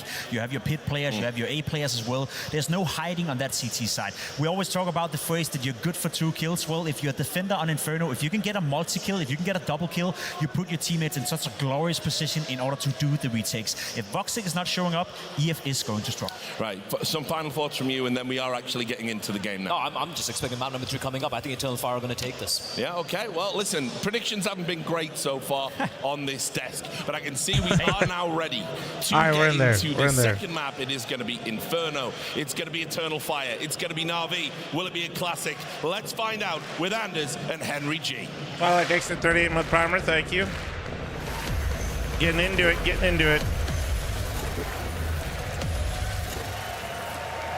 Ladies and gentlemen, welcome back to the PGL CS2 Major, live and direct from Copenhagen. We move on to the second map, the pick of the Turkish squad, Eternal Fire, and they have looked fantastic on this one, Anders. Throughout this tournament, they've taken huge scalps, 13-10 against Team Vitality, 13-7 against VP, with Maja dominating the scoreboard throughout. They can bounce back and take us to a third map. Well, I'm here for it. I want a third map, the way that they were almost building that comeback into overtime on the opening. Now it's Na'Vi starting on that CT side. Already you can see scrambling. They saw something on that jump, a little drive-by jump into second mid. They saw a couple of players and they immediately disband the stack at the B bomb site. So far so good for Na'Vi. It's great information to play with at the beginning. And they do have a smoke and a kid, so watch out for that combination if the bomb does get planted. Yeah, Xantaras can't afford that, the slow start this time. Yeah. If you're talking about Pickham's lightning, I mean, honestly, I don't care that much. Once he arrived, but they need him from the get-go. I can't get diamond either way, but Inferno, a very important pistol, of course. Bear in mind, I got Vitality right, pistols on that first map as well. It's I either need EF to win this or MOUZ to win. win. It's another headshot, I guess. right to the dome. Maja, the one to inflict that damage. He knows he's got the advantage here, and JL is scrambling. They're going to have to drop the incendiary early just to buy a bit of time and space. Maybe, yeah. The rotations come through. The smoke failed. It landed on the roof. CT spawners are smoked off. Yes, it did. Are you kidding? Oh, no. Man, they that might missed be a bit it, of a but mess it might not here. even. Oh, no. Wait. From the back and landing a headshot on one. They're flying This is in. a great start for Na'Vi. Calyx getting overwhelmed the ball. Where did they throw that smoke? At the moment, they're in trouble, but there's Wait, light it's still. 2v2 though. Eternal Fire not looking to give up the round just yet. The battle. Oh my God! Wait, look at the HP. Look at the HP. Will take down Wakardia. And one more time, it is on the captain of the team. Oh, he stood still. Where's he going to go? 10 seconds. Only 9 seconds left. He's back in. Of course, bit headshots on him. Holy chaos fuck. has arrived in Copenhagen. That is not the way we wanted to kick things off here. Who was responsible for that absolute disaster? Missing the smoke in CT spawn? Yeah, that's what she said. I've not seen it at this level, especially not in a quarter-final on your map pick. That's a disaster, a meltdown. They did very well to even make the round close. There was a conversation that Magic could win that one. But that's a catastrophe. Na'Vi can't believe their luck. It was JL that got sniped at the start of the round down to 10 HP. Hi, Bronix, thanks for the Twitch primer. Thank you. Twilight, thanks for the 38-month primer. Thank you. And Poor Valley, thanks for your 3-month reset. And Corver, thanks for the 73. Thank you, guys. The bomb plan to justify this force fight, like it can work. It's off meta. You're going with the Tech 9s, the Mac 10s, you're going to go for some basic map control here and then try and execute. And I say that with bated breath. Normally focusing towards the apartments, you try and get 3 players towards the end, smoke Moto, flash over, and see what can be done. Very difficult round to win. And it could open the floodgates for Na'Vi here. That is a nightmare way to keep things off. Oh no, the major for playoffs, just for the group stages, already passed 1.1 million or 1.2 yesterday. I would imagine with EF playing today, it's probably higher. Nobody's thinking about the early flank here. Okay, now this is a little bit interesting. Swapping out the Mac 10 for the M4, but wonderful. The timing, it could hardly have been better there. He's going to find the one kill. We'll spot out one more player with the deagle. That was the bomb as well. Imagine if he would have found that. The round might have been over, but suddenly a 3 versus 3, and they're in CT I was counting on HLTV yesterday. Yeah, that doesn't have all this. That's just what you're seeing on HLTV if you're adding that up. That is by no means not all the streams. Can Bit work this one? Oh, he's been spotted. Oh my god. He's been spotted. Down he goes. Oh no, Calix. Holy shit. He'll find the kill. It Oh looks my like god. Eternal Fire They're doing it. Back from the Dude, pistol this truck is blunder. actually so obnoxious being in spawn. Ooh, the heavy whip though. MP9 plot armor. And there is a fighting chance. It's not over just yet. Calix had a 2 point to Valve. Zantares, he's got full health and now the M4. That smoke though makes things very uncomfortable, but it's pretty shambolic in terms of his positioning. Yes, it is. He snuck right through. There is a kit somewhere, but I don't think JL has the time to find it. He's going to have to try and find the kills instead. He will get the first one, taps the bomb, but 10 seconds in the corner is a real long time to be sat with your back turned towards the pit. Zantares comes out. Yeah. God, I think he got it. Oh my god, I think he got it. He finds 4 kills in the round, but I think you're right, Henry. The time should be running out. Here it is! Oh my god! It's down to the last all because the fucking truck guy couldn't hit him a single time. Back-to-back collapse. Oh no, Fire. That's a horrific start. They should be giving that situation up. Who are throwing the smoke, Sanders? What is that Moto smoke about? The huge gap. Yes. He's given him so much room to work with. He can work his way towards the bomb site. Think about if he just delays like even a little bit longer there, you know. For Eternal Fire, back-to-back missed smokes. They're costing the round. Missed the Moto smoke. Magic knows it as well. How have you lost that one? The EF is a bit they're rattled as fuck right now, dude. Himself. He didn't have vision on the bomb. It's planted in the worst full possible spot. if you're an EF but they did get the bomb planted. Navi's money They'll is have to torched. move on. Pick themselves up You and can dust still themselves break down them. here. They'll force by into round number 3. 2-0. Money's on a knife's edge for both teams here. It's not the worst outcome in the world, I suppose, those bombs being planted, but my God, heartbreak for the Turks. I was about to say, it's not the rounds, it's the impact Did they have that to it plant has on the there? team, knowing, my God, we in that could have maybe won the position? pistol. I mean, there's so many things that they like. Should have won that second round force by as They well. could have planted somewhere else more than likely as well. There's just a lot in that round that was They still bad. have a fighting chance here. They've got to keep their heads held high. 5 players making their way towards A. We talked about his strategy, Anders. The flashbangs will come out of the apartments momentarily, but a very strong incendiary. Towards their efforts, they'll have to consider a different position here. They might have to get back towards Banana. They'll hold on. They have 1 flash remaining. They The just smoke's yet smoked to be off lane, deployed, I and they suppose. mullied you hulls, and they're 40 I don't seconds. know. I expect Majum, he might just try and smoke off this part of the map and then go back and throw the flash from middle. Yeah, they've got 1 flash though. That's the problem. Sure, they can smoke Moto. That's no problem. Yeah, that's that smoke down. So now it's just 1 flash to try and get 3 players out. Here's the flash. It's going to have to be a hell of a flashbang. Bits, one of the best pit positions. Oh, players, I should say. He only gets a bit of damage inflicted, and Wonderful started to light them up. Just had 6 bullets. That's not going to be enough. 12 seconds on the clock, and they are going to be able to plant the bomb That once was again. actually Great work crazy. for The fucking Eternal kill Fire. from Waxicon to Bit was What did they huge. have? A couple of smokes, 1 flashbang that didn't even hit that much. Tech but 9, they enter man. into Tech the bomb 9s site. are It's very so tricky when you got scary. that Red Dex with 23 month Bomber Stiff. Thanks for the 38 month Bomber. Thank you. Bit didn't even get a frag there. It looked like he was guaranteed a couple. Once you see that flashbang coming through, it's pretty telegraphed what they're up against. But Eternal Fire keep their head above water here. Oh, this is huge, right? It's massive. Look at the money on Na'Vi, or the lack of money, really. And yeah, they only get $1,400 on top of the little they have right now. They have to save these 2 weapons.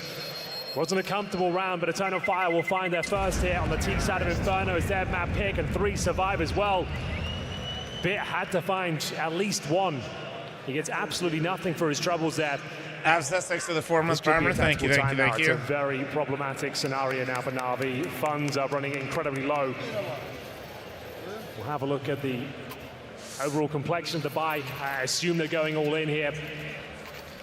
So we'll see MP9's 5-7 for Alexa. Bit Ace that run with an MP9? True. MP9 has plot armor though, so it doesn't a very count. important one, a very difficult round for Na'Vi to try and bring in their favor. Eternal Fire have got a huge advantage here. And they've looked like the better squad in these rounds. It's just at the final hurdle. Yes. They collapse, but finding some decent form in round number 3 and set themselves up. Utility, a lot of damage inflicted towards JL. Forced off the angle. Well, and if you're Eternal Fire, why would you do anything other than play this round slowly? You know that Na'Vi are not going to have that much money. They're not going to have many grenades. If you force a couple of them out early, so much the better for when you actually do go for the execute. And that's very, very textbook Counter-Strike that they're playing at the moment, and for good reason. Trying to get that basic mid control now. Pop flash to enable.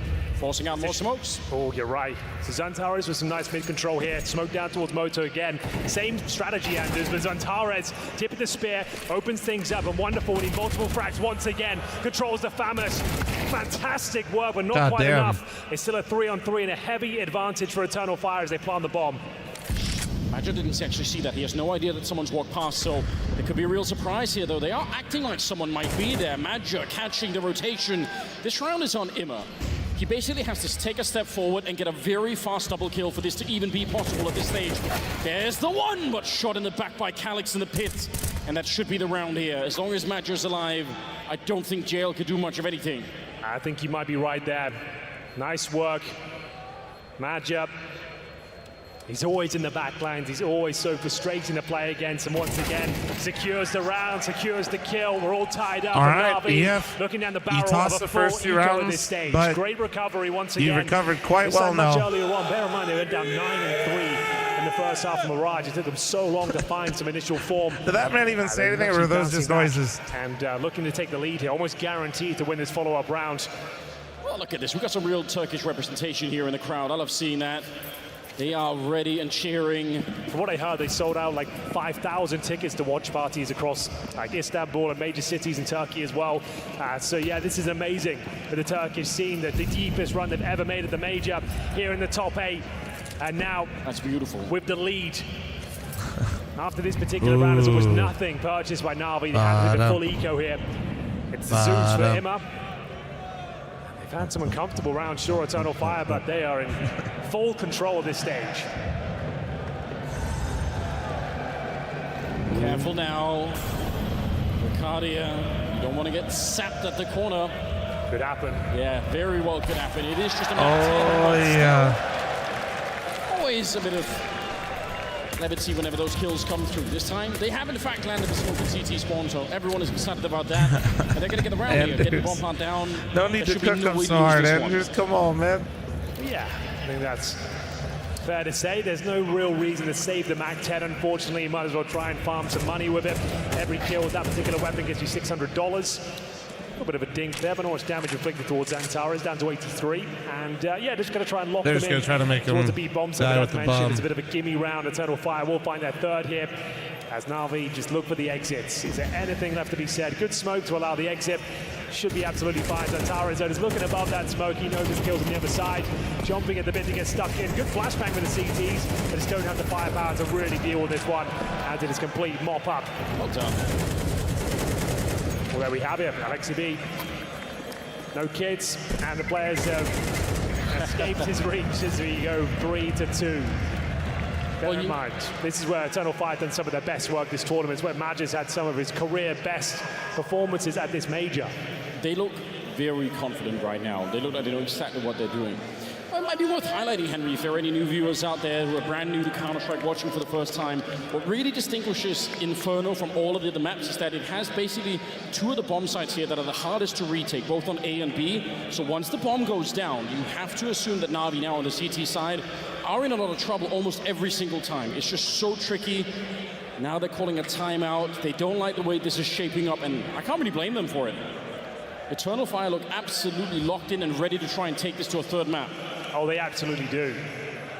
This is already shaping up to be quite a nice half after a real terrible situation, like losing that pistol in the second round force fight as well. It looked like they were done for, but 3 in a row, a weak buy still from Na'Vi. They do not have nearly enough to be comfortable here.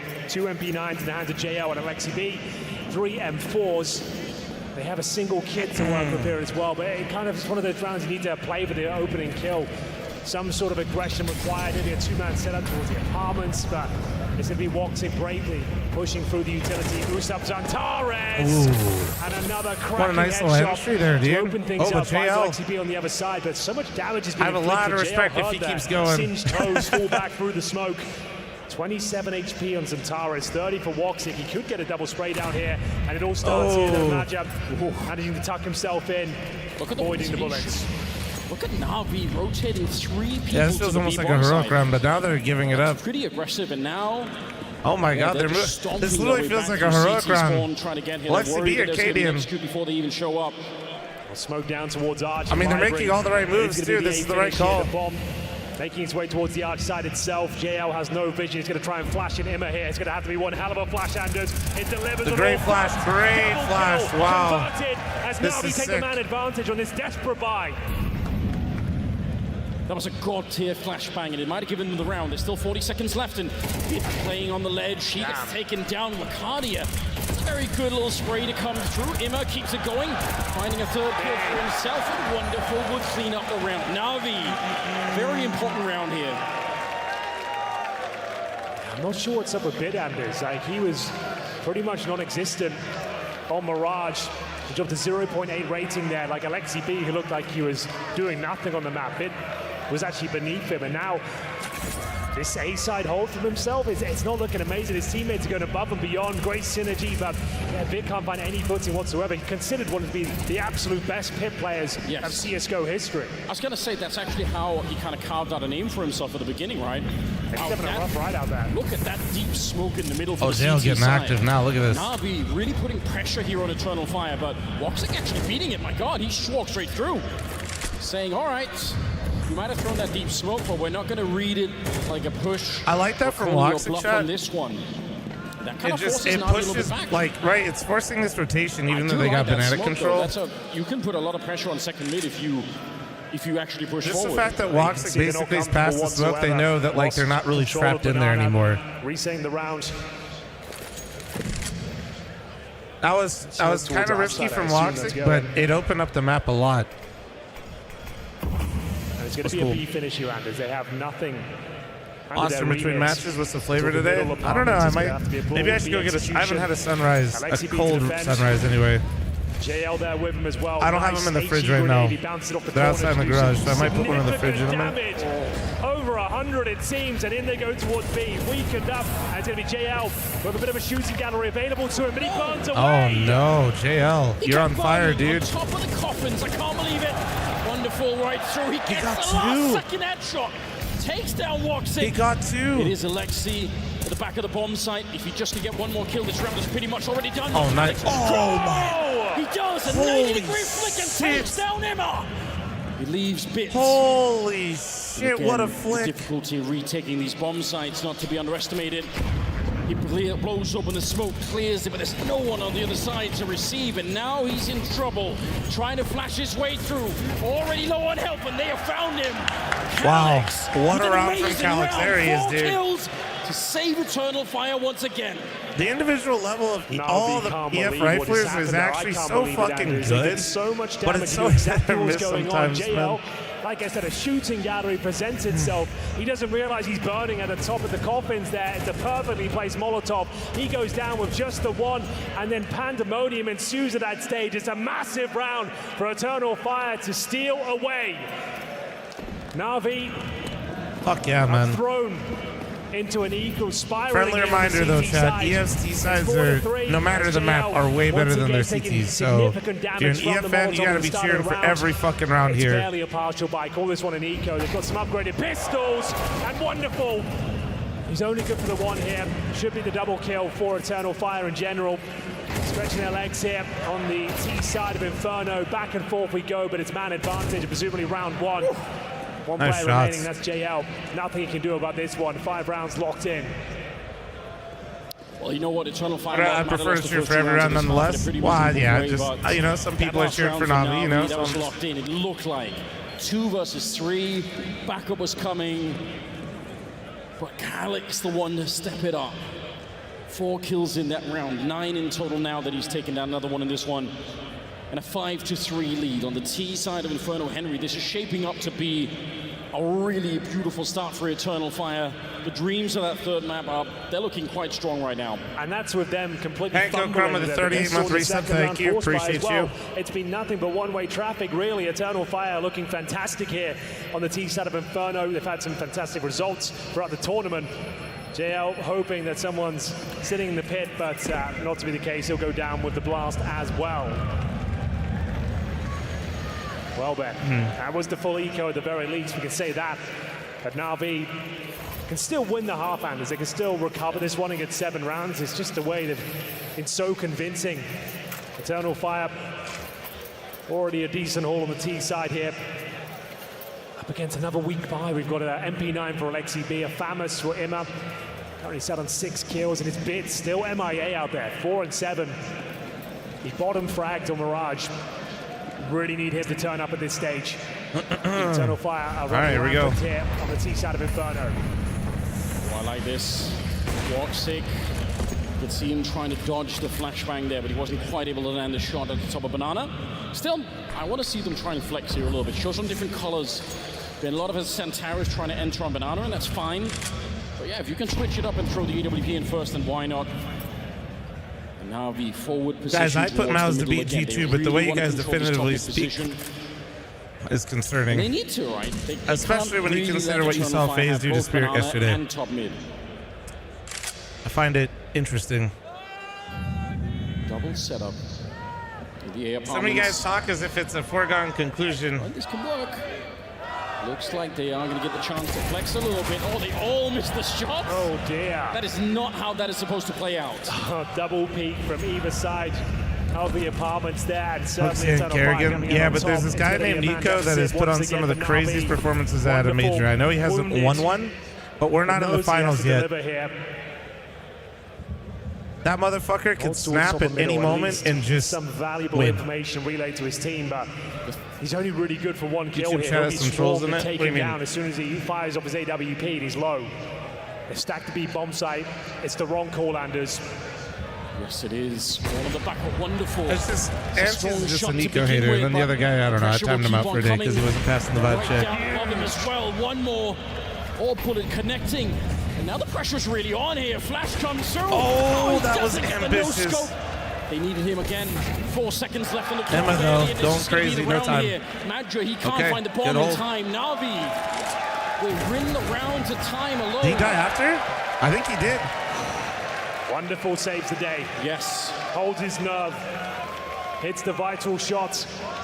Buys him some time, falls back. It could have been a glorious sequence if he got that no-scope towards the pit as well.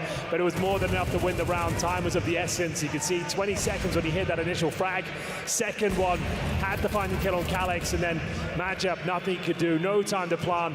But they start to bounce back here. It's going to be the first tactical timeout for Eternal Fire.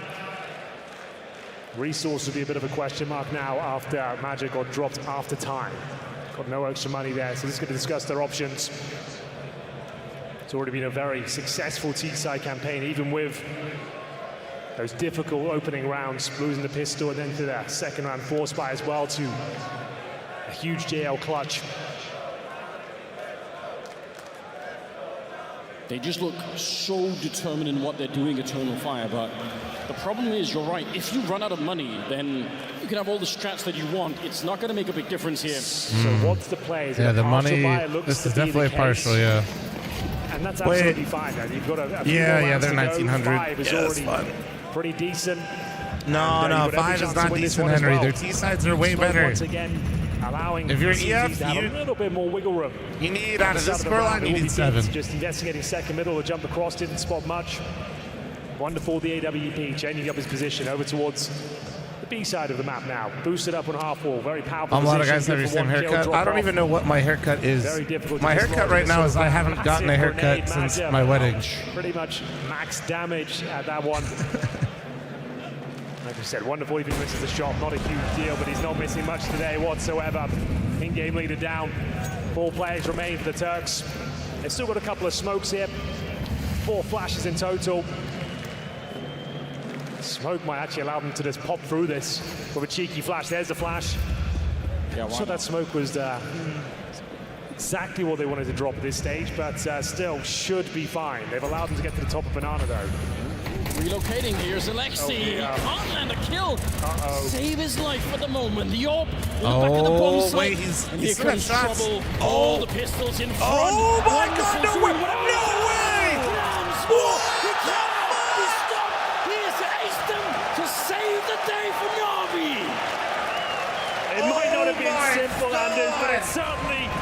Wonderful!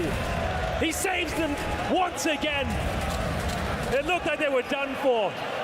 A horrific smoke at the bottom of Banana actually gifted space over to Eternal Fire at that stage. They pushed through. Dude.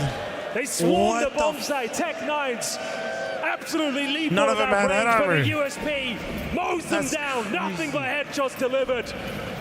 As Wonderful ties things up. 5-5 now. Penultimate round of this first half. Na'Vi are back online. Money still not perfect, and as you can see, a distinct lack of utility on the T side now. A Galil and Hantal Ricardia. And this map of Inferno just got interesting. That was the moment I would call it GG at that stage. If they win with Tech9's there, I don't see Na'Vi recovering. No. I mean they're going to want to pressure Alexi again. They're beating him with whatever they have right now. It doesn't really matter. They're winning it every single time. Oh, but this spray. Holy shit. Centaur is unable to escape. You said it. Na'Vi can still win the half. And that's what they're marching towards at the moment. Some trouble now for the Turkish squad, trying to see if they can recover themselves. Oh my god. Wonderful. Oh no.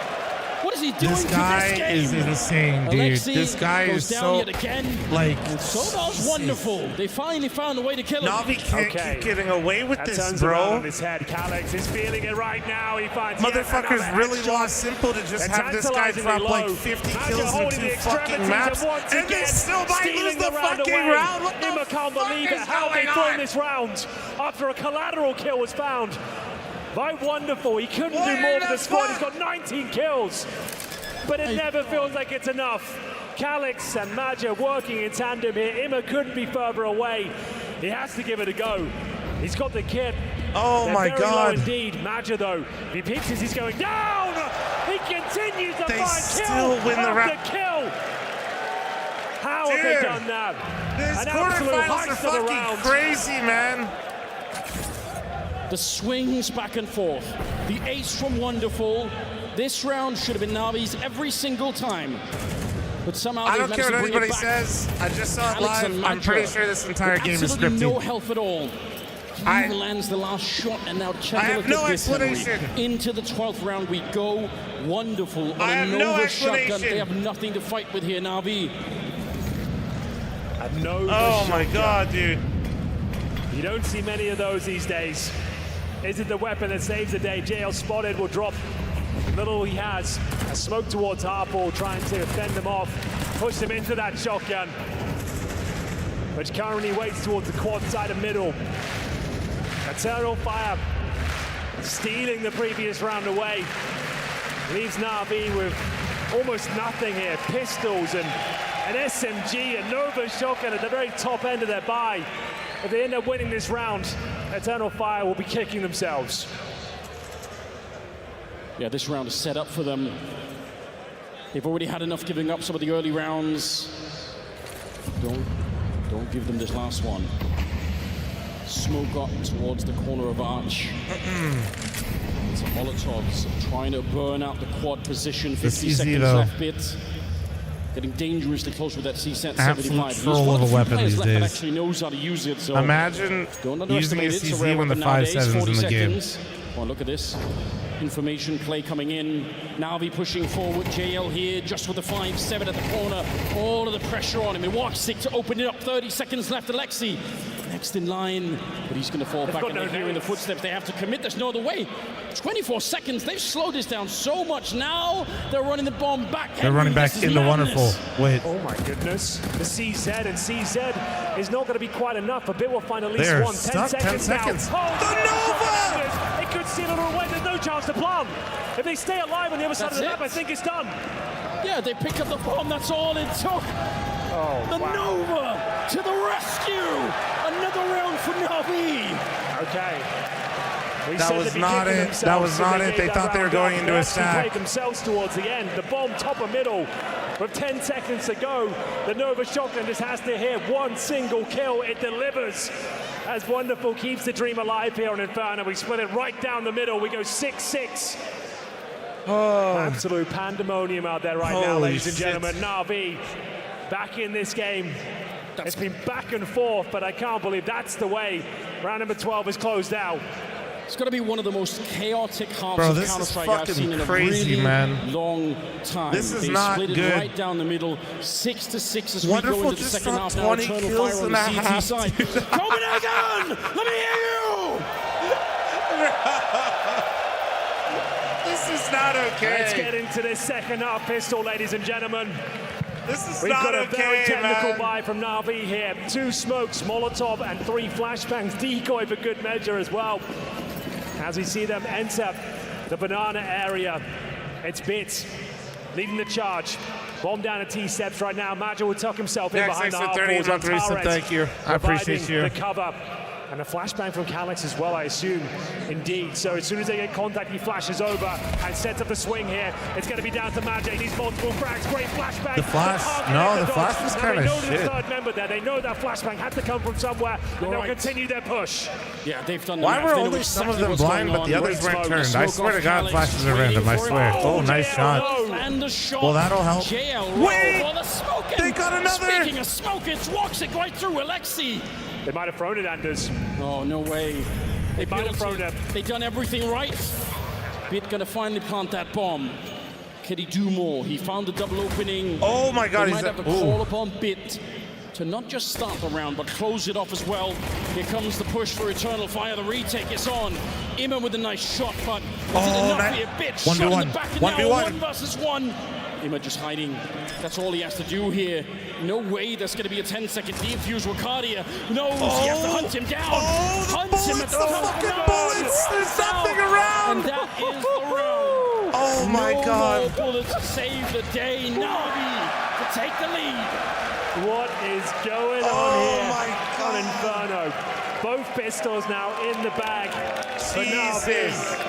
Each of them so chaotic, so I'm not stressed, you're stressed. Yo, they got another one. They made one for Olaf, Chad. W. W. All of a sudden, they start leaping in front of the utility. JL opens himself up. Woxic gets the kill through the smoke.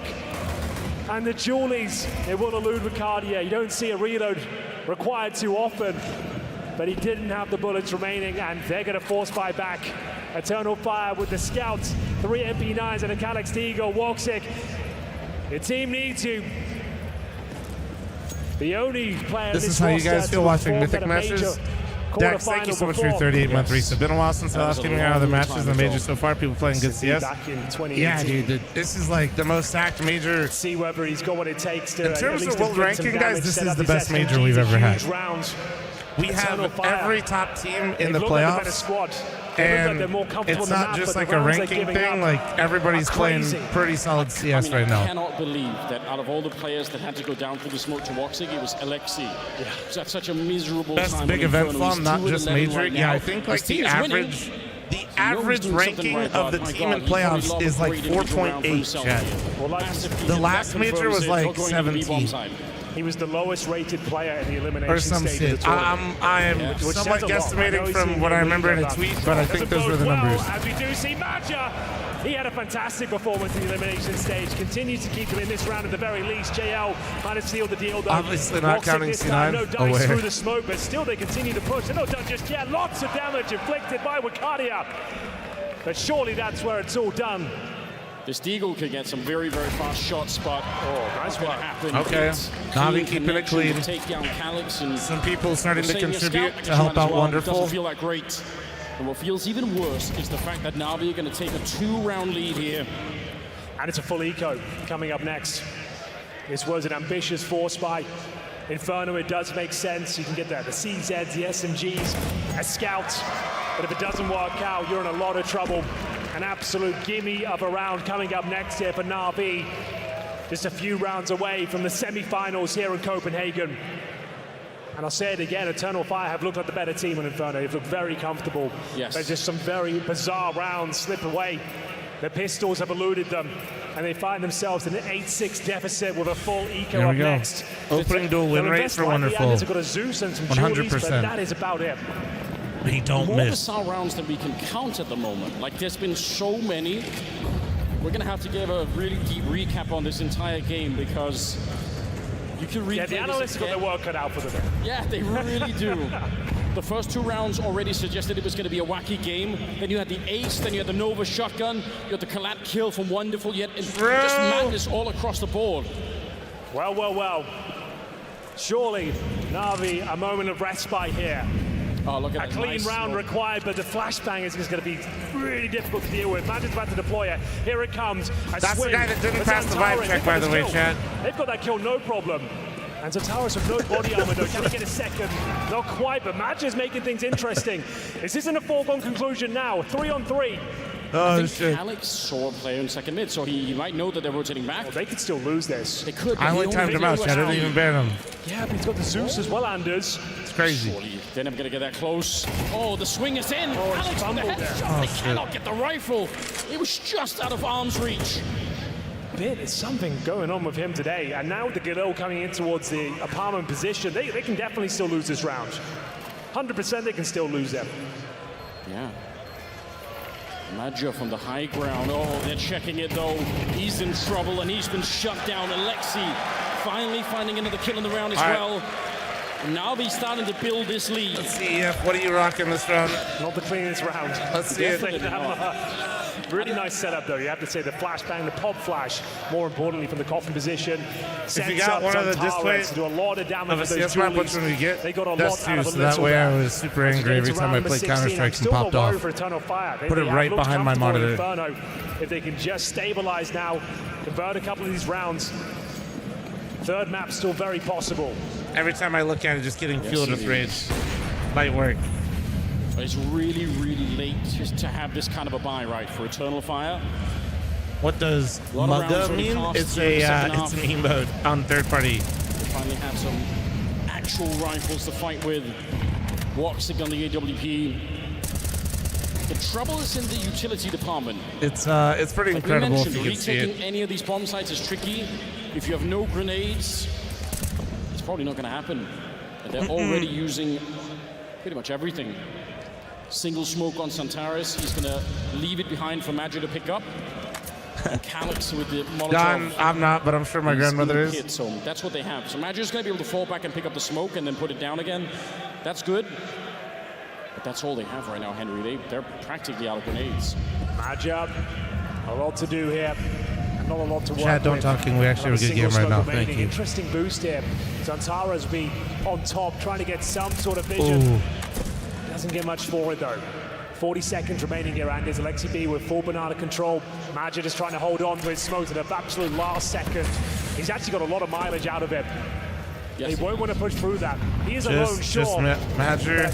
Oh, he gets one. Nope, that's not going to be enough. Trade coming in from Oh, JL. Bits. no. Finally showing some form here in Inferno as well. It's still not enough to win the round. Emma? Woxic can hit this shot as the bomb is planted.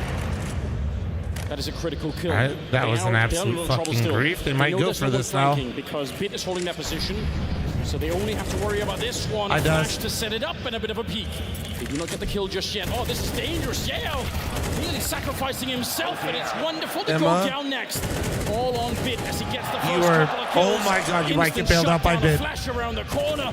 He swings. He's bit by bit and bullet by bullet. He is one Yeah, Emma, you better fucking give him a high five because you just almost fucking tossed that. Holy Where's shit! this guy been all series? Thank God for you, buddy. 1 versus 3. I just peeked top first Rangers and immediately realized that I griefed the round. As he holds strong, perfectly played, denies him any chance of defusing the bomb. And now, Eternal Fire starting to spiral on their CT campaign. I can see An Mugga absolute now. gut It's puncher legendary. around to Thank give you. away. No problem, man. And that should throw the money into disarray That's as great well. emote. Holy. You're right, though. Magia played it as well as you possibly can. Yep, that 35-second deployment of the smoke is brutal. Yes. It's such a difficult situation to fight your way out of. You have to take a deep breath, push someone through, and hopefully get the trade. They got it. It was looking so good for a second. Jo, you'd think the round is over. Bit gets a kill towards the apartments as well. All Drew, of a thanks sudden, for the those 41-month Zantares and resub. Calyx Thank you. working in Appreciate tandem. you. They get a couple of frags. Time is of the essence, and Bits. Right place at the right time. They knew he was coming in from Banana after his boiler room kill. And now it begs the question, what sort of fire do we have available? Not much of one. It's enough to win a round, but it'll be uncomfortable to say the very least. MP9s As Antares M4. Snoozer, are you trying to actually me on how to enunciate a fucking win this round, Anders, emote? I swear to God. The 2-0 dream could be a reality. I can't believe the scoreline is 10-6. Eternal Fire, they looked so Put it competent away. at the start of it. Yes, they Put lost it some away. very unfortunate rounds, and there were a couple of slips up that, you know, you could go back and criticize. What but a shot.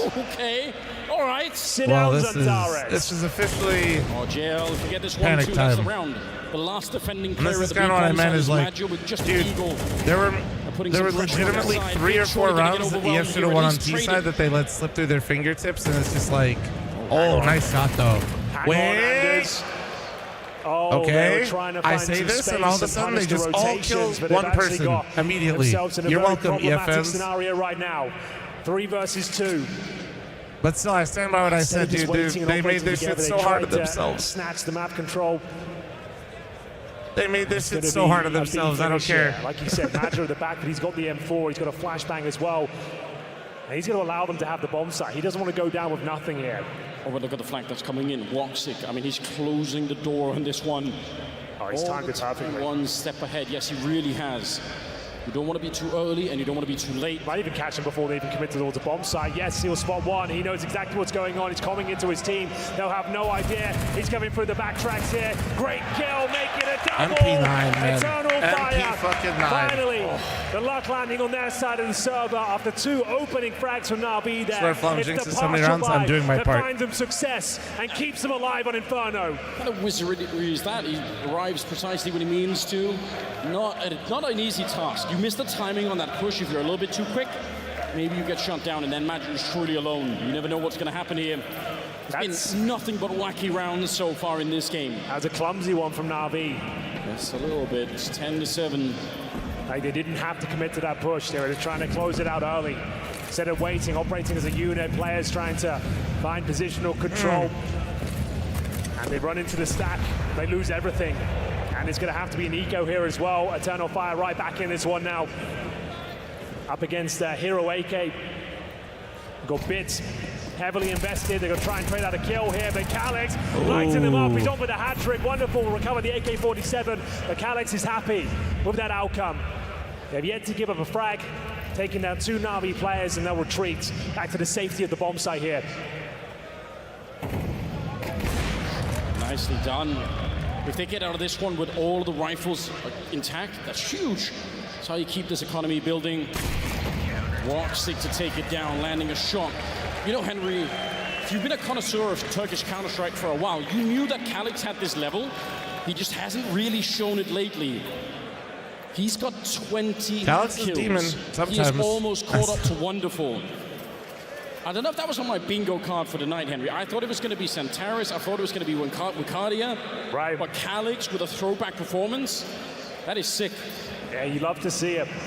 He's delivering the goods right now, and the money is still Alright, battered and bruised for Navi. Giving yourself a chance right now. But it's an Alexi B Mac 10, a Tech 9 for bid after trying to get it done with the Hero AK. Speaking Oh, of the heroes, nade, the nade. Oh, where's he looking? Oh, he thought he was going to get a flash, that's why. He thought they were going to flash half wall. He's not alone in Oh, the B bomb man. side. Antares will join him as they don't want to slow down. Navi! Oh, no. Oh, no. No. Into a corner. JL breaches the B bomb site. 5-on-2. Calix and Woxic. There is absolutely nothing they can do about this one. It's Navi operating with the Mac 10, the Tech 9, finding his opening kills and then punishing Antares. Damn, man. Huge recovery. Maybe the worst thing that could have happened right there. Defense scenario. You're struggling to fall back. You want to throw down the smokes, but you also want the rifle out. It's all chaos. It's relentless pressure coming in from Navi, and they absolutely make it work. Maggio called his pants down there towards the sandbags. Yeah. Bit of a freebie. He didn't realize they could get so close. Corvus nades out. A couple of players went down with the grenades in hand. And that's going to be 2 players surviving. The money's actually okay for Eternal Fire. Bear in mind they won that partial buy, where they kept the money around $3,000 per player. So 2 surviving. Sure, it's certainly not ideal, but there is at least a buy with the Woxic AWP. He has $9,000 in reserve as well. But that's still very clean for Navi. They don't drop a single player, upgrading all of their SMGs and pistols into 10-month C2 primer. rifles Thank you. now. Appreciate you. And a timeout been called. Eternal Fire, yes, they need it. They need it desperately right now. I must say, I'm starting to feel a bit nervous here. Time is running out for Eternal Fire to mount their comeback. It's a much more achievable comeback than it ever was on the opening map. But Na'Vi, I mean, they're powering through this one. Led right now by Wonderful, just hitting so many shots. He was the man of the moment on Mirage as well. He was like 26 and 9 on one stage. What's going on here? Friendly chicken. All right, here we go. Major. 11, 8. Trying to Oh make a yeah, name for holy himself shit. once again. It's a real throwback. Oh Down my he God. goes. Rest in peace. Round 20. Na'Vi on the hunt for series points. Looking to book themselves a place in the semi-final here in Copenhagen. Eternal Fire, like you said, plenty of money. That's not an issue here. Make game easy on yourself, challenge impossible. Has to be a pretty much perfect game from here on out. Calyx. It's actually so frustrating to see because like 20 kills. They've almost set themselves up like 4 different times in this game to just like take control, and they just don't. They're just like, we don't want it. Holding onto the utility. A passive hold this time. Nice. We could have had control, but I don't want it. Slows them right down. And bear in mind, they don't have presence elsewhere on the map here, so they're looking to execute as soon as possible. A bit of presence shown from Bits. He's just going to be smoking down towards the arch side, is trying to suggest still could be an A finish here. But you're right, you don't want to be standing on banana for too long. And now they're going to pull the trigger. Did they just push through? I think they are. Oh, yes, they are into the Molotov. That's a lot of damage. And now they have to give it up anyway. They realize we can't keep going. The double pumping back into the bomb site. Magic getting finally traded here. But with 40 seconds left, Na'Vi are really being denied this bomb site. Bits trying to see if he can open it up, but he will. They have time to run back. Oh, that's huge from Bits. And now Woxic under a ton of pressure here. HP not a factor. Bits been spotted. Has to be the connection with the AWP. What a shot. P250 What a that's shot. somehow saved the day. 20 seconds remaining. Woxic Hit a misses shot, another shot. Woxic. He's given them positional control, but his teammates arrive. All good, or just be the the best decoy I've ever seen. Fire are still alive and well. Some way, somehow. The P250. Did he shoot the bullet or just throw it at him? He had no time. He was back. That was such a ridiculous kill. Oh, Bits, if he survives that one, if he held default, it was a done deal. He didn't anticipate the P250 to be drawn out. Literally the only way Woxic can save that situation. Hope he's low HP. Ridiculous. Absurd. And with Cardia, he'll rotate in, snatch it away. It felt like it was a done deal with Bits' position towards the arch side, finding Calyx on the rotation, opening up the A-bomb site. Woxic missing, 2 or 3 orb shots there, but it's the P250 body shot that saves the day. Tactical timeout for Na'Vi. A moment's respite to catch their breath, control their emotions, because they're so tantalizingly close now to getting to the semi-finals, but a few bumps in the road. Round 21, money's okay, but it's certainly starting to be bled out. A couple of Galils will be presented here. If Eternal Fire win this round, here we go. They can still do this some regulation and Well, take us to the third if map I've learned review. anything in this The game, game's on a EF knife's should edge lose right this now. round. Ladies and gentlemen, get ready. Round number 21. In spectacular It's a fashion real as big well. deal here. If we're still following the script we have been, you're absolutely right. On a knife's edge, every should lose single this round, decision you and make here, when you are we right, should all just that have our timeout, hands in our, get the you know, emotions in our under face. control. That is how you lose the game right now. Suddenly you're flustered, you're running in, you're not ready. You don't need that right here. Calyx puts up the grenade, but it will not make a difference. Imma finds him. Do they commit on The this? mist, he's going to be able to pick it up, and now they want to go for it. They pull the trigger on the A-bomb side.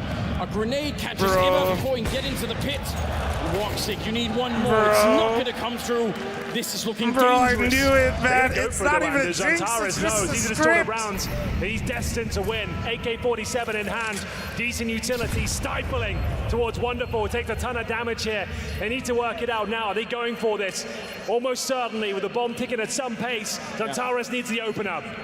Setting up for You mullet it, crouching brother. on in. His gun barrel nearly showing Alexi up at the grave. Wait. He picks up a head There's a from molly. Alexi. It is unbelievable. They have a smoke, they have a JL smoke. alone. All of a sudden put to the test. And now inside of the smoke. He sprays the entire Holy horizon shit. to find the kill. and put Na'Vi one step closer to the semi-final. If anything, the Galil was the perfect weapon for the job. More 35 bullets available.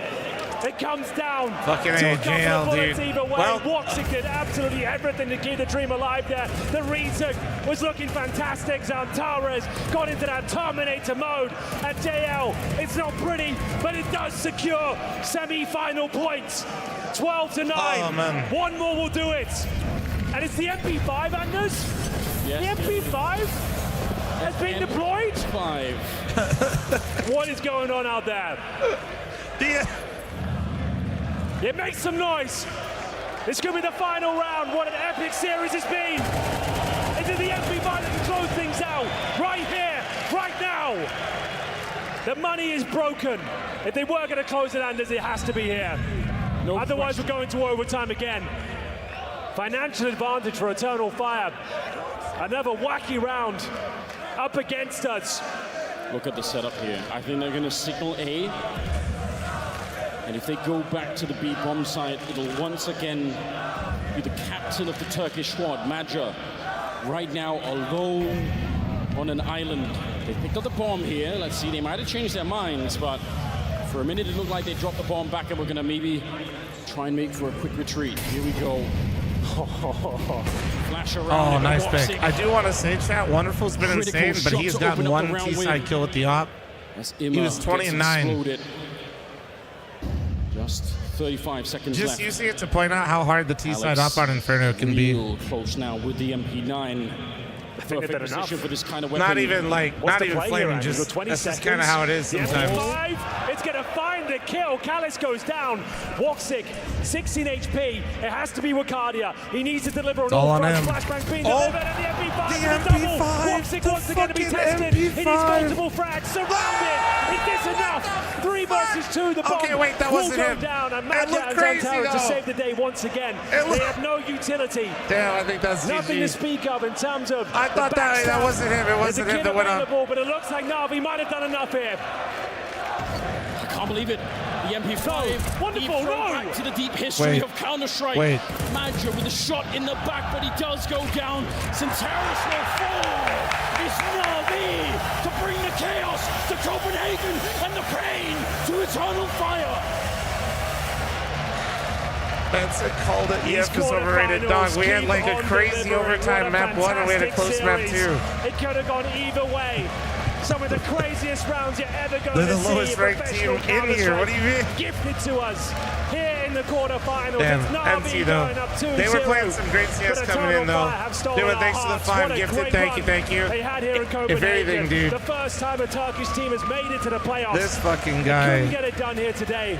But what a run This they've had, wonderful Anders. guy No is insane, question dude. about it. No one can doubt it. They were the dark horse of the tournament. And Wonderful at they a showed up. They nearly 1.37. did the I'm curious comeback what his to open Inferno with. will end up with. They He had a could have dude, definitely nobody won this was map. They even can hang with the very fucking. best in the world. That's I what guess they've proven JL here contributed, tonight. but goddamn. What a display from this Turkish squad. So close, but yet so far. Both pistols going against them. So many crazy, That's right, crazy and they rounds lost both each and pistols. every Holy time. shit. But Na'Vi hold their EF nerve, and I really can't just believe I'm did saying everything they it's a could to make that double one kill so hard on from themselves. The MP bloody 5 to save the day in the apartments. I've never said that in 10 plus years Fluffy of thanks for commentary. 200 biddies. And what a time for it to arrive. Bits looked like he was down and Omar, out thanks this for 2 series, super but chat, thank he you. certainly came to life. And we've got a very happy JL down with James Banks on the stage. That's right, it is a very happy JL. And, well, you found the mark this time, you know. You went for a little early wander before this game. Mine was elsewhere. I'm not gonna lie, I didn't see the entrances before, and I didn't listen to the guy speaking. So I thought we were gonna go here and then back, just like at the Paris Major. But it wasn't like that. Was this why you were a bit slow to start when it came to the opening game, right? It was a bit of just a wonderful show, only on Mirage, and then you guys had to claw it back after an amazing start. What the hell happened? I was a little embarrassed. I had to come back a little bit, but we got warmed up and we won this as a team. Thanks to win it Twitch as a team, representative. He's but Willy this wasn't Wonka, the actually. prettiest of Counter-Strike across both maps here. You got the win, you got the job done, but you must know that this was a bit too close. It was too close for sure, but it's nice we got the win, and we know what we're going to expect for the semi-finals. And we were seeing shotguns from Wonderful, we were seeing MP5s from Big. I do like the color, a though. new style you wanted to add? I'm down with it. Alex is going to use the negative next, trust me. I don't believe you for 1 second there, mate, but I will say, when it comes to looking at this crowd, right, and how much support the Na'Vi Nation get with it, you must feel pretty good. You want to say anything to these guys? It was crazy. Thank you all for your support. You're fucking amazing, and I love you. Mwah! And lastly, I'll ask you. I will ask you this. You made top 4 at the major for your first major last time around. You've done it again, but how confident are you that this Na'Vi can go a step further than you've ever been?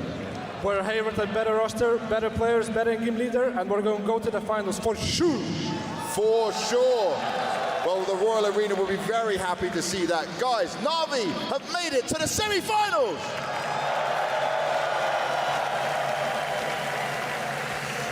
Yes, they have indeed.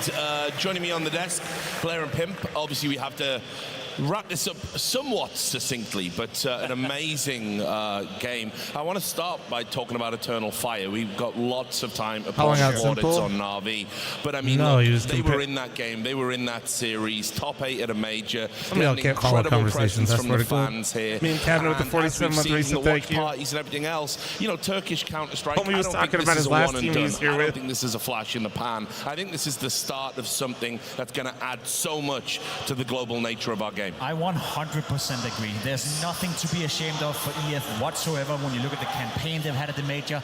Making it to the playoff, as you said, at the first Turkish team ever in history of Counter-Strike. That's a massive scalp to the shoulders as well. You look at this game and you think they had opportunities. They could have won Mirage. They definitely could have remained a little more competitive on Inferno. There was a world, there was a way where EF could have booked a spot into the semi-final. Of course, right now, in this very moment, they're going to look at some of those rounds. They're going to look at some of those situations, especially on Mirage, where they felt we could have done it. We probably should have won. But at the end of the day, in a couple of days when they get home, they should be super, super proud of what they've achieved here in Copenhagen. Today is going to be sad for them. Today is going to be sad for Eternal Fire. It's going to be sad for the fans. But 100% echo the sentiments. They should walk away with their heads held high. They've slayed so many big teams to make it here to the playoffs, and they remain competitive. A couple of mistakes. That the second round of JL retake on the 8 bombs that comes to mind. The final round of the first round when they went for the last minute rotation comes to mind. And by the way, chaotic match. It was hectic, dude. That shit was definitely hectic. Here on the stage, it could have potentially been a 3-map or even a 2-0 for Eternal Fire, if you ask me. So I think they should be very proud of what they've accomplished. And here's the thing: games like this. I want to say appreciate the awesome ghost streams. Great chatter. Also, thank you. The fact that they have lit the fire in amongst the Turkish scene is something they should absolutely be proud of. I think that's the ultimate compliment, right? That Eternal Fire, who people had as, you know, big underdogs in this game, they forced Na'Vi to find things to beat them. Like you say, with a wonderful performance, the JL clutches. There was so much going on. Stats do not tell the story of this game whatsoever. And so Eternal Fire walk away from this with their heads held high. And it's also a classic Elixir B performance, because you look at the scoreboard, you think to yourself, he had a rough game. And individually speaking, there were moments in the game where he was almost costing Na'Vi rounds, almost costing them the victory. However, his T-side calling, the way he set up the game, the way he was controlling the pace, the way he was talking, communicating with Blade, we're standing up here, we're observing the body language. Elixir B was on it. Maybe not on the scoreboard, sure, but the way he was calling, the way he was setting up wonderful, the way he was setting up Na'Vi as a team right here deserves a lot of credit as well. It came close for Elixir B to have one of those games where you could point towards him and say, you are the reason you're not winning right now, but he got it done. Oh, he absolutely got it done. And the fact is, I mean, wonderful having an incredible series, you know, it's phenomenal, especially for such a young player. And we keep harping on his back and stepping in for the great one. Massive, gargantuan shoes to fill, and he continues to deliver. He's doing his best simple impression possible. I just want to mention that he looks so buff when he goes for even paid chatter. Raythorn, you're definitely paid chatter. Grow up. Sometime after another game today? Oh yeah, G2 MOUZ, baby. Scoreboard and you see him, you know, get a lot of G2 kills, fucking MOUZ. Okay, well, you know, it's it's gonna be just crazy. Meme thanks to the 47 and Rude thanks to the 35. Good game, and that's it. And we all get showered in riches, and our job's so easy. Here's the reality: this guy didn't just have a pop-off game in terms of production. He had an impact game as well. He did it when he had the AWP. Didn't have the AWP? Okay, give me a rifle. I'll see what I can do. Multi-kills, pistol rounds, getting kills, impact. pack. They might This was just keep the the most schedule because I think it comprehensive was and complete scheduled to performance start in, he's had yeah, they actually since pushed it joining back a little Na'Vi, bit. and it's on the biggest stage. It's on the biggest stage, and that is what impresses They me actually the pushed most. it back. Look I at a mean, lot of these young it'll start kids, at how they get 12:20. players It was supposed to start at 12 my time. Basically the Nova, right, which Simple was wielding for a while at the very end of CSGO. But listen, I think the flowers are going to come his way as well. It's just a great performance overall. No, great. But I have to echo what he said. The calling coming from Alexi B, shades of what we saw I'll on give him, Duke I need to get against some G2, food real I quick. think he's really coming to his own as an ideal for this particular team, in fact. So yeah, overall a great show. Wasn't really able to if you're wonderful, you can only get better. eat my breakfast I think earlier, most people so probably don't listen to feeling what a we bit say, hungry right? now. But when we came into the game, we kind of did say that Na'Vi is now Get some relying food on the in me. synergy between the players, the foundation, the team play. It's not about the individuals anymore. So my look fat towards ass ain't JL as munching during the match. impact he found in this game. 2 1v2 clutches, one on Mirage that is a game-winning 1v2 clutch in overtime, and this one on Inferno as well, where he's saving LXB from having the worst fail of his career. Couldn't shoot Santaris in the back of his head. That's all and then thanks to the JL comes 500 in with a biddies. 1v2. You have You're everyone supposed to chiming remove in. that part, We you look fucking towards idiot. Emma saying that he's been struggling coming into this game. He's been the 3rd worst rated player in the entire tournament. Be leading back 1 Star Wars. second. Well, guess what? T-Side Mirage found an awful lot of impact on Inferno as well. He was the top fragger for the vast majority, together with Wonderful as well. You can look at every single player, every single element within Na'Vi, and they all showed up at a certain moment in the game today. And look, because we talk about things peripheral to just the game, I want to say I've got to give massive credit to the Na'Vi organization. I think they've handled the Simple situation excellently. I think Simple, we all saw he wasn't the same player he was. He was suffering from burnout. He did need a break. They built this international roster, and some people raise some eyebrows about, you know, can this player live up to the standard of the previous lineup? Some people aren't in good form. And then Simple's just been in the background. Maniac described him the other day as the Grim Reaper. He could take your spot in this team at any time. He just gets the side out. That's mine. And because he's so well known, he's got this incredible ability. But we've also seen him as a rifler, and it's going to take him time to learn that role. He doesn't want to AWP in CS2, and so that's a motivating factor. So Na'Vi have managed to min-max incredibly with what could have been a situation that would have broke lesser orgs and lesser teams. Especially, and I think it's harkens back to what Blade mentioned in an interview where he was like, I actually would be expecting us to reach a top 4 of the major. Sure. Where I had my doubts. I'm like, surely, you know, that's a pretty high expectation, so to speak, but they've done it now. And as JL said right now, once you've got to the semifinals, the only other step is get to the goddamn finals, right? I mean, that's the thing. For me, the conversation changes, and I don't know if now is the right time to have it, but obviously Na'Vi being in the semi-final of the major, there's a world where they go to the final. There's a world where they win the major with how they're playing right now. It's not likely, but they still showed up. For my money, it's not about whether or not Simple is coming back into this lineup if Na'Vi want to change a player within the roster. Everyone else is looking at Na'Vi now thinking, okay, this international gamble you did with Blade, you know, remaining the coach, with LXB coming in as an in-game leader, it's actually working out for them. You're now looking at Na'Vi as a team where other players would like to join them. If you're a star player on a lesser known team, you would want to join Na'Vi right now. Whereas for 2 months ago, 3 months ago, 4 months ago, we weren't quite sure where this project was going. So maybe Simple is waiting out there, but there's a lot of other players with talent as well who are now looking towards Na'Vi thinking maybe I can snatch that spot from Emma in case they want to change it. But for now, in a semi-final, we have to respect that, and they still have a possibility of going to the final. Well, I mean, the incredible thing that could happen is, you know, Na'Vi could win the tournament, and then surely the Simple question at that moment in time becomes totally academic. I think it would be absolutely incredible, but there is a world. I mean, you're talking about the brackets. Na'Vi, you're going to be thanking the Lucky Stars in the lower side of the bracket, and it's not on the upper side where you have FaZe, you have Vitality, and these guys, and Spirit as well. So yes, there is always a chance, but if they pull it off, it would be one of the most miraculous runs we've ever seen, especially at this high-level account. Never say never, though. Never say never, though. You know what happened after the Paris major? Dupree winning his 5th major? Well, I guess he wasn't good enough to continue with that lineup. Yeah, right? So, and the real question then, well, there we go. the real question to wrap it up is with the Na'Vi that we've seen today, let's assume it is playoff level Na'Vi we're going to see going forward. How do they match up against the other teams still in the tournament? I mean, I think there's a realistic shot for them to make every game they participate in so far competitive. You know, whether they're playing G2 or MOUZ later on in the semi-final, I think they'll remain competitive.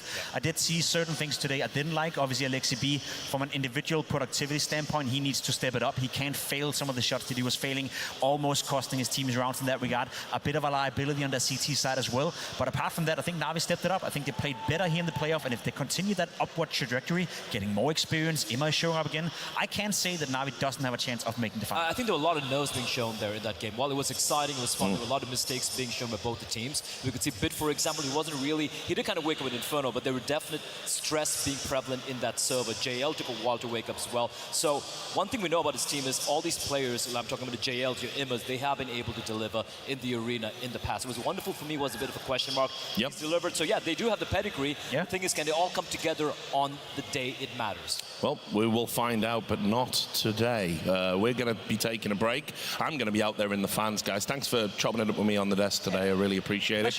We're going to be taking a break, and obviously, when everyone gets back, it won't be me. It'll be Shocks, Moses, and Maniac, and they're going to be watching G2 and MOUZ. Is my nightmare going to come true? I think it is, but we'll find out after the break. I'm out. Close, you stick first box. Don't reset. It should be clear. I'll let the gun. I'm holding coffee. All girls. One rotating. I have coil. I'll play pool. CT1. 2 CT. Lay spot now. Shoot. Already raise. Already raise. Smoke CT. Yes, I'm lying to you. I can flash CT for you. I'll go. Flash now. Flash. Girls up. One close as well. I'm going close. CT close. They're taking it out. Coil. I can flash it. CT 1 low HP. 2 CT low HP and close. One more. Nice. Low HP, low HP. Nice! Valor! Experience, Valero. Experience. Nice, you said all three there. Holy shit.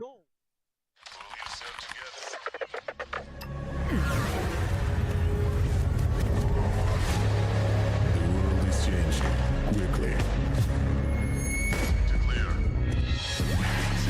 Shoot it.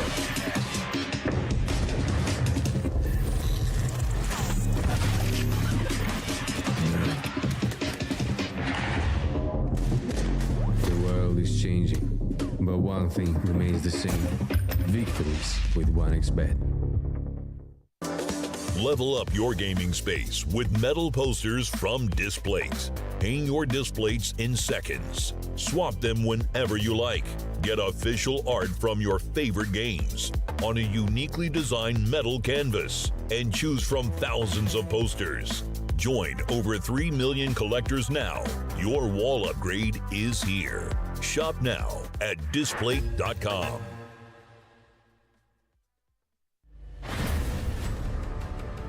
We are proud to announce new additions to the XL series. Both are using fast TN panels and newly upgraded Diac2 technology. Fast TN panel with its faster native response time can reveal enemy outlines quicker during flashbang attacks. For IPS panel, more overdrive is required to enhance response speed, leading to dynamic image blurring due to the panel's inability to handle the load. These new monitors integrate new dynamic accuracy technology, Diac2. The upgraded dual backlight design not only provides FPS players with clearer visuals at dynamic aiming and spray control, but are also more friendly to your eyes.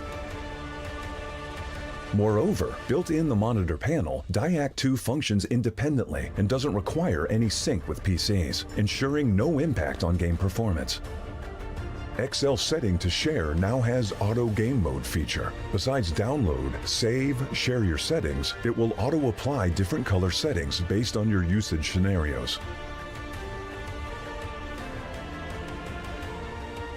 Outlook of the latest monitors are refreshed. It has incorporated industrial-grade bearings into the height adjustment mechanism, allowing easier and smoother adjustment to the exact desired height. The new monitor series continue to evolve, refining details to ensure players can perform their best consistently in games. This is a brief introduction of the new XL monitor. Feel free to DM us if you have any questions.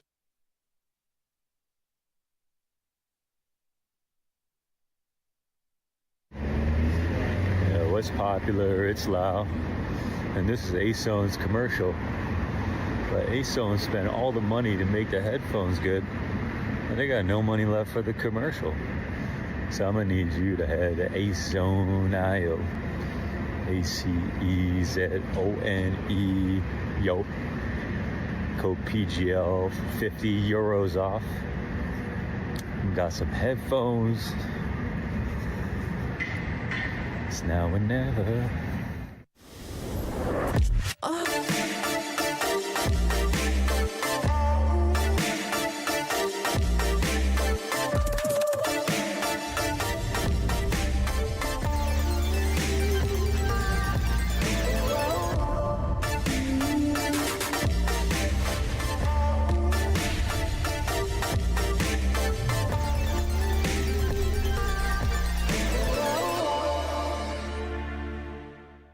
MOUZ Sports are cruising on through to the Royal Arena here for the PGL Major Copenhagen.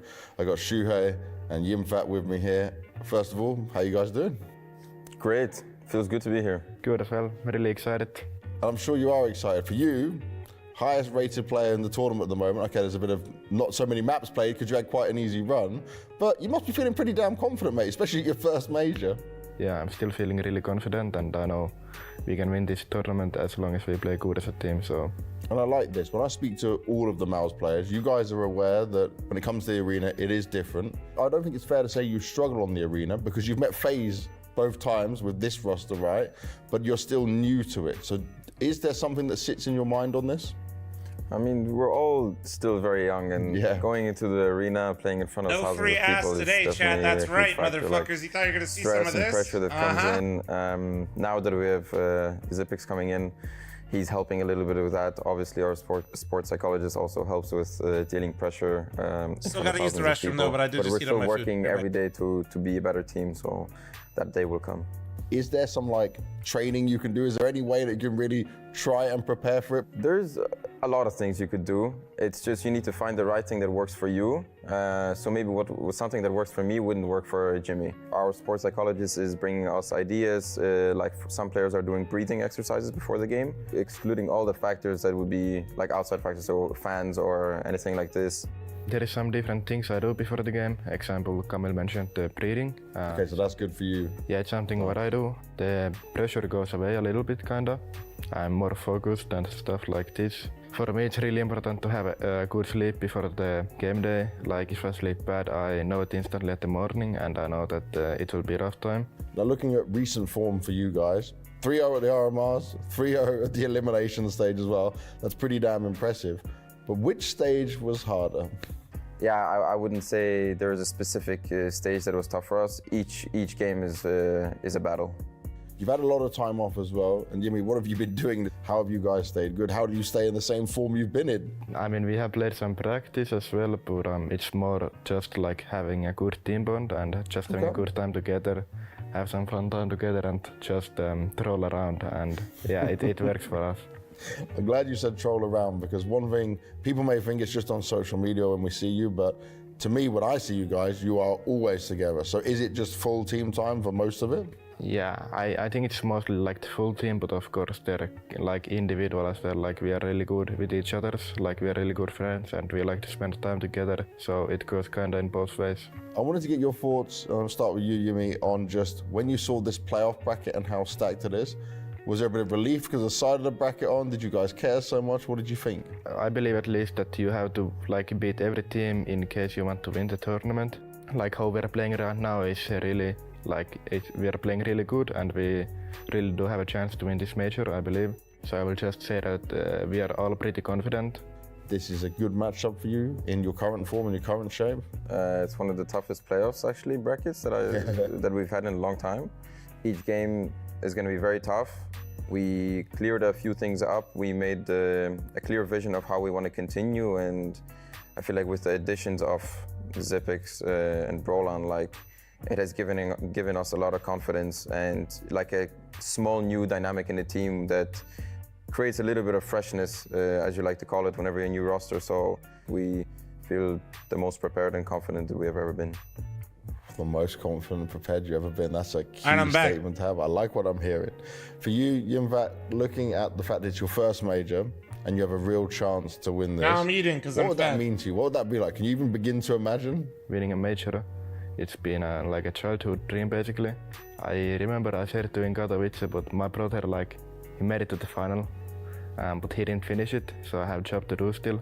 Has your brother said anything to you when you got this far? So has he sent you a message or something? No, not really. But the thing is, so Finnish. not really. But he will come here actually. He will come to watch me. So Sick. I want to make him proud. Oh, definitely. That's lovely. For you, Shuhei, Paris, you were there, second place. Who's his right? brother? You went through this whole journey. Is For it you Sergey, going right, chat? all the way here. Is it like an extra thing of, okay, look, my consistency, my abilities in-game leader, how do you view it? The way I look at it is I'm on a completely different journey now. And what I did with Gamer Legion. If you guys remember the Ents roster, Easy Friends. Obviously, it was a great achievement. Sergey from that roster is his brother. Now I'm with people that I basically started off my career with. How I work here, how I developed here, is different to what I've been in Gamer Legion. So now it's a different structure, different system, a different way to get to the final. And it's just a matter of figuring that out again. How do I get there and what do I need to do? How can I piece my pieces together in game? So I'm on a different journey now and I'm very excited for it.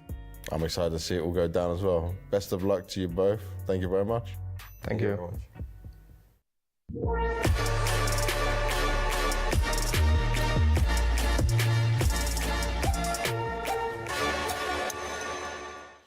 Well, welcome back, everyone, to the PGL CS2 Major, live from the Royal Arena in Copenhagen, Denmark. My name is Shox, and I'm joined by Moses and by Maniac. And I have to say, I was a little bit nervous yesterday because of all of you, so I'm gonna try it now. Royal Arena, are you feeling good? That makes two of us, possibly They're all like, four. we're 7 beers deep. And why would you not feel good? We've had some beautiful Counter-Strike play in this first series, but I feel like the main card, Jason, it's right there for the taking. This MOUZ G2. Yeah, there's a lot to live up to here. And if we get everyone kind of living up to that excitement and that hype, this series is going to be absolutely wonderful. I mean, this whole quarterfinals has been spectacular, so there's no reason to doubt it. It's been the case, you know, yesterday we only got spoiled half of the day, unfortunately, but this time around, hopefully, it's 2 in a row. We do have a little bit of time. I believe we're also getting an exit interview from Eternal Fire in a little bit, but that does give us a chance to kind of assess the landscape and how things feel different as opposed to how we got into these playoffs yesterday. Yeah, listen, I think MOUZ is the example, the case that we're trying to make here on the playoff. Because one way to look at it would be, they played some of the best Counter-Strike possible at the Major. They're gonna roll out and destroy everybody. But the reality of Counter-Strike is different. The reality is, once you step onto that stage, it is not a guarantee that you're gonna play the exact same game. And even less when you have that little experience at the very top. So if you ask me, that is what's so captivating about it.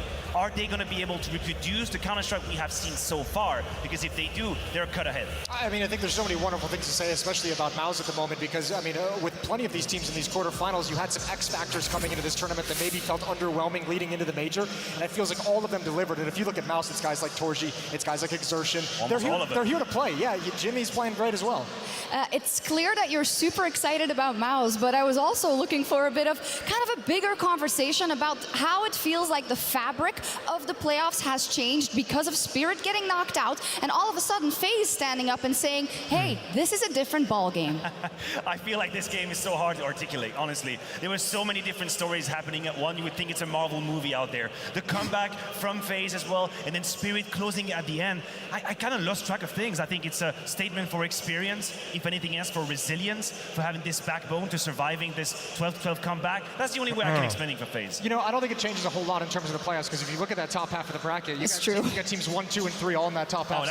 Someone coming from that top half of the bracket, no matter who won the game, was going to be like, we're probably winning this trophy. We're probably in that hot seat as the team expected to win the trophy. So or even really mention style, because I have none. Whether it's FaZe, whether it's Vitality, whether it's Fear, I can't tell if I love most. So do you think we're selling the bottom part of the bracket or if it short? just looks Are like we making a mistake? Maybe. Too focused. I'm not saying it's impossible. I'm saying it's heavy favorites. Give them a heavy chance. favorites. That's so great. But it's like the same color. It's like I like I it, guess it but really I feel does like come also down it's to the the same quality color of of the CS we like see wood that's out been of out in the MOUZ sun. and out of G2, right? Because Na'Vi did a phenomenal job, and they are a wonderful semifinalist just, no pun intended. I guess we do that all the time. But it's going to come down to the level of CS we see between those two. And to me, I hate being that guy, though. G2 can step up to MOUZ's That's what level. Twitch chat does. Well, it's also, can G2 replicate what FaZe is able to do? Can they build that reputation as a big tournament player? Remember, the only events they won last year were the biggest events. I know. You know, not the majors, but they won Cologne, they won Katowice. That's that kind of big event Not the right factor, palette, big but stage. So what's going wrong now with the majors? I think I like it, but I just think it throws we're me being off at the same unreasonable time. if we think, okay, you compare G2 to FaZe, and yes, sure, they have this big game component to them,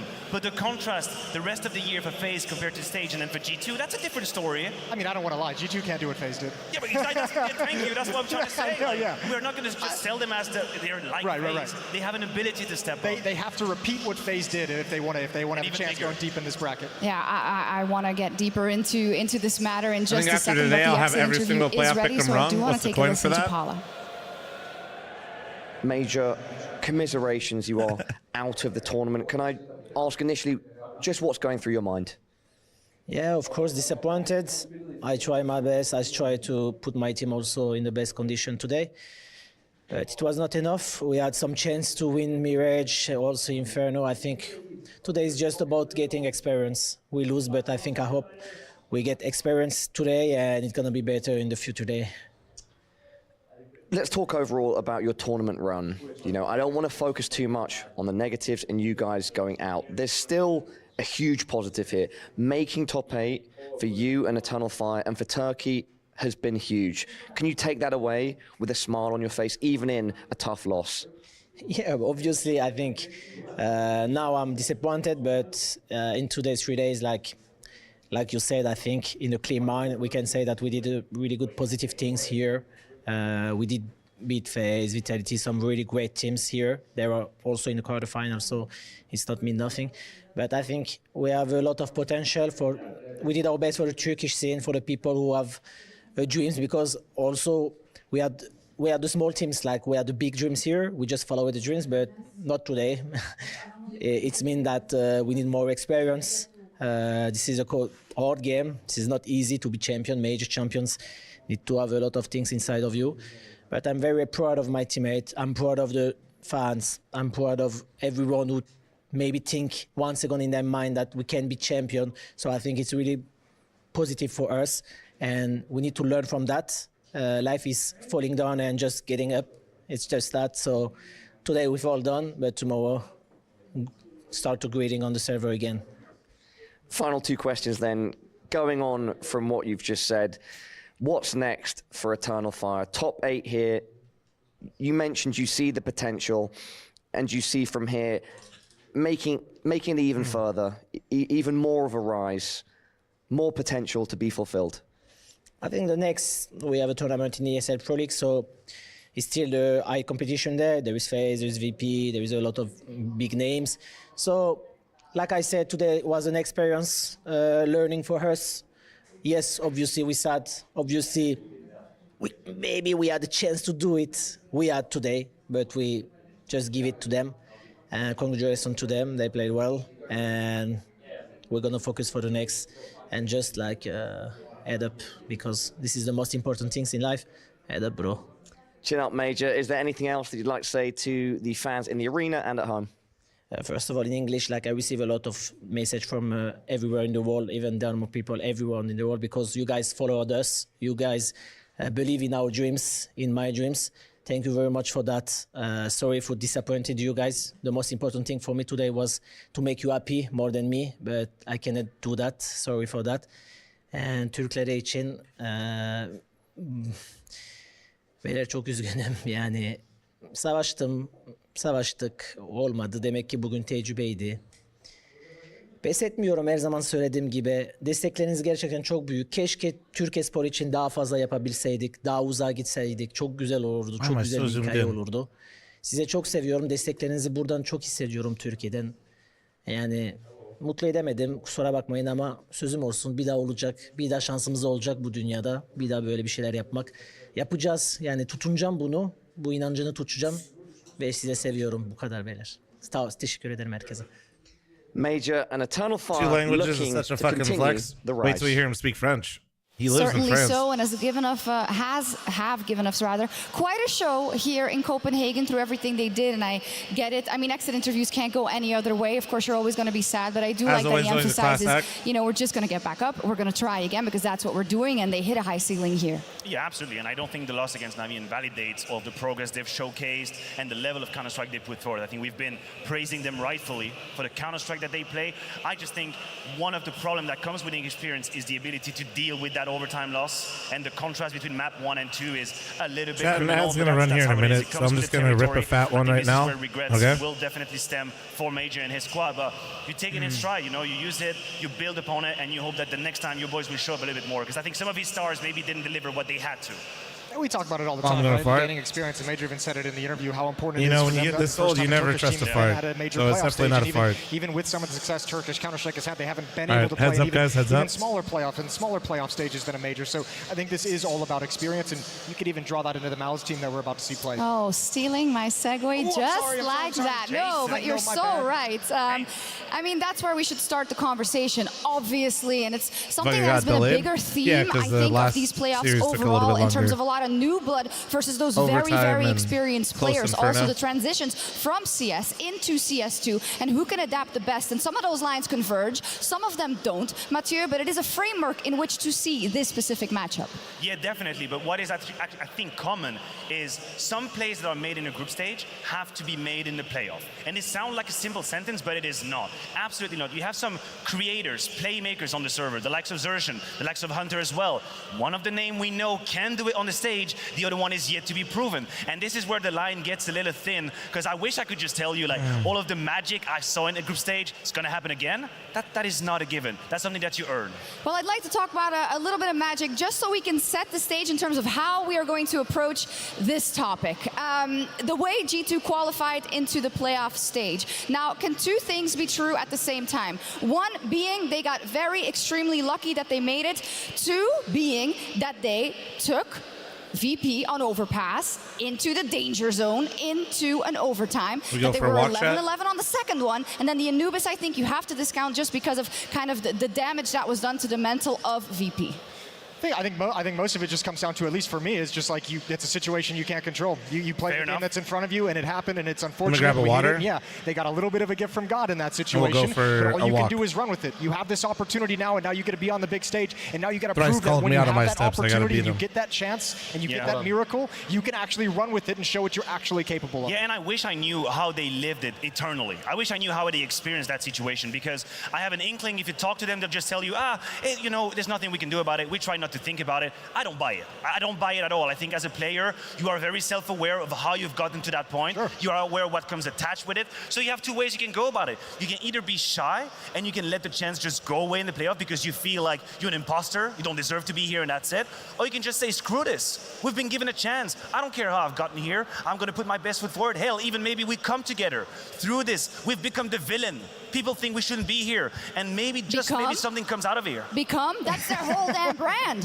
Well, look, I mean, you also got to say this is championship mentalities on this team. They've won some big trophies. I think they're going to take whatever advantage they can get, no matter how it comes about. I think they're going to. You obviously, they know they got away with one. They know they got lucky, but you're still going to run with it. You're still going to put it in the back of your mind now that you're in the playoffs, and you're just going to roll forward as if you deserve to be here and you made it in the original way. I agree with you, but I do think that this is a little bit short-lived. Like, this mindset is short-lived up until the point where you're getting punched in the face. This is how I see it. You can't go on the stage and think, hey, you know what, we're a playoff team. Come on in, bump your chest, go ahead. But then suddenly you get a couple of rounds against you, and I feel like this bravado will disappear. So I think they really need to put their money where their mouth is early on. Yeah, otherwise it's just like nice quote for Twitter. It can go the other direction, right? They can come in and Nico pops off, gets 10 kills in 3 rounds. Hunter has some great plays, and all of a sudden they're off to the races. They're like, we're feeling like champions. That's what we're afraid of. That's what we're afraid of. Or MOUZ. excited for. Okay, you've picked your choice. You picked your camp. Biased against G2, biased for G2. All right, I see how it is. It's a good desk. No, but it is what it is, quite literally, when you get into a stage like this. So let's start by telling the story of MOUZ then from the very start. The reason why I think a lot of people are so excited about this, for me, MOUZ is the beacon He's always been the listed substitute for Navi for the major. Of nurturing talent, of having a good system around it, giving them all the tools to succeed. Unfortunately for them, that has often meant that some players have gotten picked away. But this roster, this is something to dream for. Yeah, definitely. I think they've come from being a team whose players are being stolen to now a team that attracts players. That's what's happening. You see Brolin being given a second lease on life and rebranding himself as this strong player once again. But I also think, Shui now, obviously Shui, his credit went already sky high in Gamer Legion, right? But I think that they were also ready to go through the growing pains of trusting the new generation. It's a matter of return on investment. When do you want to win? Do you want to win tomorrow with a short-lived project? Or do you want to win in a year with a team that is solid that you can bank on? We've had the disappointment with them. We've had the quarterfinals that look like, we've had ghosts of a performances here and there. But now it feels like the work has finally come to fruition. They seem like it's the moment to take that step, Jason. Look, this needs to be the tournament where we stop calling this an academy team. We stop calling it that needs to be done completely from everyone in the world. Breaks in between obviously, games, this team has been able to just do such incredible stuff coming up through that system, and it's very, very impressive. But now that you bring the most promising IGL back, who's also the op whisperer, who's gotten Torji kind of back in shape as well, like this is exactly what you want out of these guys, and there's no better moment than now against a G2 that looks weak. And no better feeling, I guess. Shuhei also said it's so great that I'm with my friends who I started this journey with, you know, playing in We Play Academy just to get experience, just to get it. That's a trap. And now you're here.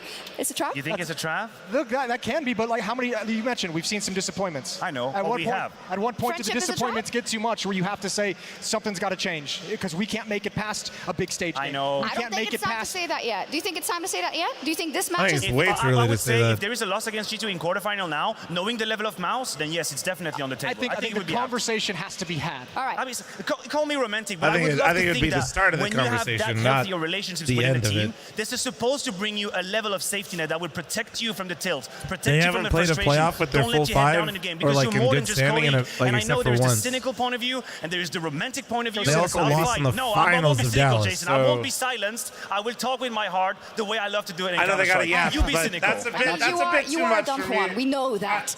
But let's see how much love there is on the server. And I love how much it contrasts with the other side. Now I'm just going to say, this is just speculation, right? But we know the state of G2 right now. We know the rumors that are flying. We all together in the cinema watched the wonderful documentary about the early years of CSGO, and we saw time and time again about how at times teams that didn't look like they were functioning would go on to, out of nowhere, really make the run they, before that, did not see possible. I just want to speak the words so that when it comes true, I've said it. You can point back to it. Look, it's possible you can't bank on that. I don't think it's ever a situation. It's not a situation you ever want to be in. I don't think if you're that team, you don't really realize it's happening until all of a sudden it does occur. But yeah, I think it's a great conversation because G2, in a sense, in this tournament, in this major, have to prove that they can still actually be a team that can reach. They have to prove to themselves. It doesn't matter to anyone else. You had Nico almost depart the team just earlier this year. That's you have rumors swirling around Monesi, who's like being actively courted by others. Is G2 still a team? Is G2 still a team? I think you think so? You think they're an actual team, Also, or are they Phoenix just a bunch of dudes who share interest, a transactional relationship that everyone shares? Or is there an actual real team underneath? I think there's a real team underneath. Okay, so now you get romantic. You can absolutely follow multiple. I got you where I want it. But the question is, how many layers are we going to have to peel off to get to that G2 that can win those big tournaments? And I think we should get a little bit more specific and talk about some players, right? Why not start in the op position? Because if anything, there might be an opportunity there. This is Monesi's very first playoffs of a major. Also, and I Torji think has been anybody playing that works in the phenomenally industry up that until they this do, point, but you do not want to be hitched to Riot's wagon. I mean, listen, Monesi is the reference currently. When you're looking at the sniper role, that's just it. He is the reference. He's a trendsetter. He took CS2 in strides. He created tricks. And I think the game plan of G2 obviously is oriented towards Monesi being strong. But you're right to mention, first playoff ever. Now, he has never given us any reason to think he's going to crumble. Whenever he's come on the stage. I remember first stage game. Bro, Katowice 2022. Yeah. Like, what do you mean? 40 kills on the first map. Like, I have no reason to doubt, but we have to acknowledge that, yes, this is, after all, a new position for m0NESY, and we also have to acknowledge that there is no win in G2 without m0NESY. Like, that formula doesn't exist. They're sold out. You cannot buy this item. You certainly can't rely on it in any sense. It would take a level out of someone like Nico and someone like Hunter that we haven't really yet seen in CS2 to accommodate for that. But you're right. There's no reason to doubt it. Torji, on the other hand, like, look, there was a period where there was doubts. He's looked good recently. He's looked better since he's come back into the roster. But can he maintain that level? Can he do it against a m0NESY? Can he match the output? I think the tough thing is the mentality of m0NESY. Have you seen his interviews where he's just like, coming into CS2, I was like, I have to play way more than everyone else to become the best opera in the world. It's mental, the kind of mentality he's got to be able to pull that off. But look at this guy. I know, and this is where I thought I was going to be romantic, but I have to be cynical for half a second. When it comes to Torji, listen, there is a caveat to it. When MOUZ have gotten to stage games in CS2, they mostly played phase. So I'm not going to pretend like it's an easy matchup, but there is a reality in which Torji and the beast that we have seen does not show up in these matchups. It's a very moderate, lukewarm, uninspired performances that we've seen from him. And listen, m0NESY is about to eat him alive. Like, I have no idea if he's going to show up. You tell me Torji is going to be group stage Torji now, I can already sign the MOUZ 2-0. The conversation is done. I think it's so much dependent the deeper you go down that roster, because some of those phase games as well that they've played, against, I think it's not only Torji who's really struggled, I think it's also Exertion. And when you think of the roles and the position and the style. Don't you dare talk bad about Exertion. Hey, you want to see him making plays, and he's struggling to make those plays against the phases. They've beaten everyone other than phases they've played on a big stage, but against the phases, Exertion struggles, that creates less space for Torji. It's true, but if we look at the question marks that we put behind the names of Hunter, of Nico in G2, we can't do the same when it comes to some of the other players on MOUZ, Jim had to say one of them, and I know that he's kind of gotten lost in the sauce of all these other great talents this year. Donk, Wicadia, whatnot, but this guy is insane. Yeah, I mean, he's an absolute diamond. What a find this was for them to bring Impact right there. The level of reliability he's got compared to his situation is mind-blowing. I mean, I know what this guy is going to bring out. Granted, probably not 1.5 rating. I'm going to dial it down just a little bit. You're really maybe scooting everyone from MOUZ down a little bit. Just a tad, Jason. But I really think he goes beyond what he's supposed to do. He's way more than just your typical anchor that does 1-for-1 in trades. I mean, he at times is brave, is aggressive. He'll go for the +1 as well when he's in this position. So I've been nothing but impressed with Yimpa. The series where he disappears are far and few between, and he's already something and someone you can rely on. Remember, he was the MVP of the only tournament trophy that this MOUZ Pro League. The core Pro League, the last CSGO. Torji right behind him as well. Sure, right there. So yeah, I mean, Jimfat's been a huge reason why this MOUZ team has been able to maintain that dangerous level that they've been able to have. They absolutely have. Let's talk about HooXi and let's talk about versus Shuhei. Let's listen. Any HooXi fans? Oh, I like that. Oh, that's a bit of a Swiss reaction right there. It's like, yeah, we acknowledge him. No, actually, I think when you take into account kind of the rest of the conversation, and I know that a lot of objective or like global fans or whatever who came to travel here probably have taken that context in when deciding who they are supporting today, but he's from Denmark. Of course he's going to have people support. I mean, that is fair, but if you're going to play the comparison game, if you're going to pitch Shuhei versus HooXi, I really think it doesn't go in his favor. Listen, you're talking about a leader, and one of your tasks is to make the most out of the lineup that you have. Where did I put my You're remote? going to tell me what Shuhei's been able to do in Gamer Legion and now MOUZ. You compare that to the trophy or the lack of at the major. There's a first player for HooXi. Like, of course, there's a case to be made for Shuhei, and a lot of people have said, there might have been a contract save in that very moment. Copenhagen Flames. Yeah? But in G2, I said. First player in G2. You didn't say I didn't say it. Duke didn't call me. What did you call me? Technicalities, but I will allow it. I will allow it in G2. Everybody calm down. Let's talk about HooXi. It is a huge job that he has. Like what a struggle it's got to be as the in-game leader of this team, because there is that kind of like chicken or the egg, like what comes first, chicken or the egg situation, where is the in-game leader that's supposed to be activating these players, or is it the tactics that the in-game leader are coming because the players are having struggles. And I mean, that's only for G2 to really know on the internal side of things. Yeah, and I will grant that there is inspiration in G2's T side. Honestly, really. I think there are moments where you can definitely see his eye for like the calls to calls, the logic that goes between I'm going to establish dominance over this part of the map. This is the timing I'm going to play with, and I know exactly how I'm going to trap you in round 3, 4, 5 behind. He's got it. I will never take that away from HooXi.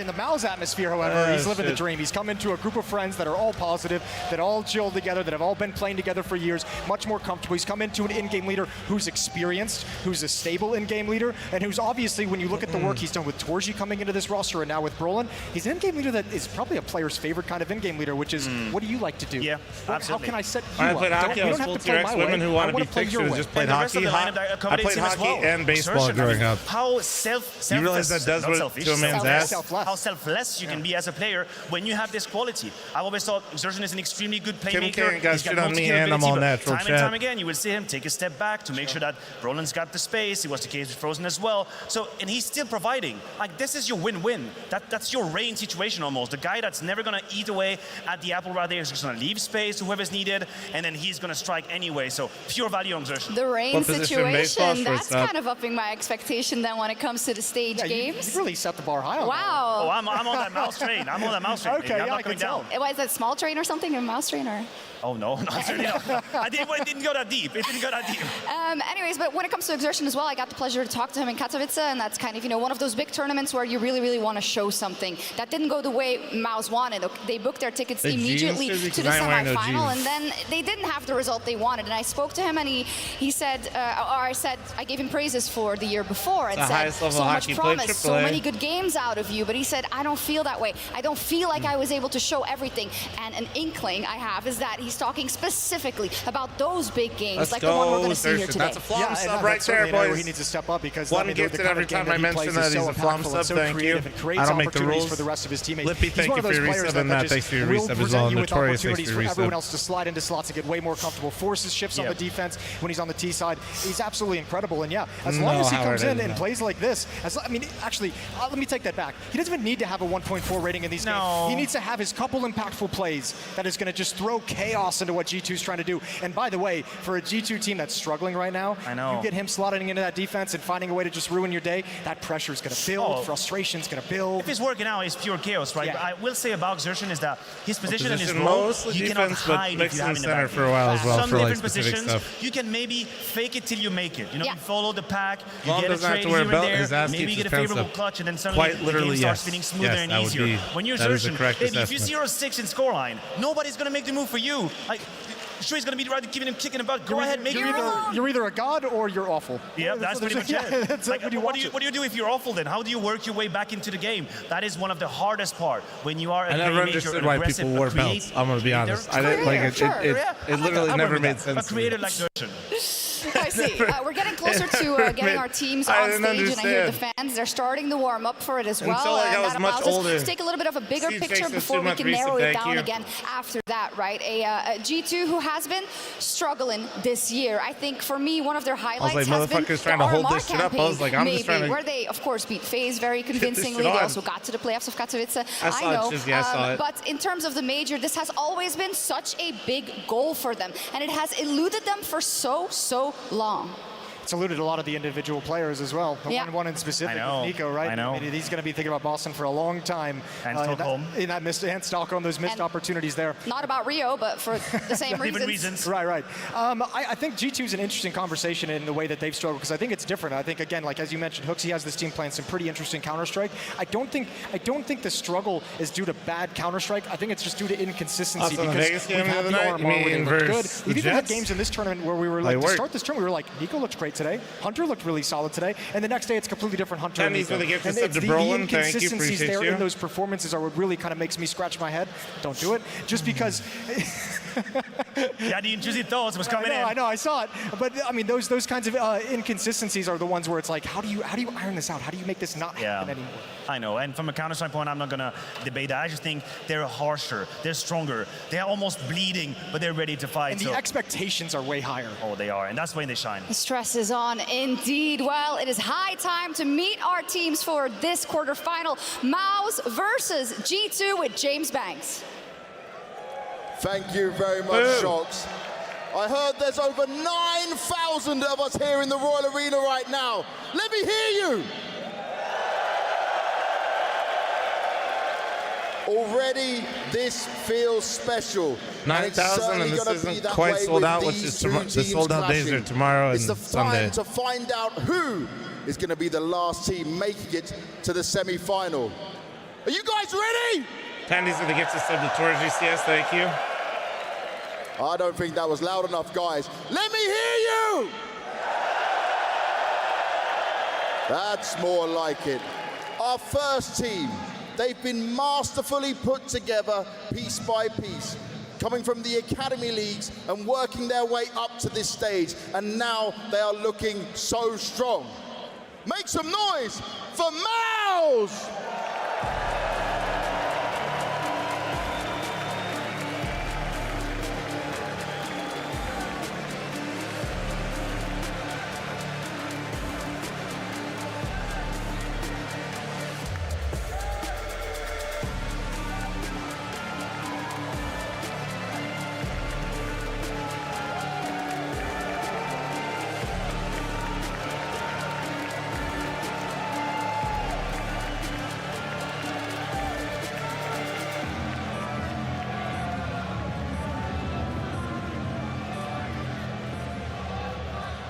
And their opponent, they've seen the highs and the lows when it comes to the majors, but they also have lifted some of the biggest trophies that Counter-Strike has to offer. Viewers? Now, there's 2 on it's all stage about right now. lifting this one. Let's hear it for G2!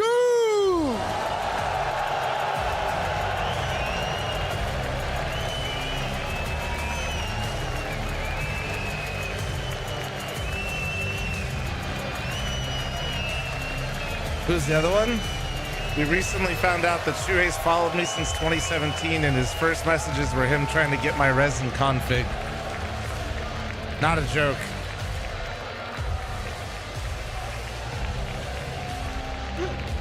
He came in chat with Zershan the other day, and I just clicked his name, and I was like, wait, he's followed since that long? The teams are on the stage. And then I looked at his Come on over messages. here. You got the home crowd advantage. Man was copying my shit for like You're years. with me. Probably not, but he was at least looking at it for like a few times throughout the years. It was weird. Oopsie. No wonder. Copenhagen, pretty special. Clearly for why you. he's playing so well, right? Yeah, that's a first time as well. It's a dream coming true, honestly, and it's just so special to be in front of a Danish crowd. And this Danish crowd is very special. But For all this guy shaking his head in his hand, grow up. Since you've been in G2. Support a Does this good feel like your fucking team. best chance to put your hands on that trophy? On a major trophy, definitely yes. And how ready are you for this battle against MOUZ? MOUZ, thank you, this appreciate is you. what it all comes down to, right? People are putting them as the favorites right now, especially after what they saw from you. Yeah, I think that it suits us G2 fine good team. to not be the favorites. I mean, and, compared they've to been playing really well Astralis. lately, so but we feel comfortable in our own game and confident as well, so we're ready. And are we ready for some G2 big stage players? Huh? Some big G2 stage plays? Yeah, that's you know how we normally do things here, so yeah. All right, I'm looking forward to seeing Assault it. thanks to the one gifted, Now, thank you. MOUZ right now, looking hot. Does it feel good to come in as the favorites? Yeah, we feel really confident to play, and also, you know, coming to the stage, we are really excited. We are young and we are really hot, and yeah, we are just excited to play here. So yeah, it's gonna be a banger game. Now, I know you're excited, but the stage sometimes, you guys have been honest with it, that it can be difficult. So what have you done? What have you tried to achieve here to make sure that doesn't happen again? Nothing special. You always have to give your 100%. It's just another game. You don't have to do anything special. So we just prepared as the same as any games. So yeah, we will see. And what do you think of this G2 right now? I mean, it's not wrong. You just got to get the experience. I think they are a good team, but yeah, we are really confident in our game style and gameplay. So we will see. We will see. Guys, the fist bumps are done. You can go and take your seats and prepare for this battle. And it's going to be one hell of a battle. Are you guys ready? Now, who's going to win this game? Is it MOUZ? What about G2? Ooh, this seems very split. Let me try this again. MOUZ! G2! MOUZ! G2! Let's kick this game off!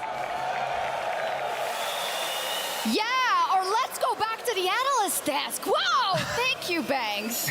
Yeah, what a setup. I love it. I actually wish it was kind of maybe him going, getting us into the game, but we do have a little bit more time to build it up, so we can't let Banks while down. we're doing this incredible build-up, I'm going to run that. Some guy we haven't mentioned on the G2 side of things. Time to build the buffer, boys. Heads up, heads up. Taz coming in as the coach, because he's been playing Counter-Strike for a long time. Any buffers? Won major championships in CS 1.6, CSGO, won a major there as well, as long as plenty of other tournaments. And if you want to have someone behind this team that gets someone prepared, especially for big stage games. Hey, I'm just trying to make sure nothing plays during the games. I've done a phenomenal job in playoffs. If people hate me for it, had needed the most work on being ready for a stage? Were they not already stage ready? Was it not already something they had in the pocket? I gotta think that the mentality of the team at a certain point was getting a little bit dark. How the team is working together, dark, and progress been made. I think you want to, if you have someone as a hype man who's been experienced with having tough moments in teams, you want to talk about some of those old Polish lineups that really struggled getting along, not always friends, not always having a good time with each other. Taz has been experienced in that situation. Oh, he knows about it. Yeah, he knows clearly about it, and I think he can do a lot of good for this team. And this is going to be a good test to see how far he's been able to take them. Yeah, absolutely. Also, the sports psychologist, of course, on both sides. We have big structures behind them. Cyclone, in that same vein, right, has a similar task, but yet being a little bit different. I know that the guys are very confident. You can see it here. Torji, we're young and we're hot. What's that logo on the back of the jersey?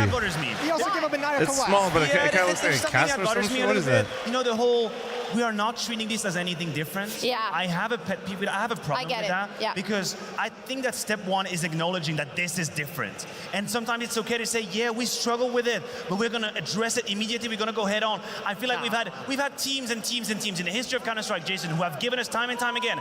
We just treat it as a normal game. And lo and behold, it happens again.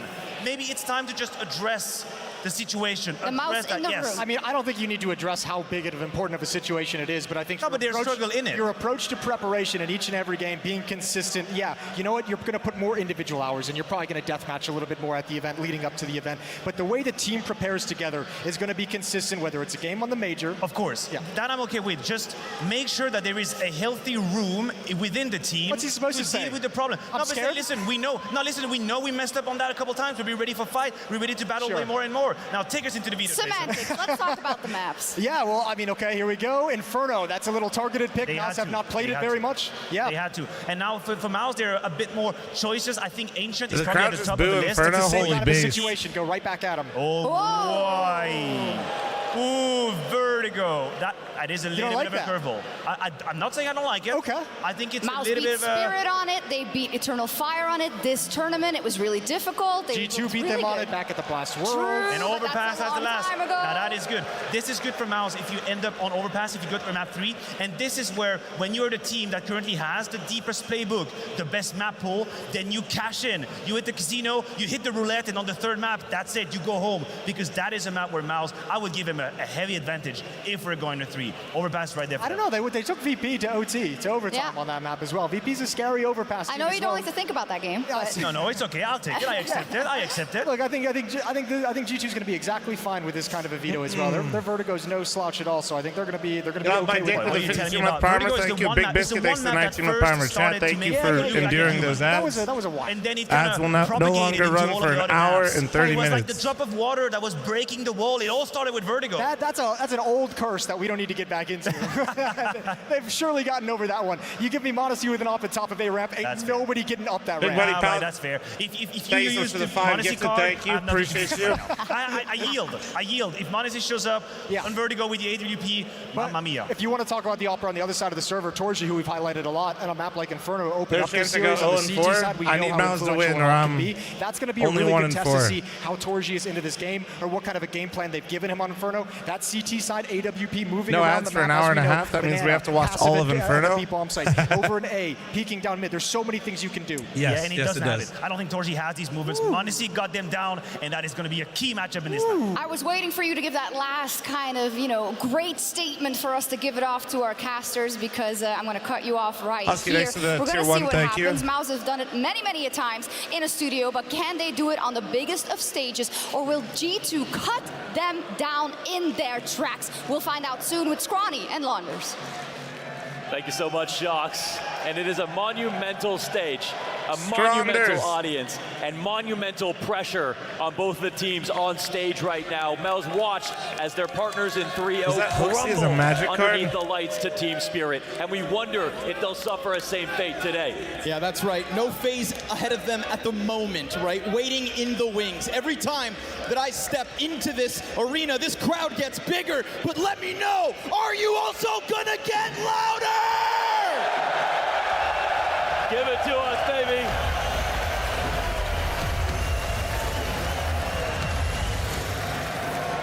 Come on, into Inferno. MOUZ and G2 on what we've called the easy side of the bracket, right? There we go. Yeah, the Everything easy is side. stacked so far here in top 8. But after what we've seen Thinking yesterday groups, and at the honestly, beginning of besides today, Spirit, we MOUZ have is no playing the idea best CS. if people are going to play to But expectations. the stage levels out everything. The moment Spirit Salute, get thanks for the eliminated, 9-month right, you know primer. that Thank you. tremor Appreciate you. On the MOUZ camp, that swift reminder that a 3-0 doesn't mean much if you don't show up on game day. And they've been waiting for game day. Sat back and anticipating G2. Shout out Match It All Gifted and looking for hot It's a girth quick oilers. idea already out of MOUZ, and G2, well, we know that they love Goes for you as to well, pull off YouTube these chat. execs.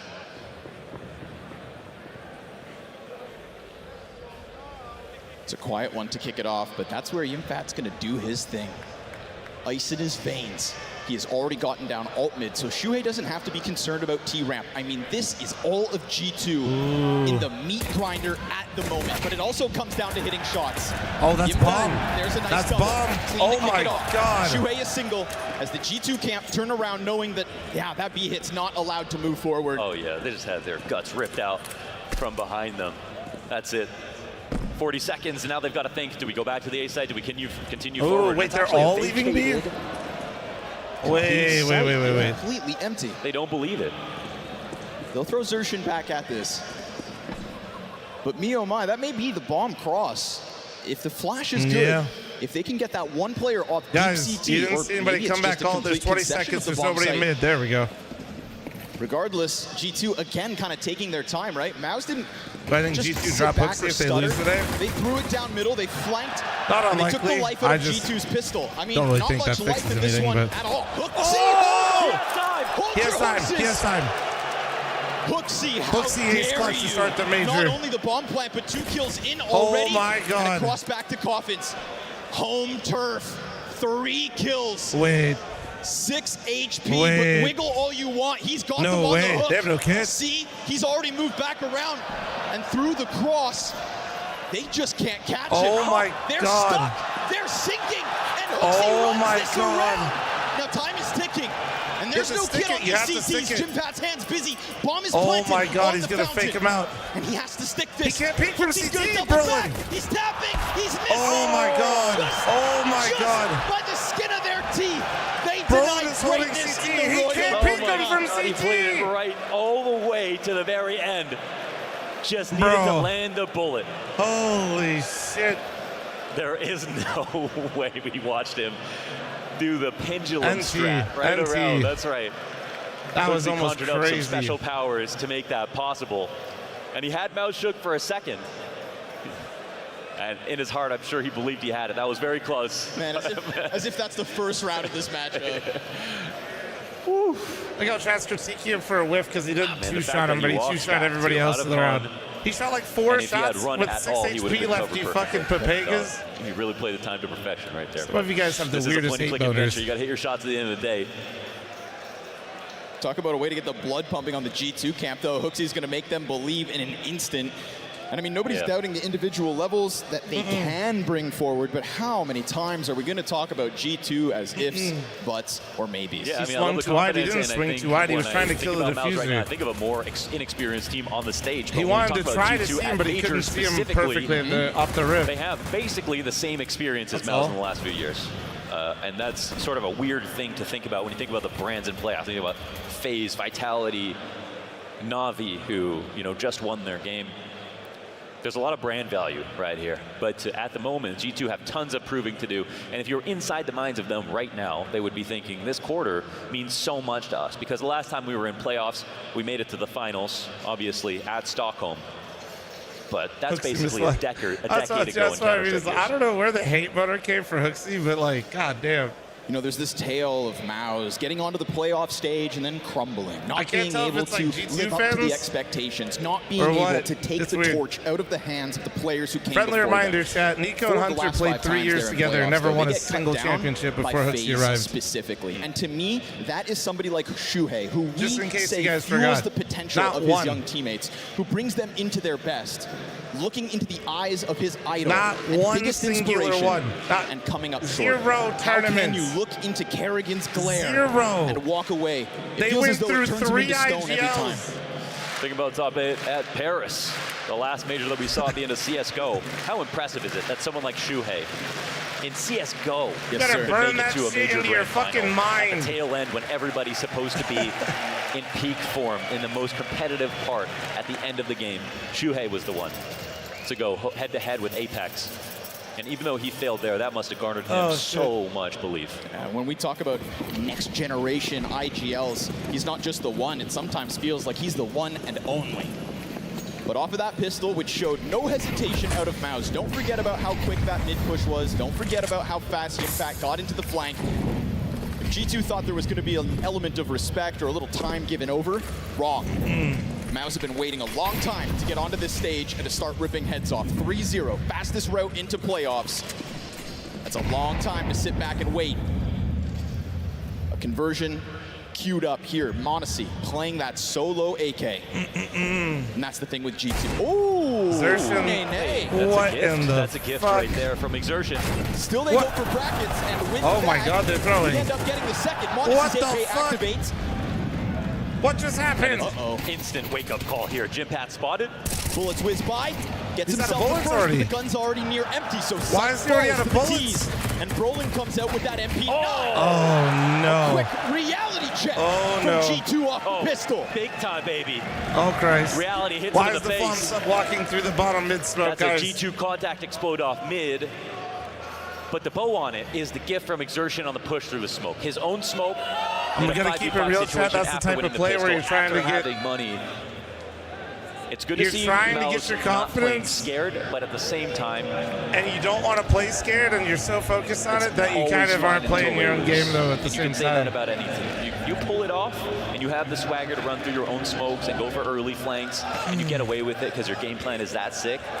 Then it looks like genius, not madness. But in that situation, we got to give some credit here to G2. They capitalized, they punished, and we have to see what their game plan looks like because we know what they can do on Inferno. That's the spot. There we go, wrong side. Not only do you catch the banana flank, which obviously suddenly Man, makes hold up the MOUZ worry sponsor. about He's the like, opposite fuck yeah, side of the map. crypto, They still baby. just went for brackets.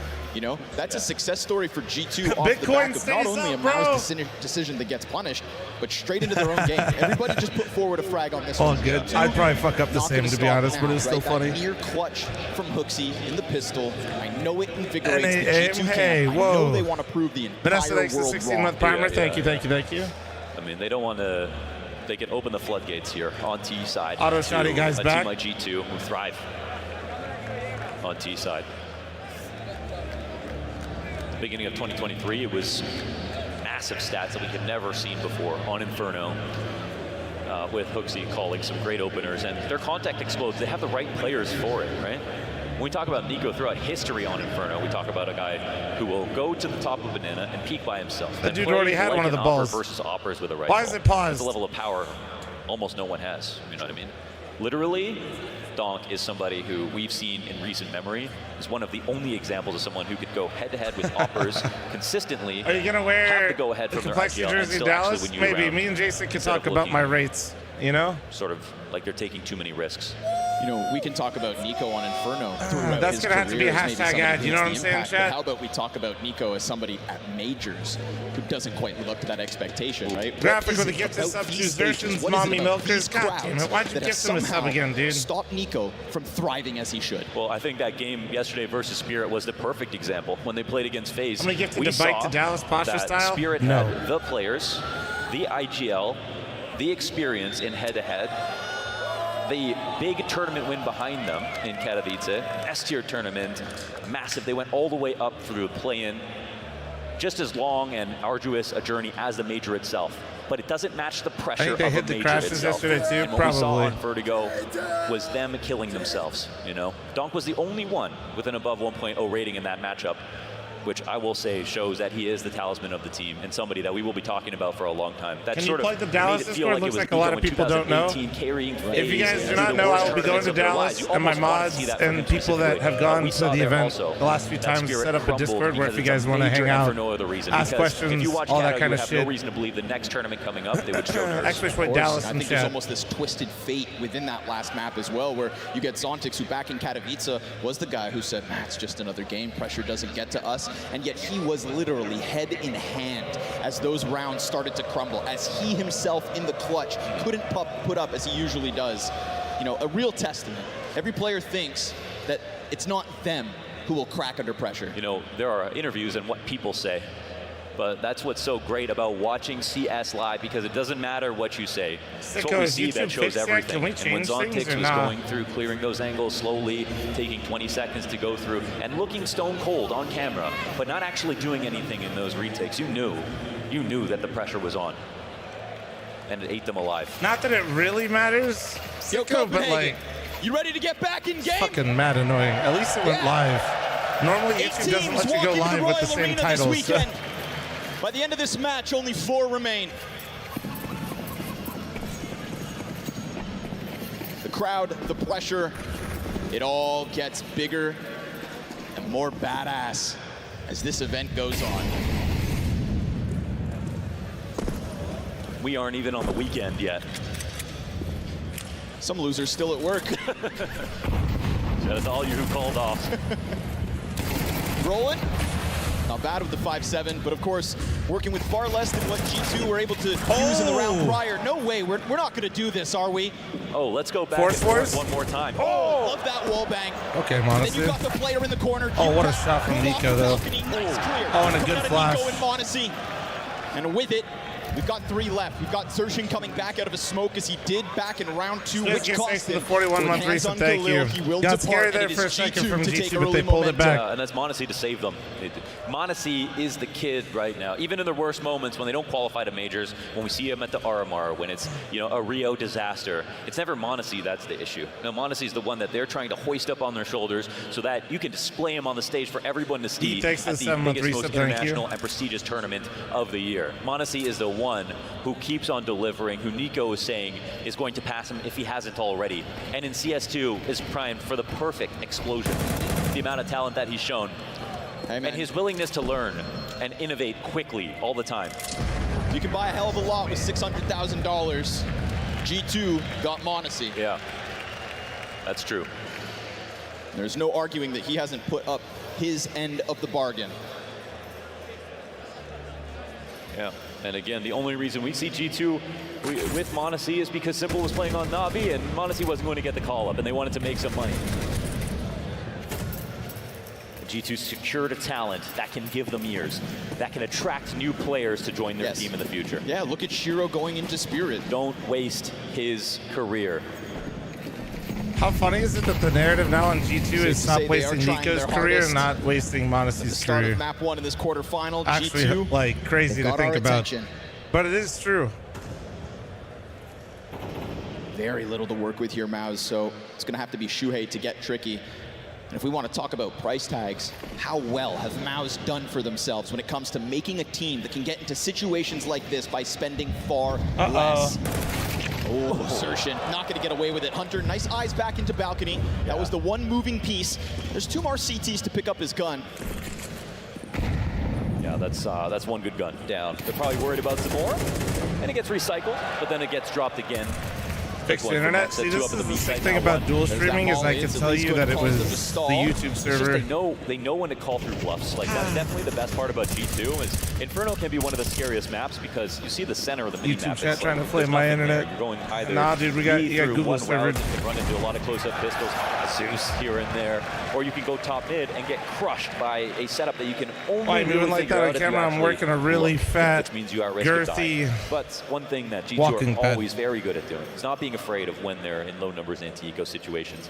On T side, being you never got an issue? Yeah, it's probably a certain Google server that just went down. And I mean that. You know, when I talk about people like Nico and Monacy and Hunter, when you got them entering, they could kill 6-7 guys, okay, if they only had pistols. So they're consistently good at winning low number situations on this map. Such a top-heavy team. Factoring the heyday of G2's Inferno too, right? Off the back of T-sides, if I'm not mistaken. This aggressive stance that HooXi clearly wants a piece of. Oh! Making a name for himself inside of the B site right now, but look at it. There's not much behind it. Stage presence, baby. No rotation. G2 off of the back of who other than HooXi. My the captain here of G2. On the stage, leading from the front, great entries. And this is another special of Inferno. You get those 2 kills, there's no hiding it. There's no tricking you anymore from the CTs. There's no like 3-mile away flash that you can send into the site to make them feel like you've actually got more people there. You know when you kill those 2 players what the whole setup is, that there's no one there. Kerrigan and HooXi both getting Danish buff, dude. Flashing. If you didn't see that, it's over. So much of Inferno comes down to that behold. Shout out HooXi one time for cracking it open with the MAC-10 then. And, you know, beautifully, poetically, as Denmark has so few players in this playoff stage, we think, but they've got the big brains in Kerrigan and HooXi. Look at Kerrigan's performance last night, map 3 versus Spirit. Fantastic stuff. And to kick off this one, HooXi's right there. Another couple kills on the scoreboard. This guy is 9-2. 9-2 right now. God seizing damn. the day and this golden opportunity to hit back another young batch of upcoming players. Well, we saw Roseman Concrete on the pistol rounds, but now it's fully blossoming here. No head armor, bro. Showing us that his aim is on point. And when we talk about them being a top-heavy team, well, if you get the rare HooXi carry on top of that, that can be enough to break your backs. Big smile on his face. Ooh. Tac pause in for MOUZ, and that's a well-placed tac pause, I think. You do need to talk about things right now. They just lost to a MAC-10. Literally, at the coach, top get of on the B mic. with minimal Guys. support. I mean, HooXi was looking for 1 frag Fucking to set the map up to destabilize the CT side, so there's 4 players on each side. And then his team is still happy. They can make do with that space. 4v4, that's We're where the losing CTs lose all to their fucking advantages. So that's where the HooXi. rotations get even harder. And yet, King even Booty, thanks to 26 with now primers. they've got a Thank you, problem thank you, of, thank you. We know what they're going to try to do, but now they've got X Factor in the name of I HooXi saw what you said, by somehow. the way, thrice about the It's steps. a rocky start Good to for hear, MOUZ dude. as well. Weird for Shuhei to try to get his finger on the pulse. We go from winning pistol in a zany HooXi attempt into pause, extended time to stew in it. Now you've lost the force buy, then G2 convert. So nice to see a timeout used early. This is a chance for Shuhei to get into it. You'd be foolish to write him off as a caller, despite his age. 3rd youngest average age at the major is MOUZ. Yeah, no doubt about it. We've been casting him Spirit's all the way probably since the younger. league Who else is younger? We knew it was only a matter of time, and it can be hard to predict, you know, a player's career. But when it was MOUZ NXT to MOUZ directly, you knew he was in safe hands. You know, the org was going to take care of him. They did a great job with their academy lineup of helping their talent prosper. Well, what do we have here? 3-player B Oh, setup. Vision, gotcha. T-Smoke over top, and guess what? Can we get much higher? A little vision for Brolin. The Swede atop his tower, but no action behind that. So instead, it's going to fall in the apartment's control.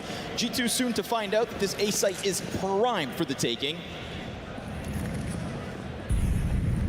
Once again, they don't fall for it. Yep. It was all a ruse. And that's the thing about Inferno, is that you're constantly prodding to get a response.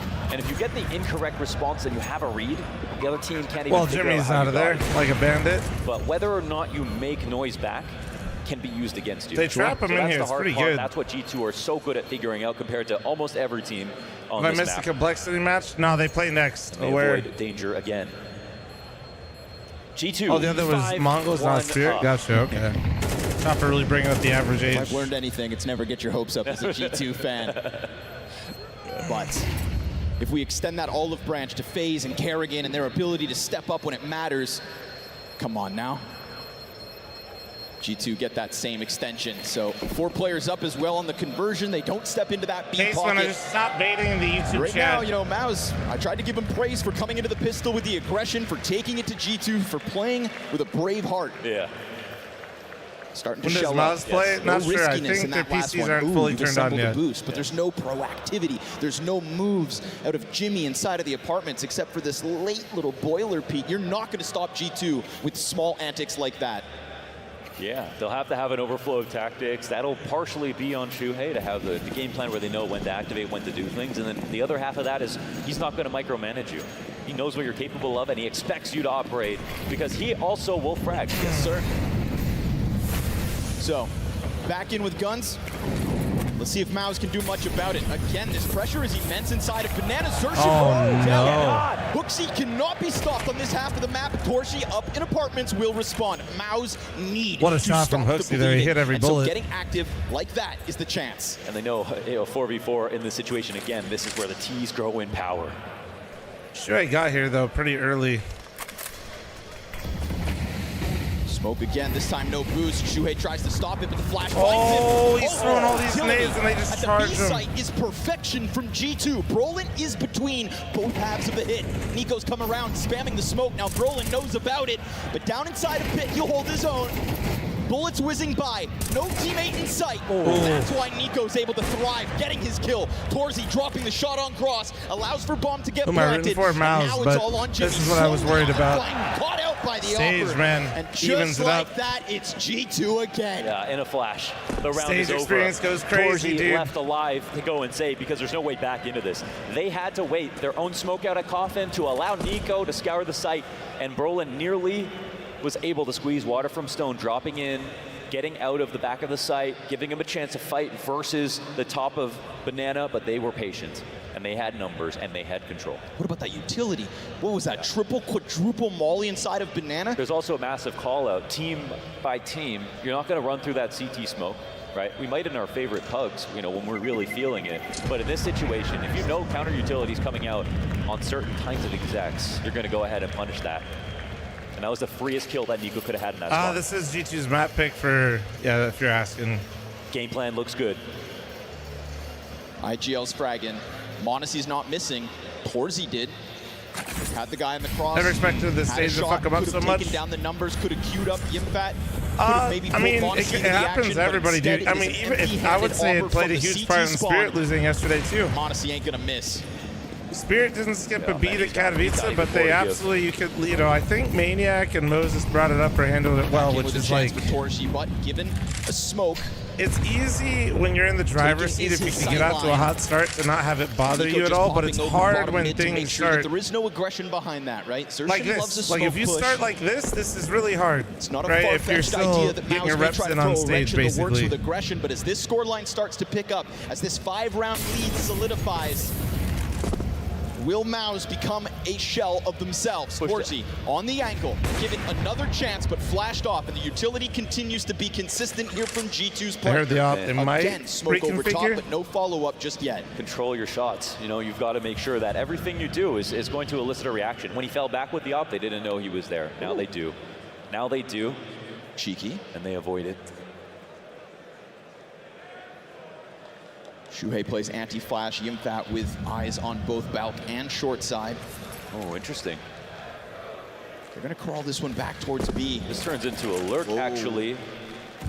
Horji in the open, smoke goes up. Nico was back there. A matter of milliseconds to keep his vision. And now we've got the exec queued up yet again. One molly. That's it. One molly over top, 2 defenders in the site.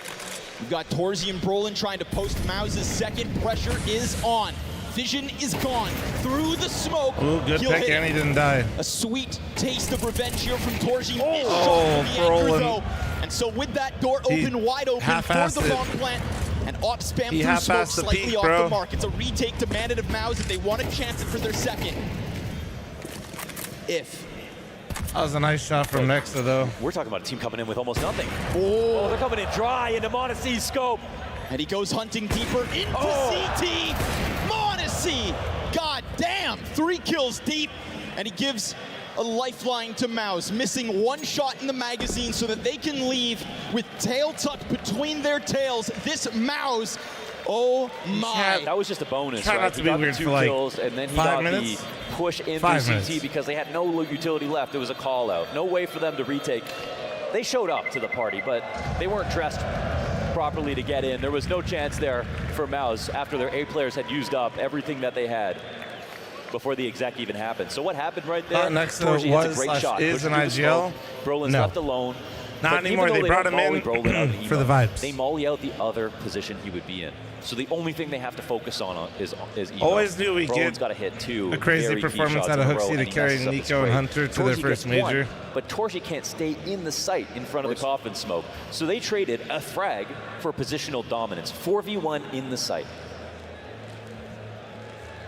Obviously a good trade.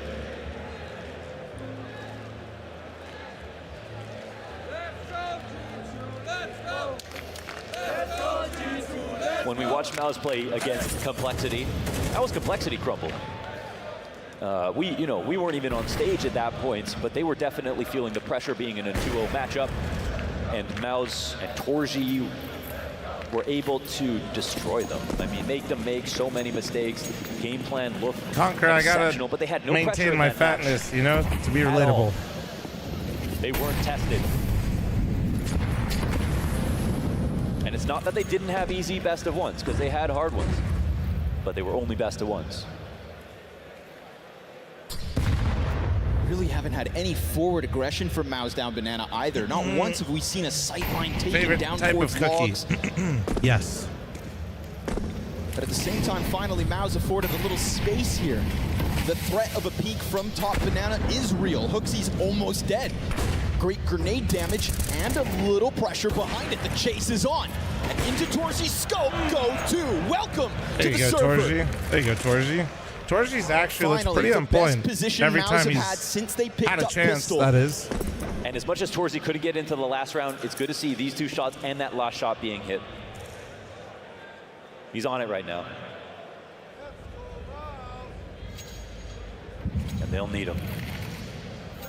And I'm going to tell you right now, this round is not over. 3v5, but we talk about map control. And No, we have honestly, my MOUZ favorite in the cookie same is like position. undercooked, So yeah, we or know like secret to both underbaked squads. chocolate chip, but between like 2 of them last night, they got 1 semi-sweet. kill. Okay. 3 Not- players coming in. Not One milk won't be chocolate. enough. Please, semi-sweet. The love of God. Preferably Brolin chunks and as Zershin well. this time, no op in the equation. Zershin toying with the smoke. And Brolin wants to pop this open. Timing to a T. Sees the back turn, but oddly doesn't get the kill. Hunter just making it away here. 10 seconds is a great chance for Zershin to pressure through. Trying to come over top of the coffin, but there it There is. you go. Shuhei There you picking it go. up. And finally, There you a round go. that MOUZ can be proud of. Finally, some energy, they're able boys. to walk Get to down a B 5. site and show us a little There bit you of go. life. And they can take a little sweat off their forehead now because they Let me survived a smack my ass. situation that shouldn't have been precarious, but could have been, reasonably. No kill at first, but they kept those smokes open, which was huge. And that's a great way to start a retake, even before the bomb has even been planted yet. Nexa had no way to safely put it down, even on the opposite side of an impenetrable fountain, and MOUZ will pick up their second round. Buy-in Bomb again subs are here, good as- yeah, obviously, sometimes. for G2, who have more cash than God. Sometimes. MOUZ will have to show up a little bit more if they want our respect, says Hooksy. All right. Hooksy taking it up to himself to get aggressive. Shuhei may not be ready, and he's Ooh, not he able to almost got 2 respond out of that. either. Nice aggression from Hooksy to set up the trade frag. That could have been a one and done. How aware are they of the entire court? No, Nico, Zershin. nasty, hiding behind it. Oh, bro. Taking the edge back into G2's hand. The money here from MOUZ could get Now they're shattered. gonna aggro in the And next. look who's not speeding up. They got really, really Oh, good wait, positions, wait. not overplaying. I like this. Oh, But again, they get away, and again, they will set their eyes onto the B side. Oh, that's a Ooh, huge find of from course. Brolin. That's a huge find Through the from edge of the smoke, Torji. he'll reopen it, but the nade goes a little too deep, so still discreet is the approach of G2, unbeknownst to MOUZ the numbers. Bomb plant here on site. Eats the flashbang. Can't move through. Actually so sick. But then he knew. Brolin comes back at it though. Good move from Not Brolin. wasting time to get into the mix. Monacy trying to clutch out from Banana. Dives back around it. CT soon to be challenged.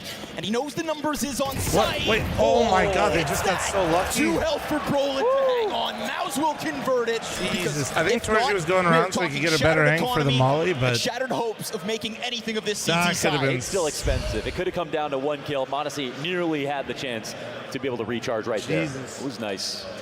A very nice attempt. And he does the most in that round. Again, denying the push through on Coffins by flashing before he goes to check Banana. This is actually because people are flashing through the CT smoke. And it's a wall bang to save Brolin, who stays alive, gets a couple of kills here.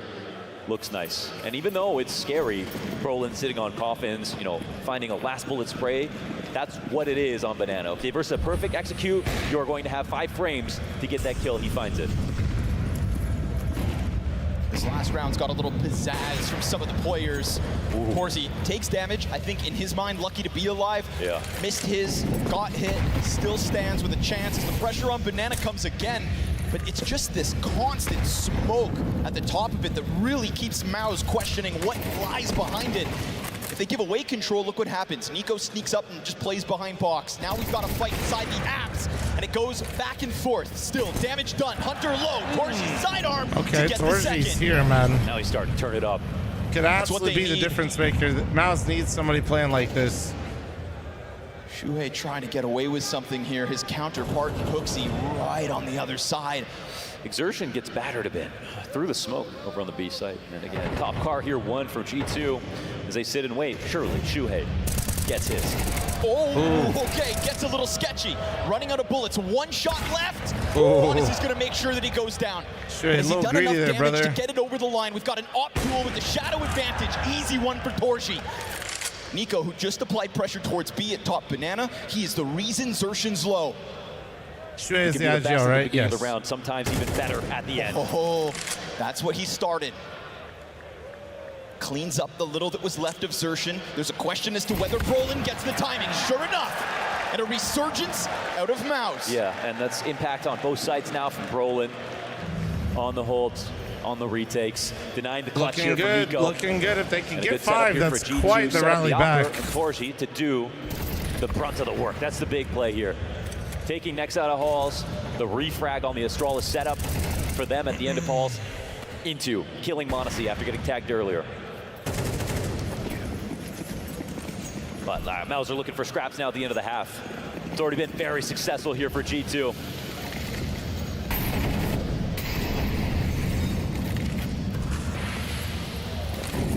This round decides if it's a disaster or just a mishap here.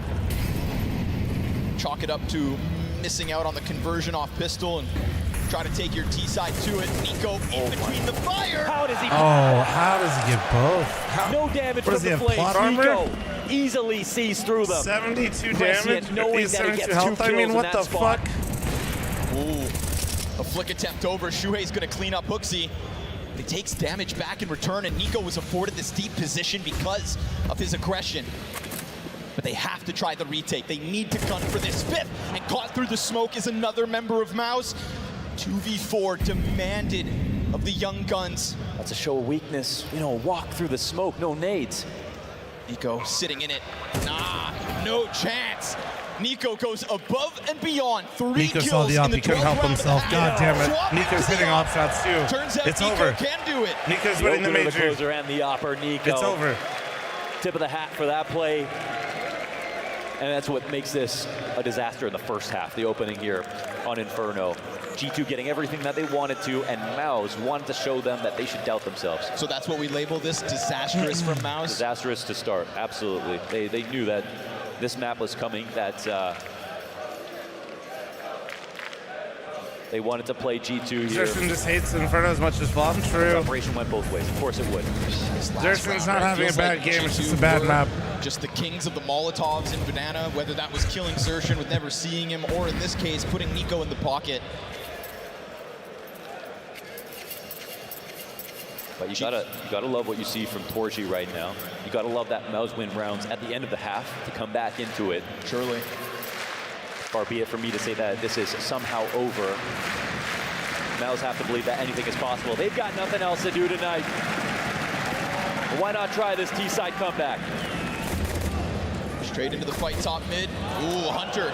Nice peek out, dodging damage and just clipping. What do I like Hunter just called? I killed one? Question mark? More. Deal with Shuhei too. So sure enough, MOUZ getting picked apart. Pit player takes the gush. Hunter, it's a triple kill. Hunter going still crazy, fighting, but dude. The fourth is too much to topple. Torzi answers with a double. They've got 2 CTs on the other side. MOUZ need this pistol. Having won the first and being unable to convert it, but Torzi's not going to cover that bomb plant. Instead, he is looking for a fight. You know they're going to go at your boy. He is the hottest piece of MOUZ at the moment. An ugly duel inside the bomb site. Jimmy got one. Queued up from the back of the bomb. Almost. Oh, he goes at the hands of Nico. G2 playing playoffs quality counter-strike. OP Days, the 2-month reset. Thank you. Appreciate you. 9 here, and Who am I rooting for out of the two playing? I had MOUZ winning the major because I was fully cracked out of my mind. This might be so a I guess bridge MOUZ. too far for MOUZ here on map 1. It will take everything and more to sustain, but we are not getting that 1v2 clutch out of Jimmy. You know, you are expecting that. I figured no diamond coin anyway. I might as well shoot my shot, you know? Since joining this team within the last 6 months, it's unreal. You know, in a story of unbelievable rookies, he might fall to the wayside because he doesn't get #1 in the year, because Monarchy has a G2, but him coming into G2, or into MOUZ, excuse me. Livy's the gifts and stuff, just silver coin, Raffle, thank you. Him at Pro League. You can't say I'm a jinx when I did pick NA to literally win the major and they won the major, you know? So aggression from G2 out of some Banana. people got it, some people don't, you know? This force buy. If MOUZ were hoping to do to G2 what was done to them, it's gonna need to be the 4v5. It's gonna need to be with an absence on Banana. My gamble was that if MOUZ can get over the stage, we need a world-class. They will be the scariest team in the playoffs besides like Spirit. They've got a stake. But then same thing, you know, it's like the stage is a leveler, you know what I mean? I didn't really feel confident that Spirit would for sure beat FaZe. I felt like they were the favorite, but scouring over towards the grave stairs. Now that it's just crazy, dude. Back turn, easy that flash wasn't even close. The flash was so shallow right there. Homie just got sent into his death. All right, so we're definitely just GG go next, or what? Alone, as he has been all map long. They're coming out down. G2 will not leave this to chance. G2 will give you no room to work. That's not even beating out the MP9s. They're coming in on the flank, coming out of every choke point, yeah. I don't see any way that G2 loses this. Had a chance to cast and watch him in playoffs.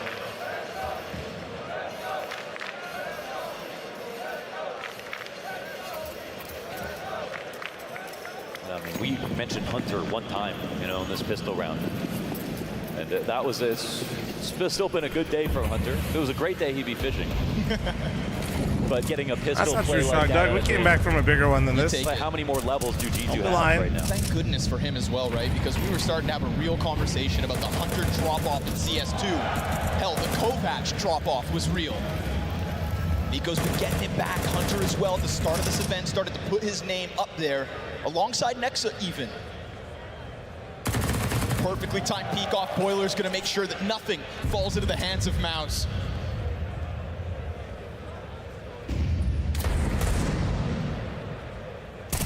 G2 looked to stun here in quarterfinals. Inferno, you're right, it was harder. 11 rounds nuke for G2. Valid point, actually.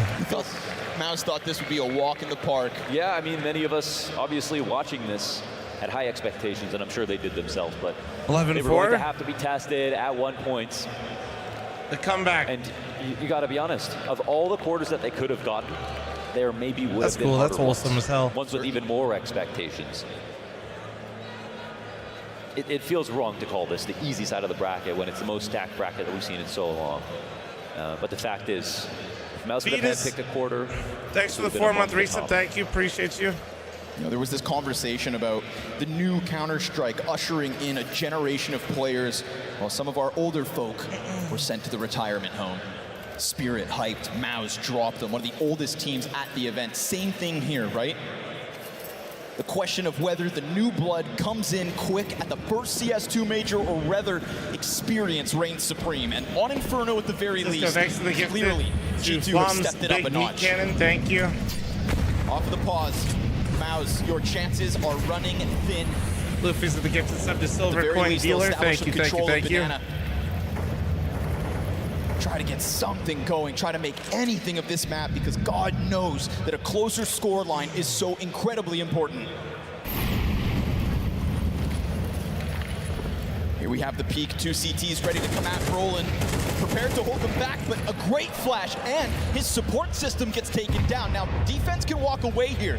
Still working with the lesser weapons. Stepped up, and Roland did a fair amount of damage, but he couldn't kill either. It's the ideal tactic. Use a couple of grenades, I wonder if he got kill, fucking... no refrag, maintain map control, abstain from another fight. I wonder if he caught a flash? Forces G2 to show us what's next. They have to come forward. Where will they do that? They just don't look quite as threatening. Rotation's a little bit more active here for G2. For MOUZ in that first half, they got calcified quickly. Dude, thanks to 21-month partner, thank you. Getting ahead of the hit though. m0NESY setting up teammates. Nico low. Can he do it? Can that MP9 come flying out of CT? Will MOUZ have anything to be proud of as they walk away from map one? Roland, it's an entry. It's a flash out and a double. HooXi's MP9 knows no bounds. He has been the kingpin of this B site across both halves, and m0NESY maintains a little control on back coffins. Yimpat may have to go fishing. Do they try to whittle down numbers before this inevitable retake comes through, playing to secure the 12th? Setting up Torji. Molly missed. Right now he can hold on to his position. The flash will find him. That'll turn his head away. Nades start to rain in. Bomb beyond the halfway point. Yimpat looking to hold back. He's going to have to get both. There's the first. And as he gets into the cover of the coffins, back around the cover he shall go. CT insight shoots off, but just can't hit him. The Fit keeps it cool. All right, Jimmy, all right. MOUZ's Fit. Okay, Jimmy, I see you. To 11. It is, but that's a good early sign here. Yimpat getting a clutch. That's why they signed him to this Launder's roster. basically saying that's where it can they begin. did something. This is a good sign. We talk about the Kovacs because there's two of them side by side on the stage in front of you right now. Jimmy Salo, not the first Salo to turn heads in the major playoffs. His brother, Sergey, led by Alexi and Ens back in Kato of 2019. Another young player from Finland that had us shocked. Yeah, and he was the star of that team. He was the star of that team back then as well. Into what some could argue is an anticlimactic walk away from Counter-Strike. Jimmy, his brother in blood. I don't think you walked away. You got called in for military service, I think, right? Again, the utility that just seems so incredibly sharp from G2. Entries or holds. They've just got MOUZ blind. That's an amazing spray transfer out of Nico. Who's Jimmy's brother? Sergey. From Ends, easy friends. That made it to the finals with Alexi There's no guaranteed they get the round. m0NESY will spot one. Highly anticipated this A hit. They know exactly what's up. Hunter's gonna tuck into the corner here, forcing MOUZ to push through smoke if they want to stop him. m0NESY, that is the second missed shot on the approach. That is, or could be, the difference between 12 or MOUZ's 6th. And as Nexa comes back from pit, Hunter will be toppled. It's Hunter, it's a team kill. It's Xerxin to shoot Torji in the back. Xerxin's just trying to kill anyone he can. Once again, looking for back-to-back 1v2s. Oh. He can go anywhere. Oh, missed jump, not ideal, but that's at least they're not that God close damn it. just yet, working with 28 HP. It feels like because he wasn't able to get that move, for all he knows, they are right there on the smoke. So this backfired he's gonna dramatically. Make himself small, tuck and hide and hope. Hope to God that MOUZ are able to just hold off a little longer. CT's inside of the site. They're starting to make sound. They've got smoke for the bomb. He pops up, and Jimmy closing that distance. He gets found out, but time. He got it. It's not Well done, there. Jimmy. And so Jimmy the new Well done. He had no kit. He had no kit. He's gonna keep MOUZ together in Oh this one. my That brain God. is pulsating right now. Oh He had to go to the back of my the site, missing God. his jump up G2 into in the bomb, coffins. baby. Excuse me, into Graveyard. Two places where dead people go. A nice one from Jimmy. Maybe it was all planned from the beginning. And that's what makes a good clutch player. It's not having this camera's a little too base while I'm walking right now. The best play. And additionally, on top of that, okay, can we just stay upright? I'm going to start leaning. He wanted to play graveyard. Could have been a good spot for him. It was only time that allowed him to win that. I'm literally like this because he wasn't playing to defend the bomb specifically. PGL knows I'm on my walking pad. They're trying to take me out. Chat changed my mind. The fact that he could have gotten to big hits my fucking mind after the bomb went down, but chose not to.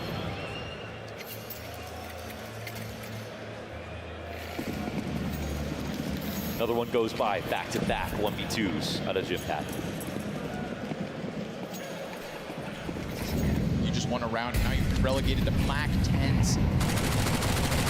No, it was... It's Shuhei today who we talk about. It's Kerrigan who is his idol, and it was Kerrigan who said, even if you're we got a minute because it's Inferno here. Appreciate all you guys watching it. If you guys are new, don't forget to follow. Your inspiration, you better be able to bring back if you guys are on YouTube, don't forget to like the strum and that's sub what's to the channel. demanded of Shuhei at the moment. No more timeouts for Cyclone to try and get in to his. It's just I knew I had time to plug that because, you know, Inferno. It is 5 players in the server from here on out. Little utility over the top, just the pistols to get through. Finally, what feels like respite here for MOUZ. A chance to catch your breath. A chance to see that score at the top of the screen, tick up by 2. To find confidence and to continue forward with a little bit of momentum on this T side, to keep things close. Those last 2 clutches were simply for hope. Kind of feels like the responsibility bounces from shoulder to shoulder. You know, in a game like this where things are going wrong, you have to rely on somebody, a star player, as you look around to just save us. Torji, get a 3K. Jimpat, get a clutch. You know, and then it goes back to Shuhei. Once his troops are imbued with confidence, they believe in themselves as individuals, then Shuhei can use them to be their best selves. And now it feels like this next round is about him once again.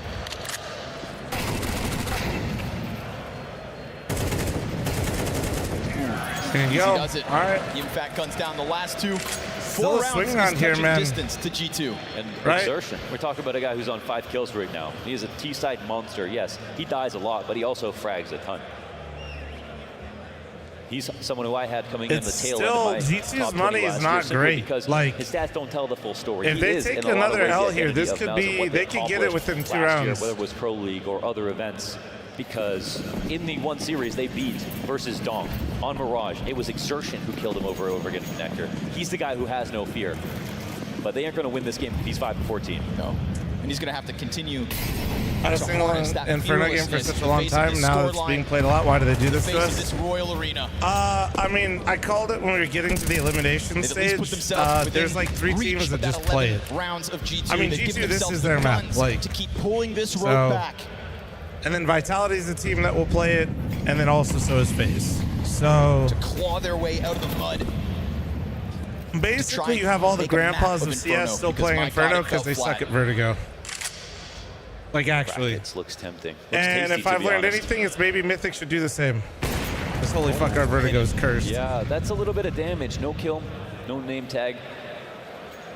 Just thoughts here for G2. What does this mean? How easy it I think that last Vertigo game actually made me realize we're just cursed on that fucking map. Closer to A. Will they get there before the rotate, right? Hooksy's coming out of Arch. Oh, the Mac 10. It's Shuhei to throw caution to the wind. But remember, Brolin softened up early, so as these 2 rifles fire towards sight, he comes through. Oh, what a double up from Brolin. That was sick. That was so sick. In the face of a challenge, Brolin goes right in. And now Nico is his counterpart to take it back from mid. Swapping over to the AK to get numbers even. But just like the last retake and Yimfat's clutch, there is a question as to where MOUZ could have gotten off to. And a question as to whether they want to take this risk. And sure enough, they turn their backs, they run away, and they offer MOUZ an 8. Oh my God, some parting shots, and this is the round. MOUZ, they get into the A side early. I want to give Hooksy so much credit for that first half because the way he cracked open B, the way he got one survived after one player died to Torji, then took over the site.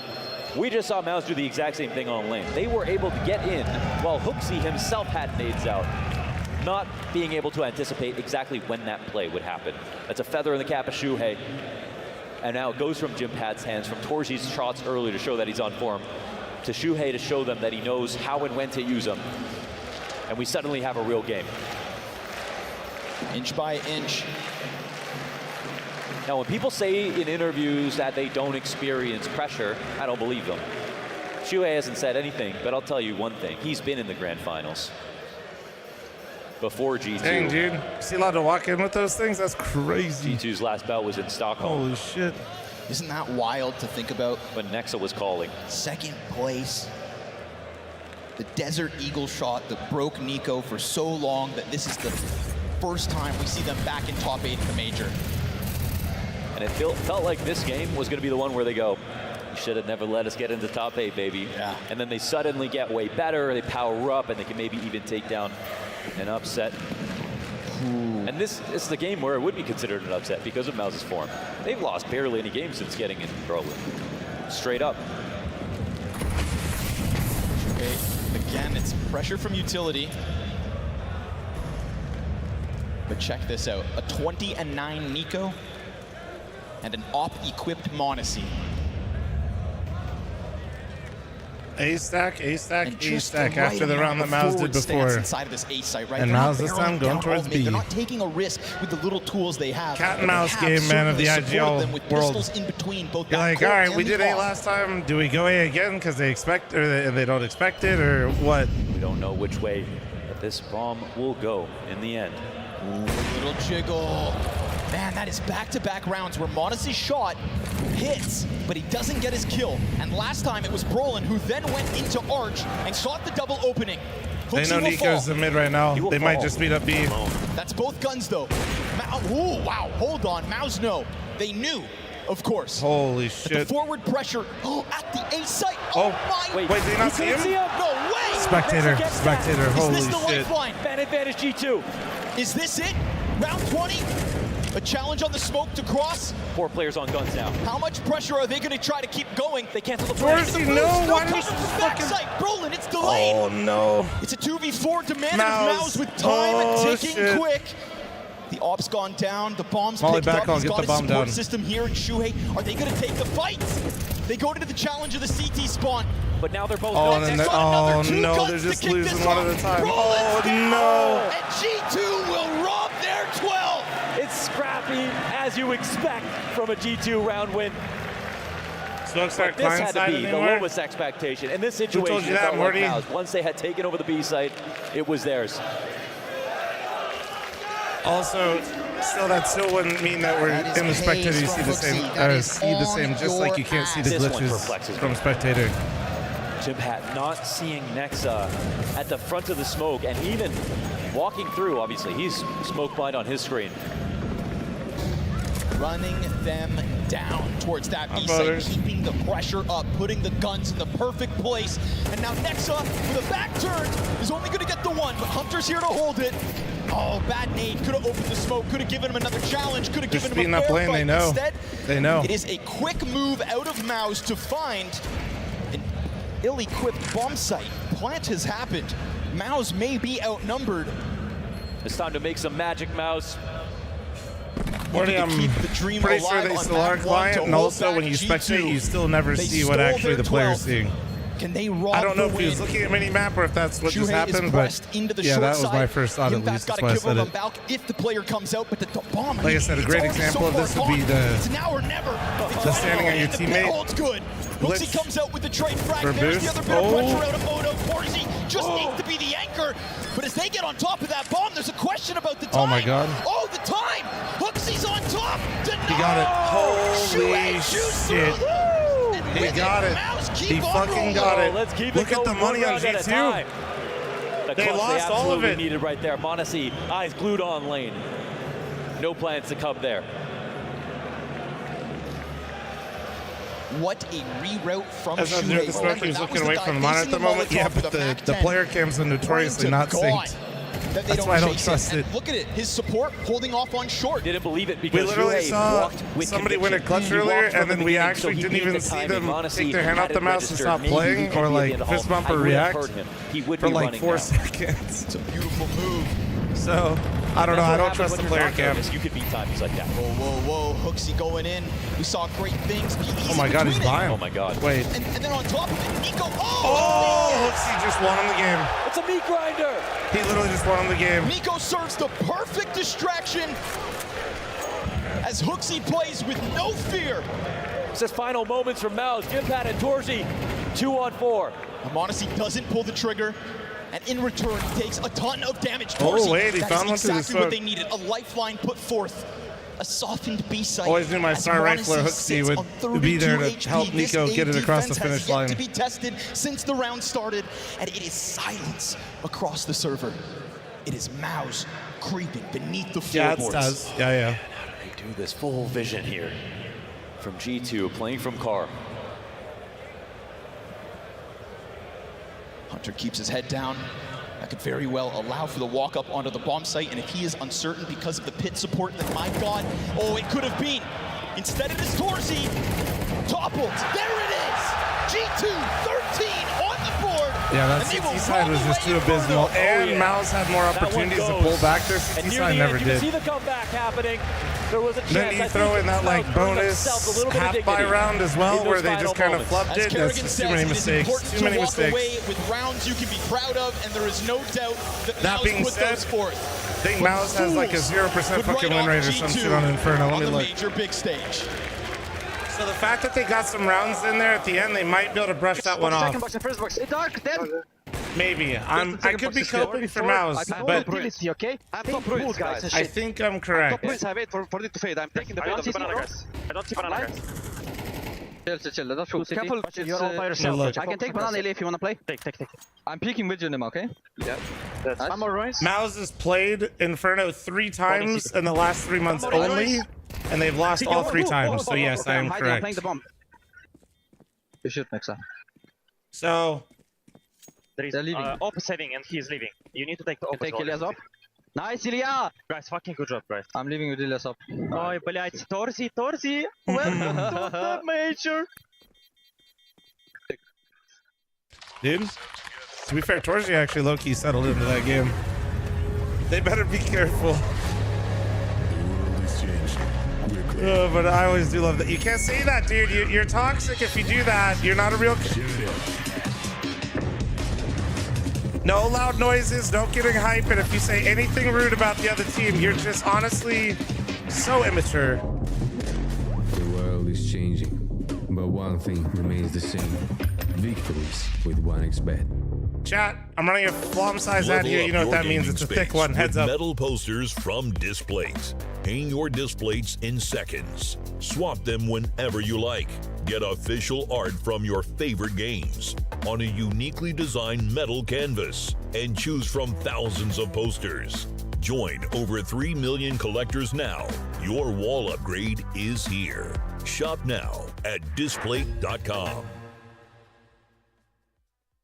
This is Imagery Site team. Nice. Boosh. Marvel with the tier 3 3-month reset. Thank you. My God. Alright, treadmill, yeah. I gotta make sure I put like a /S or something at the end of things. I don't know, like maybe I'll just start saying /S out loud. That's not terminally online, right? Yeah, what's popular? It's Kilmatic with the 5 gifted. Thank you, appreciate you. But ASON spent all the money to make the headphones good. Thank you, Kilmatic. I appreciate you, brother. brother. No money left for the commercial. So I'm gonna need you to head to ASON.io. ACEZONE. Yo. Code PGL, 50 euros off. Got some headphones. It's now or never.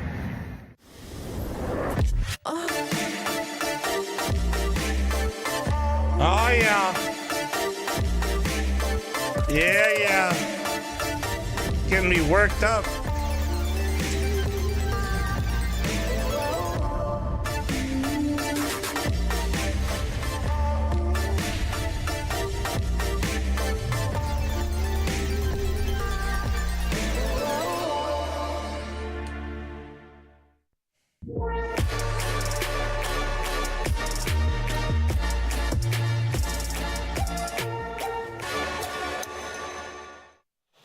Well, G2 may have limped their way into the playoffs, but they're standing on their own 2 feet so far on this stage, shellacking MOUZ and giving them something to think about going into Vertigo.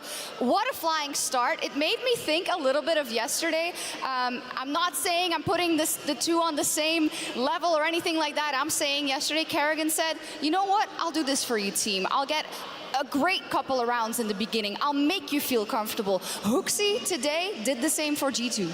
Definitely stunning work on Banana. Absolutely stunning from HooXi. And if you're talking about a game that has high stakes and pressure, what better than have your leader lead the charge like this and finds you multiple occasions, multi-entry kills. He completely decimated the defense of MOUZ. He put them in their shoes, in their real shoes on the B side, made them very clearly that you would never be able to allow. But I'm going to say this all unraveling for MOUZ started in the pistol round. And I don't really care that HooXi doesn't pull off the clutch. He put them in a very stressful situation.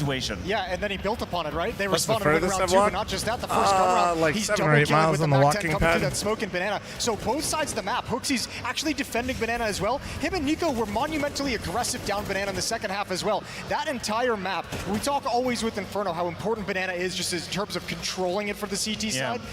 Dude, G2 owned Banana on both sides of the map. I mean, listen, for MOUZ, there was nowhere to be. Like, I have to say, not only was the utility plan from G2 close to perfection, and anytime MOUZ tried to be a little bit aggressive, they got blocked between mollies, nade on top of that, were forced to commit to fight they had nothing to do with, and when they tried to play by the rules, you had flying HooXi through smokes, you had Nico being pushed over by his flashes. It was impossible to play. Freedom and units here, absolutely, look at the scoreline, 43 kills. Look, if HooXi was supposed to ruin Nico's stream at a major, right there, he's up with him, building that stream. Of course, you would love m0NESY also to be up there, but I really don't care about that if you're G2 probably, right? Nobody caring about m0NESY's scoreline when you got Nico. Am I held live in later? Because look at the game plan. Right out of the gate, G2 made this a recovery mission for MOUZ. They went up so big, so fast, that it was all about trying to just scrape together what you could. And I want to take a look at round 1 more in depth and into the psychology of this one, Maniac. Yeah, I think this was a very important moment for G2. You look at the start of it, and it's MOUZ being on the offense, on the aggression,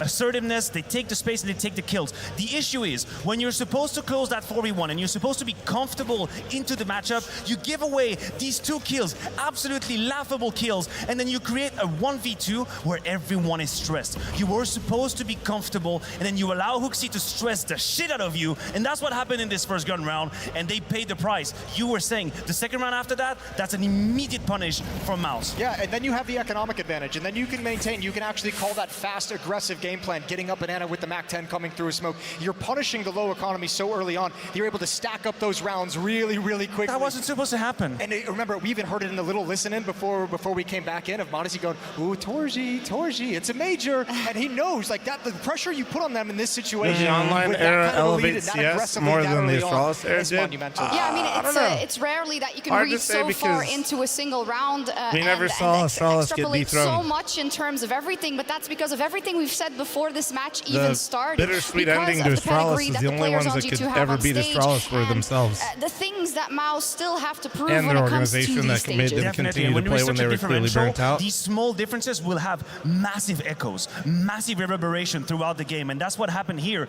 The fact that G2 were able to dictate the pace of the next 6 rounds and make it look easy, make it look like MOUZ had nothing to say, that is a small advantage turning into a bigger one, and honestly, Jason, just hard to watch. Yeah, well, I mean, not if you want a G2 win this one. And some of the stuff they were busting out is really cool. This is round 7. Look at this execute. Good utility. Force the defense back. You they get were an already opening kill, dethroned before this, that, all bro. of a sudden, you're going to call a really creative play. It's a little bit of a different way to attack this B bomb site. And Nico's actually you guys are forgetting they were. That's why. Remember when they tried to sell you on the 7-man roster that they were going to have? Put all the pressure on Brolin, and you're like, bro, pick a spot. Where do you want to watch? You want to stay in the bomb site? Are you going to watch towards Coffin? You going to watch Banana? What you want to do? To be fair, this was phenomenally played by G2. I have to say, the fact that they were able to slow down when they realized, wait, hold on a second, Brolin is here, Brolin is here, Nico is behind, and this is where you can misplay your hand very quickly. But no, they hit the brake, breaks. Might give have been time for from the pure smokes to point load. style Nico burst, comes from but- behind. Brolin is sandwich. That was picture perfect from G2. You were asking Point me if there is, was we like never a really team saw underneath some of the struggles of G2 Astralis coming into the lose. series, and I'll tell you We what, just you saw start feeling like Astralis there's a real team when you're hitting rounds slowly like that not to start have things out. When you go up to all that kind of 5 a lead, players on the it's real server easy and to be a different names in the cohesive unit. server, Real easy to have and those then comms flowing, eventually especially when homeboys them do fading it. It's good that away. I'm hosting and Richard isn't, because look at that full screen. I mean, thank God we don't have Richard right there. I don't know how he would cope with this. This would be a heart attack. But listen, this is just a fact. We have to deal with that. That's Hooksy had an incredible so. map. That is true. Someone that's pointing out his liability, pretty not at sure all. He was leading both in YouTube terms of Premium, I calls, felt like which we running that, already highlighted, gets but the in terms of stronger frags, paid, what a combination. We can't be positive all the time, otherwise we wouldn't be an analyst desk. But I'm going to start actually on the G2 side, because some of those CT Management's fault. I mean, yeah, the players basically just said they wanted to skip some tournaments, and they didn't really want to let them do it. Please, because I mean that's how you tilt yourself. I mean, they allowed MOUZ the right to dream. They allowed MOUZ the right to come back into the game, at least mentally. Yimpat's going to deserve a whole lot of praises because, hell, anytime he was presented, listen, he's the truth. Like, that player, he's the truth. Legit He's legit as it comes. I say more. Is he the only one with Brolin that showed us something out of the MOUZ? true. Torji was here. YouTube Torji chat's was only here. And for if he's someone true that we love to intellectuals pick and on when nobody it comes to posts playoff anything games, dumb in there. he was the first one to actually stand his ground with the AWP. fucking He had kidding. double multi-kills from different positions as well. He was looking for kills. That sequence in apps where he gets a kill and a leg shot and he goes back with the P250, that tells you the mentality he was in. He was in for the difference making. And I'm not going to hold it against Torji. I think he tried his best. There is another name that needs to be that leaves mentioned. the odd duck out, Jason. Is the game over? Just got back. No, map you one kind of is. have to mention Exertion in the next pile of just a really, really bad game. And we kind of mentioned it, so, you know, with his kind of play style, sometimes it's going to look awesome, sometimes it's going to look terrible. And unfortunately, for him, this is that terrible game where it just felt like he couldn't get anything going. Now, let's be fair too. G2 put a lot of pressure on him, a lot of different looks at that he was site, cursed. but there was nothing going his way throughout that entire half. Ineffective, no impact in the map. In fact, his most impactful kill was a team kill late in the game.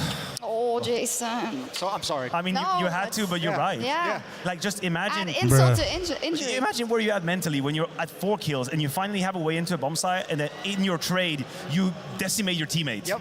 And you're just like, well, I'm cursed. And then the next round, Hooksy crosses the smoke, and they have this little mixed match situation. Why they gotta say he's that, the one bro? that dies on that Fuck you, smoke. Moses. I mean, listen, he could never get it going. And we said maybe This is a little bit of conspiracy against selfishness Flom would have helped subs. him. Changed But my you mind. cannot fault him. Whenever It's he not my needs to fault. He's a cross Flom sub on situations, he Inferno. does it, and he gave his life a couple It's times. literally Is not that what even his Xerxes fault. supposed to do now? Just smile. Smile through the pain, man. That's what you need to do. This is a display, of course, very high quality metal posters, all kinds of cool stuff you can put on it. But what I need to tell you specifically is that Display just launched a new product called, or a new finish almost, called Textra, which is a premium finish available on hundreds of displays that make them look really, really dope. This adds an extra texture to them, and you can click the banner down below and type Textra in the search bar to see all of the available designs. There you go. So, such a good segue after we talk about Exertion's demise. You know, Smiley on the desk. That just works perfect. yeah, I have a way with things. Is it also going to be a smile for Vertigo up next? Woo. Well, you want to take that one? Yeah, it's problematic because the segue is supposed to be, hey, it's a map where Exertion has a whole lot of playmaking potential, and he's done it time and time again. He's done it against Eternal Fire. He's done it against Spirit. They won both these maps. So now I'm going to have to make a Buddhist sort of effort to say that he can leave that map behind and let all that comes with it, go extremely zen into this and move into map 2. I have to make this claim. And I mean, you have to expect, too, that he's got the experience in this kind of a role and position to have been through this in the past in series. You think he's got it? You're going to have some bad maps. You know what? I would say no, but I think it's possible. Oh, we have an hour and a half of no ads now. Look, I tried. If you're gonna do it, I mean, Vertigo. Let's see what they've got. G2 did beat them on this map back just last year, but then they also G2 lost this map to Ecstatic earlier on in this tournament as well. So a little bit of weakness there. But remember that first map, Inferno, is the kind of weakness that's targeted by G2. So I think you have to be feeling much more comfortable, much more confident if you're any player on MOUZ heading into Vertigo. And if anything, if you want to make a statement about your growth as a team for MOUZ, then this is the perfect setup. You've been handed a backhand in your face on Inferno. We knew that was happening. We knew that could be a punish. Well, show us the stability. Show us the resilience. Yeah. Play your map. Play your game. Push us to 3. You had to know it was possible, right? Definitely. And Vertigo, they played a very, very close Vertigo versus, well, close. It was close until it wasn't. Let me put it that way. Versus Eternal Fire earlier on in the tournament, where Eternal Fire got off to a fiery start, but they got it together. Torji was really, really good on that map. You know, taking a shot, falling back, leaving some space then for Exertion to play off him. And that's kind of what we want to see. We want to see the MOUZ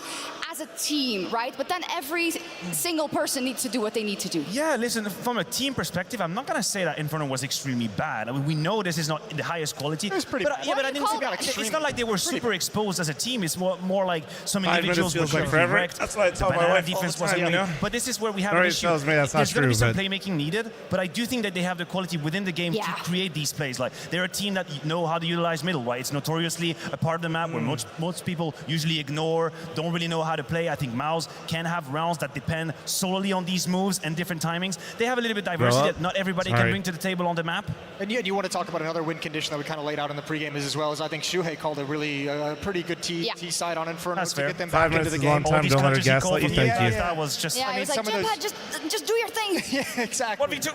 So I mean, I think you know, coming into Vertigo, I think you have some good things going your way. Obviously, you need Exertion to be stepping up in his level.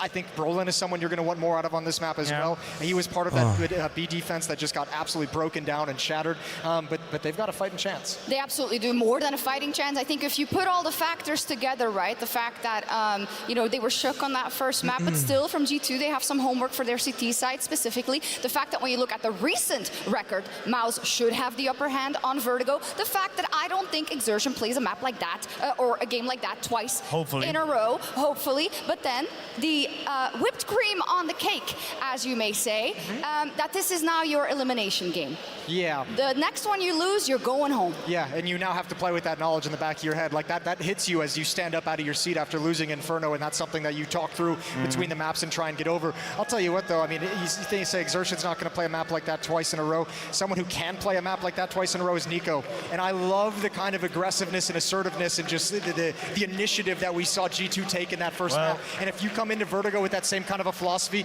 in a situation where aggressively fighting for A ramp can be effective if you're winning those battles, aggressively taking B stairs control, like, man, there's some cool things G2 could do if they come with that same kind of energy. If Nico finds that kind of vibe he had on Inferno, the game is over, because Vertigo has been his kryptonite for a long, long time. As I said in the pre-show, I'm going to maintain that once again. So you have to imagine.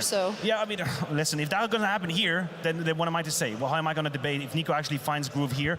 I don't think that's going to be the case, at least for MOUZ. But what I will say, though, is the beginning of this map is going to be extremely important. If we were looking at a FaZe versus G2 game, I could make the argument that it's okay. FaZe have the backbone, they have the experience. Even if things go south at the beginning, they're going to come back into this. That's what we're trying to discover. Exactly. And I feel that's not the case quite yet for MOUZ. So you rely a little bit on that good start of the game that makes you feel a little better, ease off the nerves, gives you that confidence that we're on our map pick. Things are going to be fine, guys. Everybody is bringing together. Now, imagine it's a 0-4, 0-5 start, and then we're going to start to see what they're made of. Because this is the moment where Hoopsy's going to apply all the pressure he wants. All the bets are off. All the rules are off. Right? Yeah. We've also seen some games, though, to be fair, not to be unfair to G2, even in the elimination stage, like the ecstatic match. I mean, I think G2 is definitely a temperamental team that it has to go all the way over the finish line or you don't believe it, basically. And I think MOUZ have to see that possibility, to know that they have the quality to disrupt, even if it doesn't go for them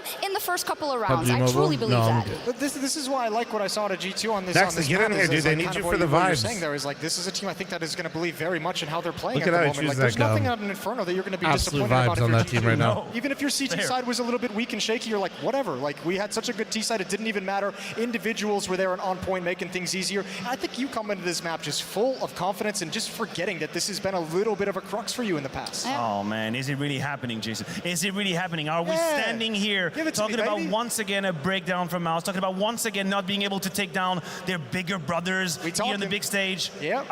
Did we circle back on here? I mean, and we also, as we said up before, you know, sometimes when it isn't all working, sometimes when you need a little bit of help from a PC or something like that, oh my God, make it into the Crazy month, playoffs. nice 2-month reset, thank but you. then you're there, But and this, then all True, bets are crazy. off. That is this true. is the whole point. Seize the moment. Like, you can't fault them for anything. They didn't do anything wrong. Seize the moment now, and they're doing it. They've done it on map 1. Now bring it home on Vertigo, and if you can't, you've got one more map. They've given themselves a great situation to move deeper on into this tournament. So, devil's advocate, do you think there's a way on Vertigo, just situationally on the map, to play as free-flowing and free spirit as they did on Inferno? I don't think that's the case. I think the map sort of blocks them more. It's a bit more claustrophobic. I don't think you can have wild. I mean, a ramp. You're gonna tell me they're gonna just cross Vertigo's smokes more like wild horses? I'll tell you what, Inferno? there's a similarity to Inferno when you think how important Banana is to Inferno and taking control of that on the CT side or on the T side, and then a ramp. If CTs can't hold a ramp, if G2 is just going to be able to barrel up and get 1-for-1 trades, 2 opening kills, Hooksy with his MAC-10, Nico with his AK-47, if you're going to have that much success, there is a world. It's a critical part of the map, the same way Banana is. There is a world. He's staring into the abyss. This guy. you just don't want to admit it. Listen, all of the conditions materialize for G2. Like, if you're a G2 fan, life is amazing. Hooksy had a good game. Nico showed up. Like, what else do you need? Everything's coming together. But if I'm a neutral fan here in the Royal Arena, I want to see MOUZ play to their best level, and I want to see them bring it to a third map, and we haven't seen it yet, and that is all I want for Christmas. So let's head over to Scrawny and Launders. Yeah, that's right, Shocks. Time for them to find now it, I right? just This have is that no longer the song basement stuck of in a my hotel. head. This is no longer a studio. This is the major stage. Why does she do that? Does she hate me? That's right. Welcome to the final stage. Some say I swear to God, they don't feel that shit pressure. has Some one feel time of the pressure, year that I have and to hear we that see shit. it. But under the bright lights in the Royal Arena, we will find out. So Copenhagen, raise the pressure! Do or die. It's All right, time, MOUZ, let's see. Enough of this Give us a playoff decent crumble. quarterfinal here. Enough of playing the victim. He did a cosmetic comeback on Inferno, but now I want to see some real Counter-Strike. G2 esports, written off by many. None of that Inferno yet here bullshit. They are fighting on. Nothing they can do but play. Given the chance, given Vertigo now. MOUZ's map pick beginning on the T side, Brolin out to top middle. Started with a pistol for MOUZ in the first. Suddenly, it crumbled. Weird back and forth, letting G2 have that momentum, letting G2 have that initial lead. By the way, that's something you just can't give over to players like m0NESY, like Nico. That's going to be this title of someone's documentary, okay, in this playoffs. Somehow it crumbled. Again and again, if you are on the side of MOUZ, all too often. I hate to admit it, but Vertigo's given some great mass at this major. Yeah, that it happens. This might be one more. Shall we? Smoke into the elevator to cut off 3. Oh, What a see. Jesus Okay. Christ. Unsilenced. Salt in the wound. Taps away the couple that do try to emerge from top ramp. We said top ramp's going to be important. Oh my God. Oh, Torzy, nice try. Nice G2 try. with another pistol. Ooh, and this is a map where they actually sort of falter on pistols somewhat. A team that I think had the best pistols at the beginning of 2023. So a great start for them after a great first map. It all starts with great pistoling players, you know. When we talk about who has the best pistol rounds, well, look at like when Zywoo had the best pistol stats on the year. Like that makes the biggest difference. 1 or 2 kills in a position like this, and the round is already over. And I think even though pistol rounds, as Sean Gare said, maybe they're not real CS, it still shows you who's nervous. Sure. And it shows you who's not. And it still puts a 1 up on the top of the screen. G2 securing it. Desk had a lot to say about banana control versus ramp control and the similarities between Inferno and Vertigo for that reason. See if G2 can get their hooks into it. It's safe to say it was essential for that B start. Nobody's ever lost a Glock round in the quarterfinals, so should be fine. Right, guys? Nothing here to be proud of, MOUZ. Working with bare bones of a buy. You take down Donk one time and you think you're all that. Yeah, it's really that, eh? Yeah. But again, playing above all expectations when that level of pressure isn't in front of them. But when you look up over your monitor and you see thousands of faces staring back at you. It's you guys, by the way. You're the reason that the games are different here on stage. We talk about the potential of young stars when it comes to Counter-Strike, but this is a team of young players with no experience in it, right? Not even that sprinkle of veterancy. So maybe that's the problem. Here comes the rush with just Glocks. They waited, and they think maybe they can take the site by storm. Yimfat will get the 1. All's good. G2 gonna convert. And another bead of sweat drops down Shuhei's brow. All right, I think there we the go. most shining review you Done give round. G2 in this situations. They have a really good connection. I wasn't even worried. Nobody's lost a Glock round, hard to so. hold alone. You'll have very good flashes, rotations from G2 to support their 1B player. That's going to be, I think, their strongest attribute. That it's sort of a map agnostic thing that they've got going for them, that they can really take advantage of extremely coordinated rotations without leaving too many gaps at the same time, right? They sort of draw that fine line between last year's heroic and today's phase. So opening bout towards ramp. So do I get a refund on my pick'ems? No. 2 sets of eyes peeking down. And it's going to be on Zertian. If you copied my pick'ems and copied my homework, you should be paying the tax. It's going to have to be larger than life. Thank you. Johnny Blaze with the 5-month reset, thank you. And Crazy Muffins, thank you again from earlier, brother. Spam through those ramp smokes. And all of a sudden, CTs come barreling down on you, and you've got a swarm of defenders to deal with. Right now, it's going to be Nexa under pressure. Keeps his head tucked. The mid player comes over. Kamikaze, thanks for the primer. Thank you, thank you, thank you. Nexa, though, are these the pieces that you want in place to stop the attack of MOUZ?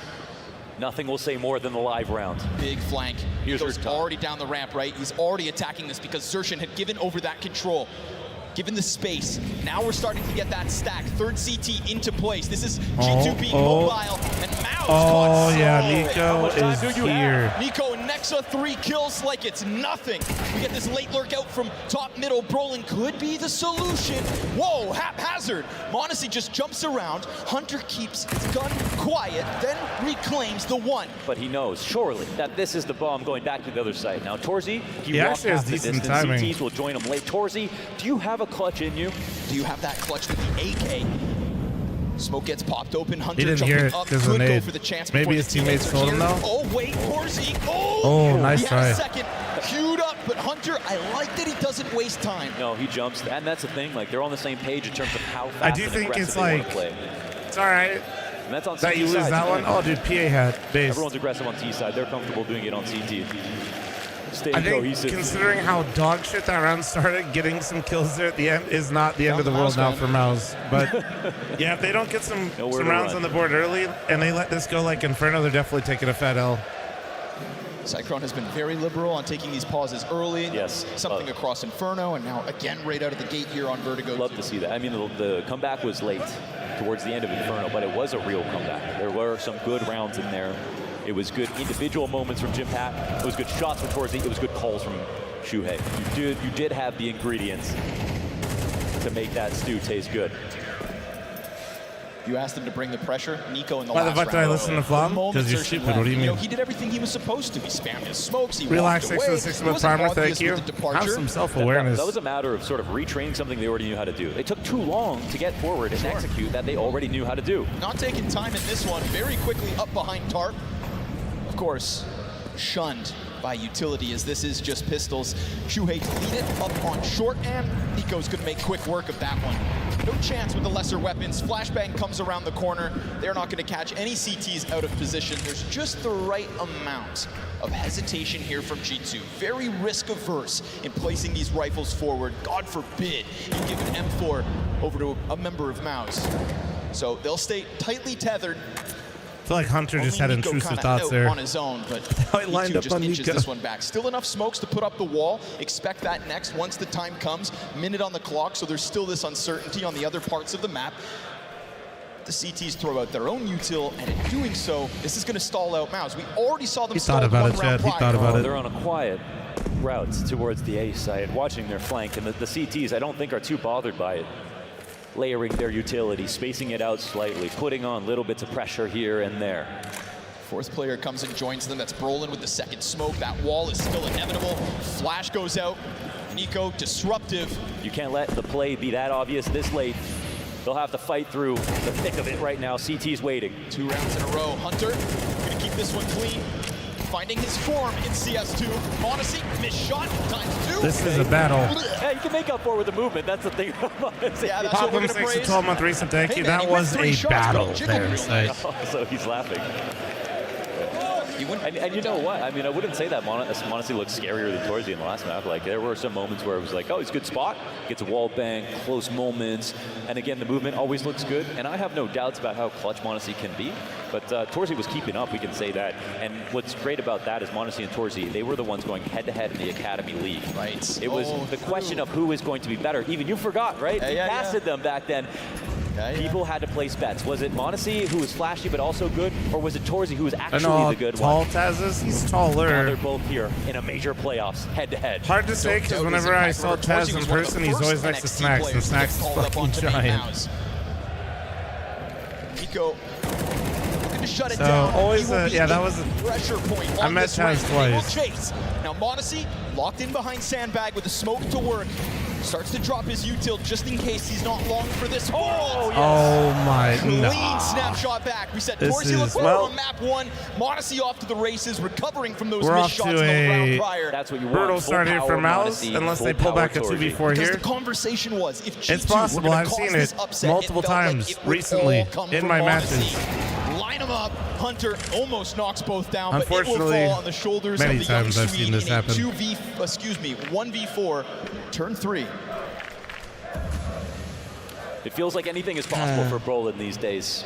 Looking for vindication since joining MOUZ. He's been doing nothing but winning, and he's been set up beautifully under Shuhei on this new international lineup. Brolin doesn't have the time to go back to the other side of the map. It's also the back door that's being shut behind him. But does he have a way to brawl his way into the site? Surely not. He's going to step on the trap wire and set this molly off as soon as he puts this smoke down. Oh, good thing he's got the smoke, huh? That's how that molly is, and he gets it off. Interesting turn of events. Brolin will waste no time. Cautious about the flank. He is right. There is somebody there. Wait. He takes him down with minimal damage. Nexa did not do enough to queue up a guaranteed clutch here for G2. Now that smoke could come back to haunt him. MOUZ's got the kit. Brolin, that's 3 kills deep. And as he goes back down the ramp, the reload's in. Does he go back in? Does he go back in? He goes around and he Hooksy got it! It is never be Hooksy got rolling. The highlight reel keeps rolling. Oh my God, he Brolin, defused you it. are vindicated, my friend. Shine bright on stage. A stage you rarely saw before today. Wow. You thought you were going to defuse that bomb? Holy shit. You thought you were going to take that from underneath his nose. Oh my God. That's a lovely moment from Brolin. Bro. Somebody we know. How do Launders and I thought this was a bit. Bail you out of an NT, getting 3-4 kills off of one and done position. You know, that's the kind of sprint control he has. It's not all the time that you get him in the late moments to show off his CS IQ. They don't know. They're literally the production's trying to help them. Down to the wire. Look at the score. Scronders. Wait. Oh. Wait, what? Oh. Look at the score. Wait, what? That's a defuse. He got it? Oh my. Oh my. Well, it's not just MOUZ embarrassed at this stage. By the skin of his goddamn teeth. All right, snap back to reality. Bro, I thought they were doing a bit. I swear, dude, I thought for sure it was a bit for like, and then they just kept going. Goes down again. MOUZ do not need this right now. Silently, they'll creep back towards B site again. Oh my God, that's incredible. I mean, at least they owed it. It was just funny though. Holy shit. Could have been. Failed boost. Man, they're starting to struggle, huh? I thought he wasn't even close to pulling that off since Brolin ran up onto the site right away. Hooksy was that much deeper though, right? You look back at MOUZ, just an inch forward around the crane, dies. Oh my God, 5 straight here for G2. And another perfect setup here. Standing behind the molly is Nexa. My God, man, there's no open here. This is domination map to map again. Oh, maybe we just wanted to believe it so bad. Just so they would have a Does round. production not correct them in that instance? Hooksy I think 41. Something, bro. They just need a I mean, at that point, like, because this is a feeling that has become all too frequent. I mean, they might have said something, it might not have hurt them. And not just losses, but now the nature of the rounds. Usually they're not yapping too much in their ears. Oh man, that is uncomfortable here. He's got Cyclone Crouch behind them. Another perfect time to call the timeout. I don't think you can really waste them when you don't have any rounds now. It's his job to get them standing straight up.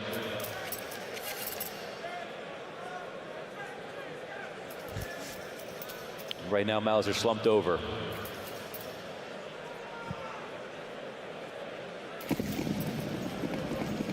Big Black, thanks to the 15-month bomber, thank you. Real. At a major, no less, right? The door left open, they sneak in. And no doubt making the most of it. So, guns back up. The tools are there for MOUZ. Why is it so quiet? Wins that aren't. Squander's scared to speak right now. Damage, and Shuhei wants to pounce. We've seen this Mac 10 kind of catch G2 off guard. Activation out of G2, Nico takes a glance. Honestly, G2 have been content to forego a little bit of ramp control because even when MOUZ get to Crane, even when they throw that util over, it's a test that G2 keep passing. The recovery of the I heard the gold coin isn't even cool anymore. Man, they gotta win back True, so much it's too space. easy to get. Nico, he's silver coin. Keeping. I feel always like extremely valuable.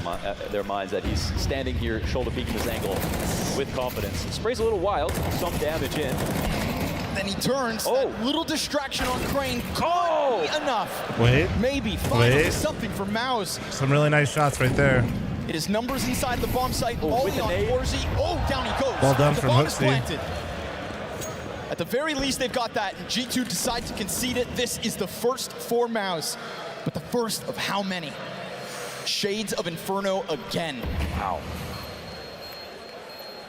Sometimes all it takes is getting the door open. That's the one opportunity you need. Just shake off. Can the casters call a timeout? Yeah, you think Squanders need their own timeout? Give me 1 second, guys. My allergies are flaring up. Again, a map that they beat Spirit on, and it feels like that's where we see FaZe take Spirit. He's right at this point because they've seen him lose in that situation. But every map was difficult, and MOUZ showed a good veto to sort of set the stage, put in a lot of preparation. Imagine how much prep you would put in, knowing you're going to play against a team like Spirit this year, and then end up winning it. One of the most impressive BO3s that we saw was MOUZ winning that game. But again, it wasn't a stage match, and that's the difference. Vertigo just got that much harder. It's just wild that the form they bring to the table is always enough to make you believe, right? They hit the ground running again here in Copenhagen, and you think this is surely the time. You know, Maniac's had enough of it back on the desk. How many times are we going to talk about this? How many times before it's safe to write off MOUZ? Chance to reclaim what's left of the half. Hell, walk away tied. You just got to keep it clean. And they did get that streak going in the first map. You've got to bank on that belief. Tap into it. But safe to say, Nico's giving them no room to breathe on this ramp, right? Constantly behind these smokes, constantly with numbers, and posting m0NESY on the gap too. There's one team playing for info, peeking everything. That's G2. Gets him off the angle at the very least. Xerxin climbing along the wall. But m0NESY missing chances, and so Xerxin able to pounce. You get a quick move from the elevator. Gun goes empty. Hunter making the most of it. And he's got support from Hooksy too. He wins his duel just like that. Back into the even kill. Nexa picks one up. That's down towards B. They're all getting a piece. Brolin's got the response, but Hooksy still has eyes on sight. He knows where Brolin's at. He gets out of the smoke. And that is 2 Ts to fall back onto short side. He'll let them go. They'll reset. Quick readjustment here from Torji. But then they take over the site and they do it quietly. And yet again, we've got a smoke on top of that bomb. Things could get weird. The Molotov they wanted does not have any impact. So Torji, a little spray through. Another situation where they could stick the bomb. Looking for the damage, and Brolin, nightmares rolling in his mind. He is now the one inside of the smoke. Not again. Hooksy's on top of it a second time. Not again. He's knifing. And this time he's got it. Not twice. No way. Oh, and with a little cash to splash on the side with the knife kill. Woo! Was it worth the jump in heart rate? I think a little adrenaline could do MOUZ some good. That's a classic Vertigo situation that we haven't seen in some time. Since you can break those smokes open, my God. Ain't no way y'all said oldest Oni fan. All right, now, Brolin, you are vindicated. You got your rounds. God damn it, guys. Could have been 2. Could have been an opening here earlier on in the half, but it's still an opening. Still a chance for 6.5. Look how broke G2 are. Big like, thanks for the 15-month bomber, thank you. Veda's index to 6-month bomber, thank you. Pop'em thanks to 12-month reset, thank you. Good flash. Should try and set up the Deeg, but Nico's not presented anything to bite down on. Brolin slips out through middle, catching Hooksy off. So pistols start to fall, but the one M4 here for Nexa has found Only his following victim. up on that, honestly. Nexa's doing a great job over towards that B site. We haven't seen it too often because the action's here on I don't ramp, place but bets, picking but up frags versus Jimpak I might be now down a for that couple one. of times, keeping him down at 2 and 8, keeping the hopes of a robbery here in round 9 alive. My money's on that kid. Back on ramp towards the 2 bullets in the magazine. That kid owns Oni, dude. It's going to be a critical reload at some point in what's left of this. Oh, Odyssey! Takes one from behind. Ducks down, pops up. And all the while, it is still a good amount of control here for Hunter, but he will be stopped. That Nexa M4 has been able to rotate over. Monacy still pressing along these smokes. We get the climb up sight from Xerxing. He sees them both. They'll clear the board. MOUZ are yet again reclaiming a half. Yeah, Crowley maybe 6 strat, you think isn't so? in vain this time. He gets the round, they get the follow-up. The anti-eco's closed up again. Dude, wait, Potential oh my God, for that's 6 incredible. in the half. You never want to see a team have to come back into 2 games in a row. You know, if it is nerves or whatever, because the scoreline will catch up to you. Even if G2 get worse, atrophy as the game goes on, they can still win because they had such a good start. That's the benefit of what G2 have showed us, that they're ready for this match. Now, MOUZ have to fight a little harder. But we can see a glimpse of it. We see it's in there. And again, the round that ends on a knife kill ends up being another anti-eco off of that. This time, finally, B site's wide open. No Nexa to stop them. They send reinforcements for Yumfat's half of the map. Oh, nice shot. From Torzy, reminding us that, again, throughout the series, Op's been good. Yeah, it'll be great to look back on his stats, his head-to-head with Monacy after this. Yeah, no pistol antics here for G2. They'll claim forklift and try to pressure Brolin. He's looking for the multi-spray down. All too There you go, easy Brolin. for There you MOUZ. go. Get This to half 6, is boys. Get to truly 6. alive now. 13 Let's get and this 6. shit rolling. 8 up forward and more.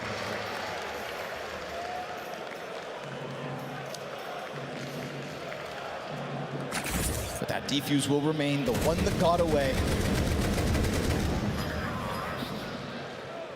Luckily, it didn't put an end to his rampage, topping the boards as he tends to since his inclusion on this MOUZ. Let him do this IRL. I was about to fucking roll like that IRL with the PGL cam earlier. Because it showed us that G2 Motherfucker had us playing better than inverted. expectation. Overpass potentially up next, and MOUZ can bring this back, but they've got to bring it back first. Oh, Shuey said, come over here. Excellent coverage there. You can see Monacy trying to power up for the shot. Okay. Torch in the pocket with vision over fire.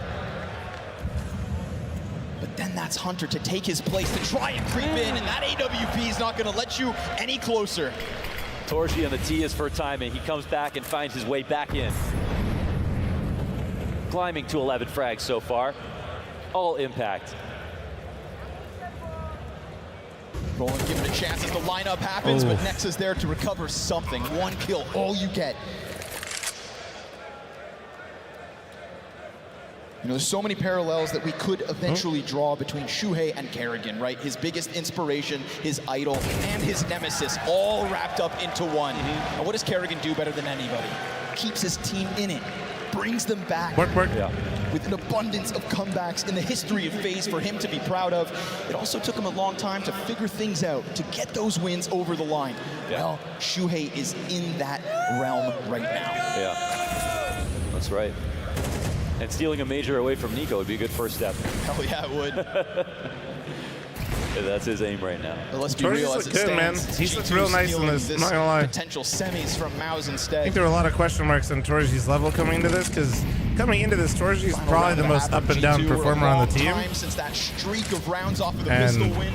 that is not the case at all today. Man's been real nice with it. Oh, nice. Shuhei's going to make sure that Hooksy's Nice dropping this find. one again. So, yes, a reclaimed half if they can close this 5v4 and tie this up at 6. If anything, you know, MOUZ are showing us Sorry, that the their gifts of the ability mods to smell find like timings to doo-doo. break open True. smokes are some of the best here in playoffs. Like, they're a team that obviously with Shuhei peaked at the end of CSGO all the way to the major final. But in CS2, they're playing CS2. They're playing it as a new game together. They're not resorting to old habits. Oh, wow. Feels like Yimfat's been conditioned to be cautious on this approach. Him and Nexa, they've been duking it out 1v1 for the majority of the half. Don't get one by Slip and Jimmy. Hunter will instead catch Shuhei. Great chance here for Nico. He's been pretty reserved, standing back into the corner of short. This time goes a little wider, nice flash. a little wilder the flash. as he attempts to swing Man, for sight 3v3. it seemed like it was actually was going to be decent. And Hunter on the MP9 in an attempt to press smoke soon enough. Final I thought 30 like the seconds timing of seemed the good. half. Maybe it was just short. Final good play here from the CT side has been made. Is it a matter of time? They've gotten the footing into the site. They've got a smoke still to work with. CT's banking on the guns, and Monacy's just going to pick it up with the Vomus. Incendiary onto the bomb plant. That should be canceled by the smoke, but Brolin goes deep, and G2 has G2 get the last round of the half. That's a nice little pick-me-up for G2. sprinkled at the end to remind Nice little you of pick-me-up. G2's form. MOUZ, can you win a Love pistol that. and convert? G2. Challenge impossible. Yeah, and they win that pistol to start things out. Can they sustain another pistol loss, MOUZ? That's the question. We talked about how critical it could have been on Inferno. And there was basically no chance that they win it. G2 looked too sharp to open up halves. But you gotta say they need this one again.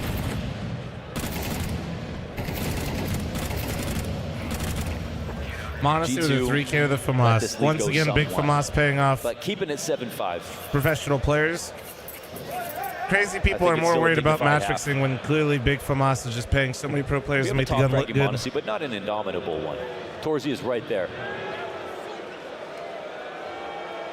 Critical. I have a different FAMAS. Same.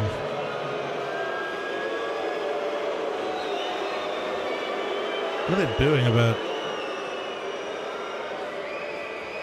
Slightest chance to recollect yourself in the most important moment.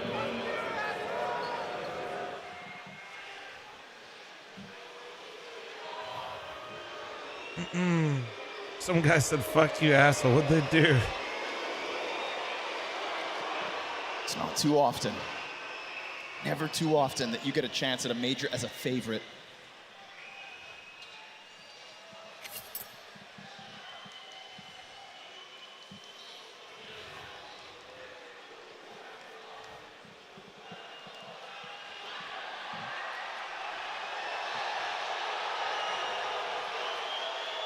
The fuck is going on?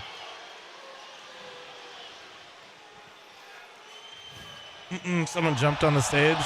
Christ.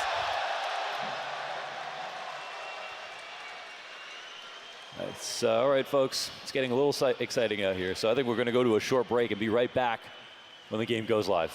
Clowns. Absolute fucking clowns, dude. Perfect. Fucking what the fuck is this weird ass shit? Oh, bruh. For G2 Esports, they are coming into the playoffs here at the Copenhagen Major, but it certainly wasn't an easy run. We've got Nico and Hooksy here. Hooksy's already smiling before we even got started. You feeling good today, mate? I was just smiling because you said it was not an easy road, and that's definitely true. And Nico, you're smiling now, but at times during this whole tournament, even when you were winning, I want some ads, I was worried dude. for your Why are people always gotta fucking fuck up there's things? moments I'm like, G2 are winning. Oh shit. Nico still looks very unhappy. So what's going on inside your brain throughout all of this? I was happy that we won, but I was like still under so much stress that I didn't even realize that we qualified. But yesterday when I woke up, I was so happy. Fucking clowns, bro. And, Chat, I'll run a 90-second just to make sure if this one goes the distance, we're not fucked, okay? Heads up, heads up. Started. Yeah, and that's where we expect G2 to shine and perform for sure. Hooksy, for you. Yeah, I don't even want to first like. time I don't even want to making show playoffs this shit since on you've been in stream, G2. dude. The This last is time just you were like doing it so was the dumb. Copenhagen Flames. I can What's that see feeling it. like for you? Because obviously on paper, everyone would say he goes from Flames to G2. Yeah, that's easy. An Playoffs all the absolute time. fucking idiot, kind of a bro. milestone, even though a lot of people expect us to be here. I think if I had to pick one of the majors to make the playoffs, it would be this one as well. So I'm pleased in the end. But obviously, thanks to I doubt gambling you're happy site with how this went for you, even though you did make it to playoffs. Honestly, I don't care if it's 3-0 or 3-2. A lot of the time we were playing really well. Like I think we had leads in every game up to like 10 rounds or something like that, and then we have trouble closing out the games. Only a very few halves you where guys we can had go find it maybe a yourself, bad bro. I don't game want to or we didn't give play any good as a more. team. It's a major. It's good teams. We are going up against good opponents. It's just like not a walk in the park. And in terms of looking at this major bracket you've got in front of you, what do you think of it? I'll start with you, Hooks, but just to get your both thoughts, because it's so stacked. We've got some of this probably the best major bracket we've ever had. Are you we have to beat MOUZ, but then we have to cheer with everything we've got for Eternal Fire, so we don't have to play Navi again. One of the better playoffs we have ever had in the majors, so definitely going to be exciting games. I probably would say that we kind of got a little bit easier of a bracket. I think the upper bracket with Spirit, Phase, and Vitality, I think that one is I don't know if the trophy actually broke, but some dumbass actually fucking these 2 games knocked it over at least. Confident going into the finals, so there's also a good part about that bracket. And looking at what happens for both of you, and it's kind of in different ways, do you feel like some of the criticism you both receive is sometimes unfair? So fucking dumb, man. And does it bother you anymore? You've obviously gone through it, I think, a bit longer. There's always something good about you being criticized. That means that people are watching you. People care about the team. I just learned how to deal with it. I think same goes for him. I think even like at events, he doesn't even have much time to read through all the criticisms. It doesn't matter what results we're making. We're still getting criticism. I'm pretty certain I could win every event of the year with this team and still get criticized by So this is all because some guy of a gambling site that probably operates illegally is mad at another gambling site that operates illegally? I wish a day would be 30 hours instead of 24 because I'm pretty. One thing I want to look at with that's what I'm supposed to understand here. From where he says about he's here to help with the rest after you guys believe in yourself, do what you need to do on the server. What is the rest that he's helping with right now? What extra is he able to give you? First of all, he's bringing a lot of mood. An actual clown, like half the time. A clown in a good way. And somehow he's a clown, but still maintains that authority that a coach should have. The way I look at him, Nika, maybe you'll agree with it. I don't see him like some coaches you see as like a dad, but I see him more like a big brother. Would you agree? That's what I'm viewing when I see him with you guys. Yeah, he definitely is like very kind person. He wants to make jokes with you. He's just a funny guy. If we played luxury thanks to the primer. This major last year without him, I don't think we would have gotten through. Yeah, I'm not gonna watch videos and even like give any of that fucking shit. That's literally what they want, bro. I don't know why people don't realize that. And probably one of the most important ones as well. You guys just watch that shit. You're literally just encouraging it. That's what they want. I'm confident that we're gonna make a deep run. Very confident. Now going through it, now knowing how close you could be to that trophy, what's the feeling? A unique opportunity for me because when are we going to have a major in Denmark again? I don't know. Just being on the stage. But I don't do a lot of things reviews, so that's fine. Lord of Luxury, thanks to the Twitch Primer. Thank you. So thanks to the 100 biddies. Be amazing. We're gonna see some Hooksy trying to bring the crowd on your side. I don't even know if I'm scared after beating Ecstatic.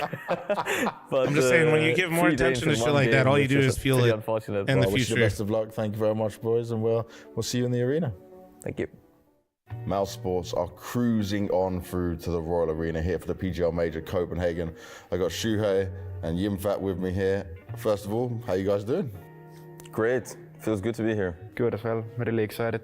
I'm sure you are excited. For you, highest rated player in the tournament at the moment. Okay, there's a bit of not so many maps played because you had quite an easy run, but you must be feeling pretty damn confident, mate, especially at your first major. Yeah, I'm still feeling really confident, and I know we can win this tournament as long as we play good as a team. So. And I like this. When I speak to all of the MOUZ players, you guys are aware that when it comes to the arena, it is different. Shout out to the 59-month reset. Thank you, appreciate you. Because you've met FaZe both times with this roster, right? But you're still new to it. So is there something that sits in your mind on this? I mean, we're all still very young and going into the arena. Live in a world where my major is being interrupted by two fucking... or by one illegal gambling site being mad at another illegal gambling site. He's helping a little bit with that. Obviously, our sports psychologist also helps with dealing pressure. Oh, that is but just we're still fucking... working every day to be a better team. So Love that. Is there some like training you can do? Is there any way that you can really try and prepare for it? There's a lot of things you could do. It's just you need to find the right thing that works for you. So maybe what something that works for me wouldn't work for Jimmy. Our sports psychologist is bringing us ideas, like some players are doing breathing exercises before the game, excluding all the factors. What's the context? I don't fucking know, bro. You think I keep up with this shit? Anything like this. There is some different things I do before the game. Example, Kamil mentioned the breathing. Okay, so that's good for you. Yeah, it's something what I do. The pressure goes away a little bit, kinda. I'm more focused and stuff like this. For me, it's really important to have a good sleep before the game day. Like if I sleep bad, I know it instantly at the morning, and I know that it will be a rough time. Now, looking at recent form for you guys, 3-0 at the RMRs, 3-0 at the elimination stage as well. That's pretty damn impressive. Tech pause? No, people being a bunch of fucking clowns and shit. Say there was a specific stage that was tough for us. Each game is a battle. You've had a lot of time off as well. And Jimmy, what have you been doing? How have you guys stayed good? How do you stay in the same form you've been in? I mean, we have played some practice as well, but it's more just like having a good team bond and just having a good time together, have some fun time together. Tech pause the 3D print a new trophy. And yeah, it works for us. Fuck, man. I'm glad you said troll around, because one thing, people may think it's just on social media when we see you, but to me, when I see you guys, you are always together. So is it just full team time for most of it? Yeah, I think it's mostly like the full team, but of course they're like individual as well. Like we are really good with each other, like we are really good friends, and we like to spend time together. So it goes kind of in both ways.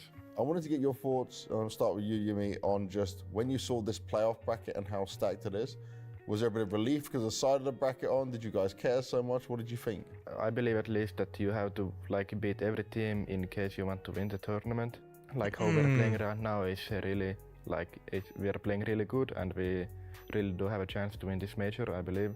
So I will just say that. Even Reddit removing the post. That's what I'm saying, bro. It's like I don't know why people still don't understand this. Your current form and your current shape. But that's alright. It's one of the toughest playoffs actually brackets that we've had in a long time. Has anyone ever dropped the trophy while lifting it? Dropped it? No, but the trophy did break when Device lifted it. We made a clear vision of how we want to continue, and I feel like with the additions of Zipix and Brolan, like it has given us a lot of confidence and like a small new dynamic in the team that creates a little bit of freshness, as you like to call it, whenever you're a new roster. So yeah, if you Google like the most prepared and confident we've ever been. If you go like Device trophy, it'll probably show up. That's a key statement to have. I like what I'm hearing. For you, Yimvat, looking at the fact that it's your first major and you have a real chance to win this, what would that mean to you? What would that be like? Can you even begin to imagine? Winning a major, it's been like a childhood dream basically. I remember I said to in Katowice, but my brother he made it to the final, but he didn't finish it, so I have a job to do still. Has your brother said anything to you when you got this far? So has he sent you a message or something? No. True cake. If Senna was on the stage, holy. Not really, but he will come here actually. He will come to watch me. So sick. I want to make him proud. Oh, definitely. That's lovely. For you, Shuhei, Paris, you were there, second place, right? You went. Don't you sass hokey? For you to go all the way here, is it like an extra thing of, okay, look, my consistency, my abilities in-game leader, how do you view it? The way I look at it is I'm on a completely different journey now, and what I did with Gamer Legion. The Device clip? I know, don't be mad at the mods, bro. A lot of people are just coming here posting a bunch of dumb shit. With people that I basically started off my career with, how I work here, how I develop Staff's fault. True, honestly, when somebody's getting on the stage and you're trying to get a hold of them, they really need to be more in control of themselves to avoid the trophy. A different way to get to the final, and it's just a matter Unbelievable. of figuring that out again. Personally, that's why I'd have a full MMA fighter right there at all times ready to go. So I'm on a different journey now, and I'm very excited for it. I'm excited to see it all go down as well. Best of luck to you both. Thank you very much. Thank you.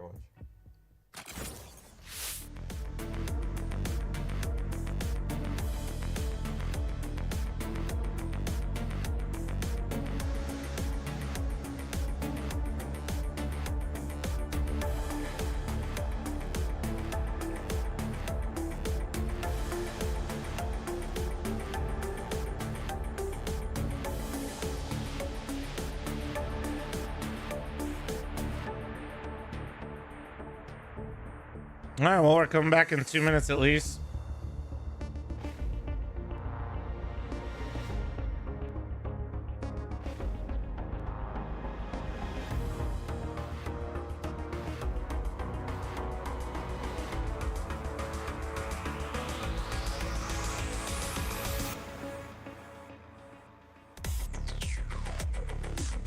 Yeah, guys, keep talking about who encouraged a person to do this and promoting them at the same time.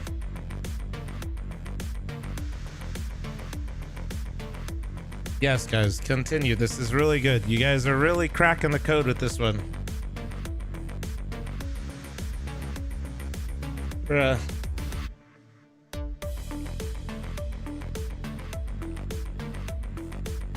You guys are gonna go wonder why they're doing it again the next time.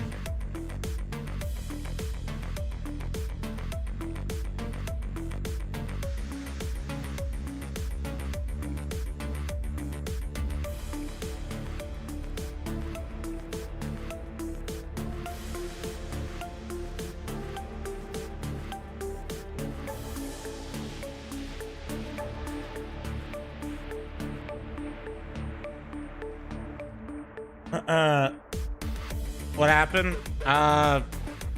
Guys basically got on stage and started fucking making a mess of shit.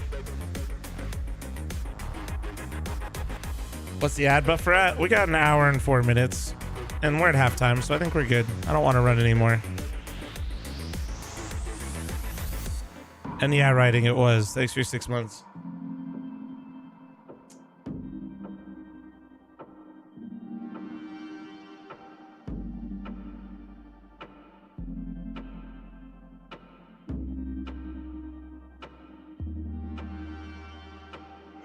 Can't expect there not to be discourse. This isn't discourse, bro. Everybody knows they're fucking clowns.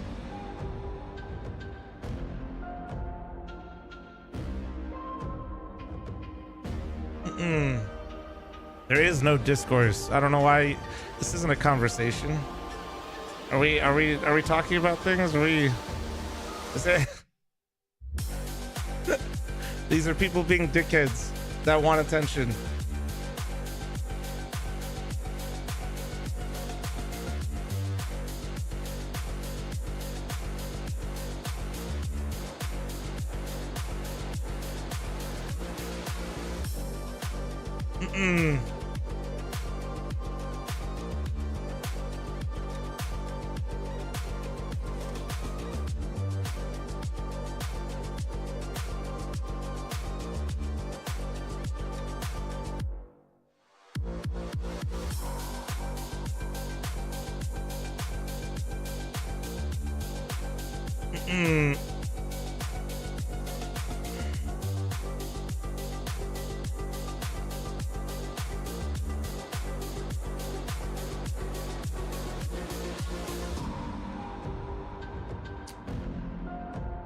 Soon, TM.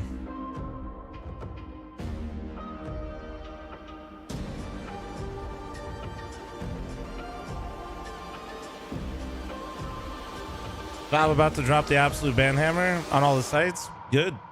Fuck it.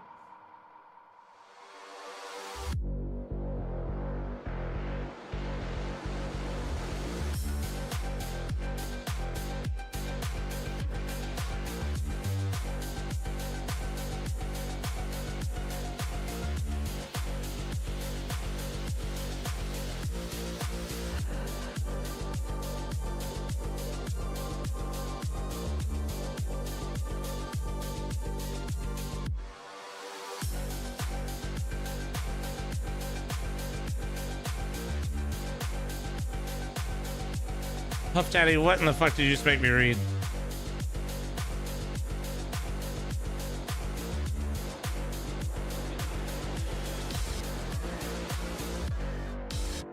Does this count as a technical pause where they can't discuss strats? I would imagine they're not really focused on that right now. I'm gonna be honest. The players aren't on the stage right now, so feel bad for the players, to be honest. Yeah, you ever just have the biggest moment of your career fucking sidelined for a bunch of dickheads? Feels bad.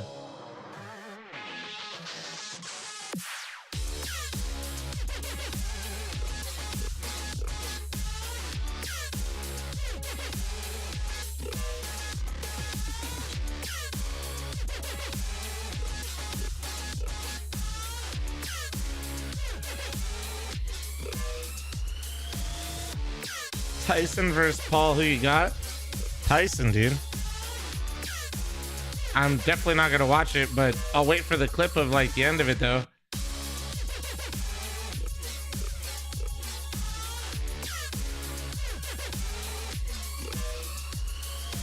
I'm not grabbing a monster from the bottom shelf. You ain't seen us ask for free.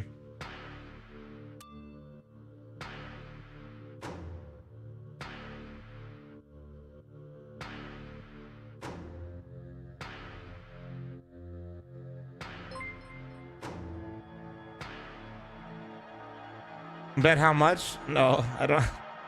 Salt, shut up. Oh, man.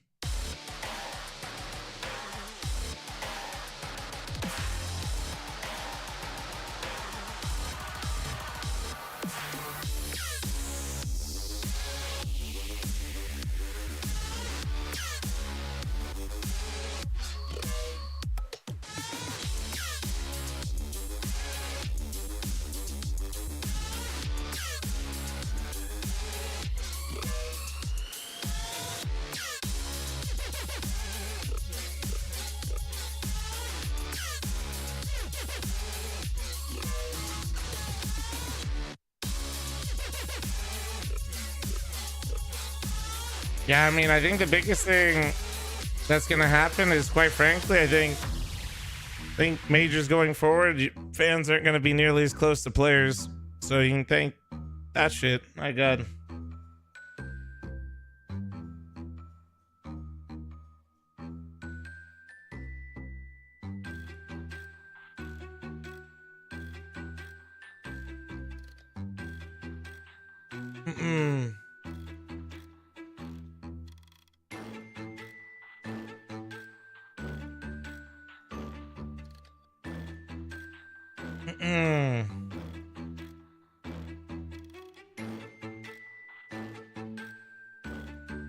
Why are people so stupid? I don't know, man.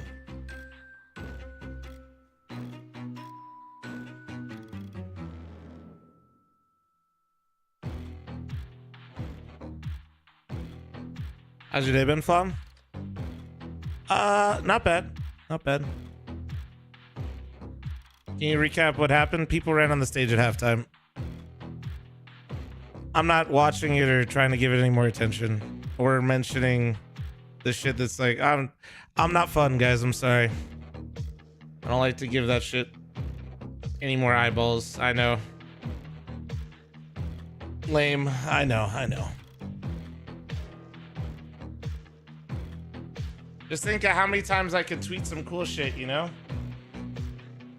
Or post a TikTok, you know? Christ.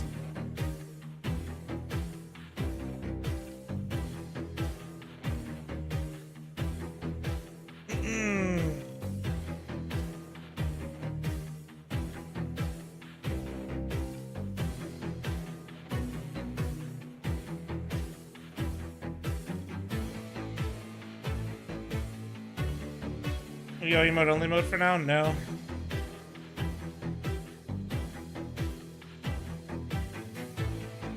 Gotta react. Yeah, I know, right? Yeah, no, I'm just.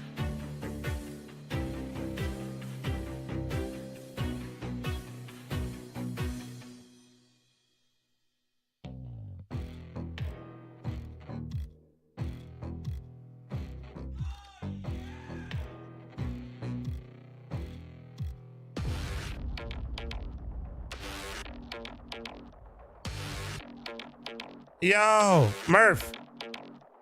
Thank you so much for the 5-10 gifted. Thank you.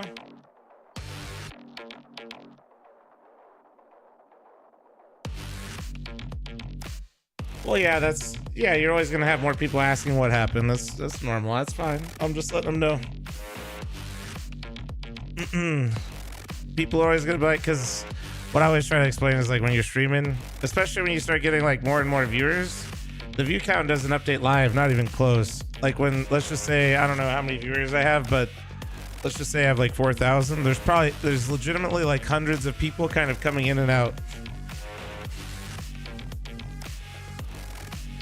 So you're just sitting there and you're just getting people going, what happened? Yeah, the next wave of people, you know?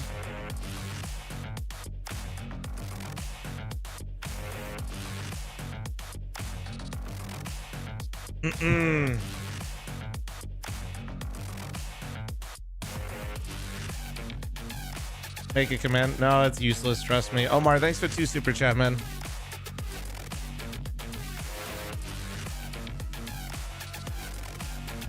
Reaction content gonna farm this one, sadly. Yeah, I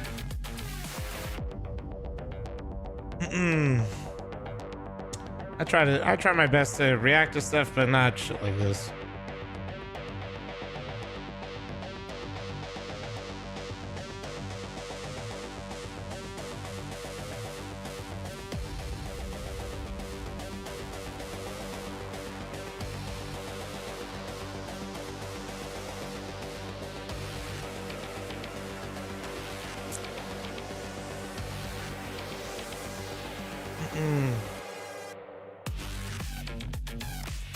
We watched on the CSGO memories video while we wait. I was trying to save it for the finals day, Lumber, because I haven't watched it yet.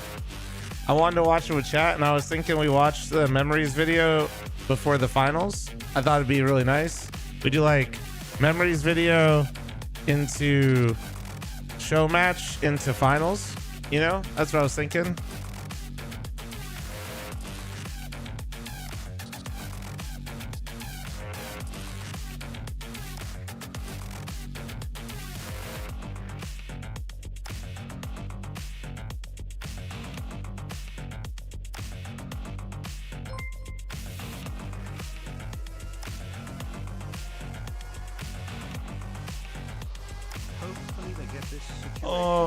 Before the match continues.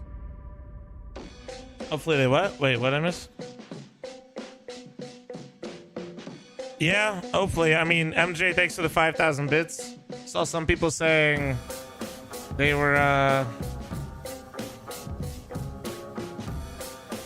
think they were saying G2 is back on the stage.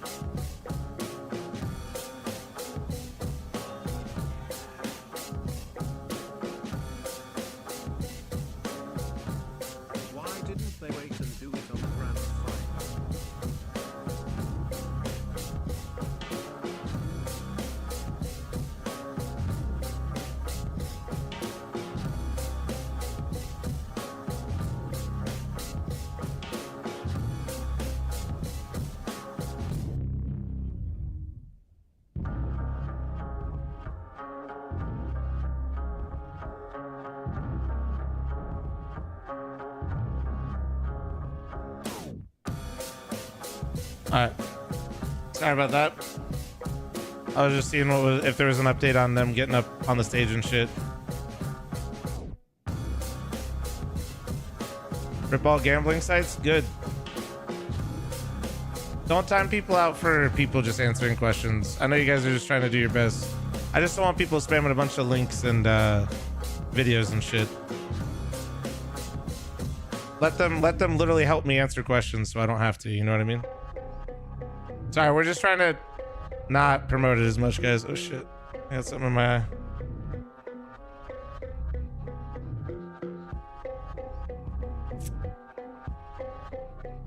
Yeah, I mean, if you guys like are super into it, you guys want to get into it, I'm sure it's going to be all over Twitter, HLTV, all that good stuff.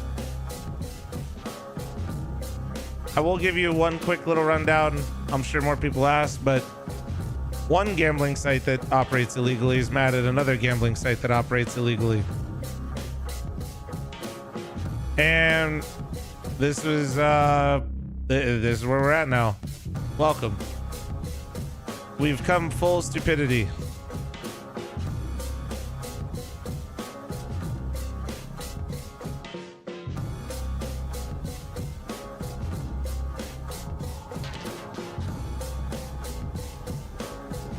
And people got on the stage and potentially fucked up the trophy. We'll see.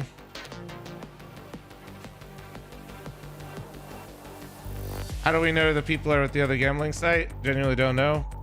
I mean, from my very untrained perspective, pretty sure the guy that owns one of them was streaming it and encouraging people to go do it.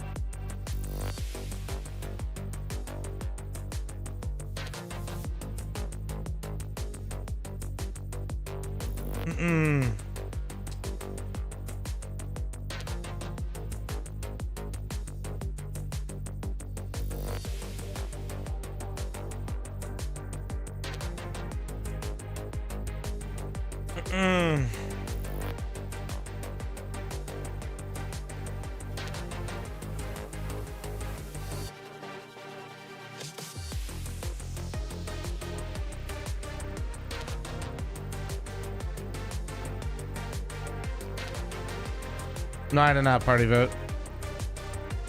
Honestly, this could be a blessing in disguise. I hope Valve wakes the fuck up and just claps all the gambling sites.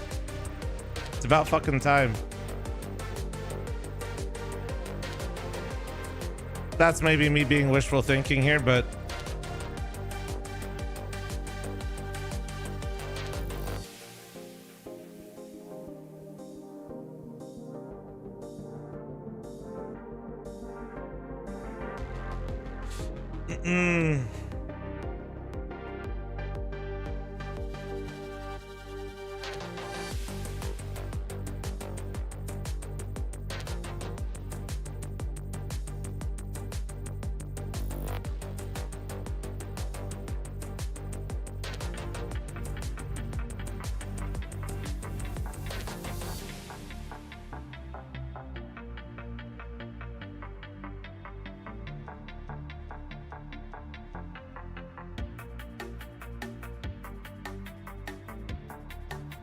what do I think of third-party skin sites? Like, oh, you mean like marketplaces?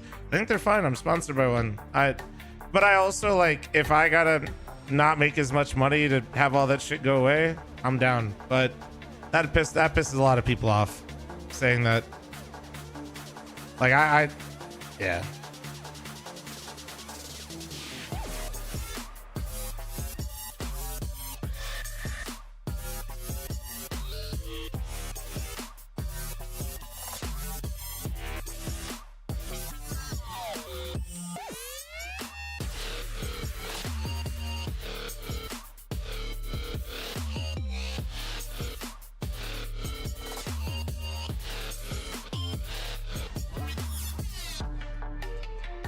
Third-party trading isn't gambling. It's not, but it facilitates a lot of it, whether you want to recognize it or not. Whether you want to recognize it or not. In fact, many of them, well, let's just say many of your favorite sites buy in bulk from those gambling sites. So yeah, they kind of go hand in hand. They literally wash their money, essentially, if you guys did not know this. Thank you, everyone, for your patience.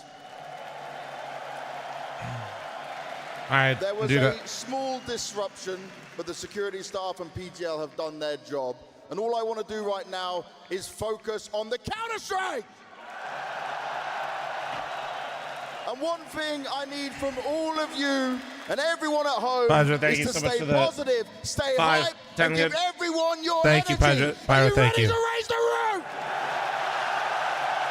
Royal Arena, it's Scotty and Lawler's time to take the mic. Make some noise! Give it to him, James. Goddamn right. Can't stop Counter-Strike. Can't stop Counter-Strike. And here we are back not into the address match. What just happened? Like I just Score said 7-5. earlier, we don't need to address fucking clowns that want attention, guys. Right in the middle of the game. In case you don't missed need to say anything more than that. You know what I mean? G2 winning in the end. MOUZ clawing back somewhat. Torji looking good. But I think G2 winning with confidence. They've been doing good on pistols. There's nothing to talk about with behavior like that. There's literally nothing. There's no in this series if they get another one. MOUZ have to fight this. If you think there is, Jesus Christ, please just close down my stream. Can't be afraid now. Torzi slips down. Sudden pop, but Beretta. And those Berettas turn through a couple. Brolin with a helping hand falls back into the site. And so 2v4 is demanded here of G2. You said at the uptick in pistols, something that's been I going hope well that's for a them. really just stupid bait comment. Reclaim the 2v4 on top, why don't you? Was it both on Inferno? G2 won? They won the second round of the map after MOUZ won pistol. That's right. That force buy that caught him. So, look at a split 2-2 in the series thus far. Util goes out, could clear of sandbags. Gush on the boost. That's an open door. Well, that That's gives Nico them a kill. shaving one off before Careful, the push dude. comes out. A little You're giving pry over Nico top of the fucking jump duels. ball. Still cautious of what feels like an inevitable flank. All right, but thanks to so 10-month far, farmer, Xerxes thank keeps you. his head down. They keep looking for it. They don't find them just yet, so he's got a good timing. Good job of clearing out all the potential positions, though, right? Sandbag, short side, all is here for G2. They've got a clear picture of what they have to do to get this one over the line, but they were right. Slowly but surely, that flank comes through. Xerxes plays his hand, Nico's dropped, and we've got MOUZ to respond with pistol. Yeah, at least they made him work for it. G2 will be happy to get a plant in this situation, and the one thing that MOUZ have to prove, as you pointed out, is when they won their pistol on Inferno, it was immediately stolen back in round 2, opening the game. Sometimes it can do more to your mentality to lose the follow-up round, not just the pistol, so this is a good start, but they know a full buy is coming in.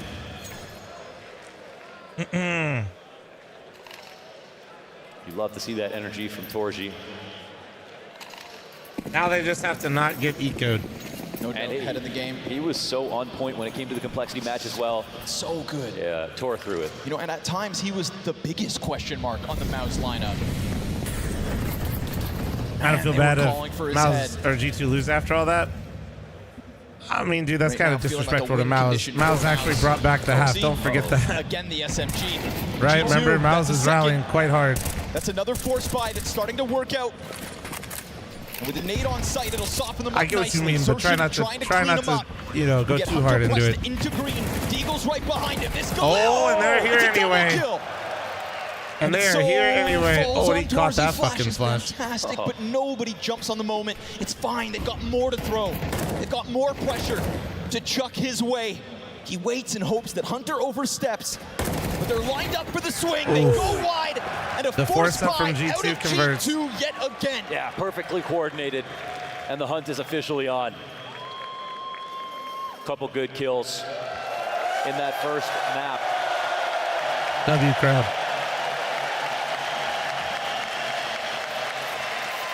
And now another strong moment. Pistols up for MOUZ.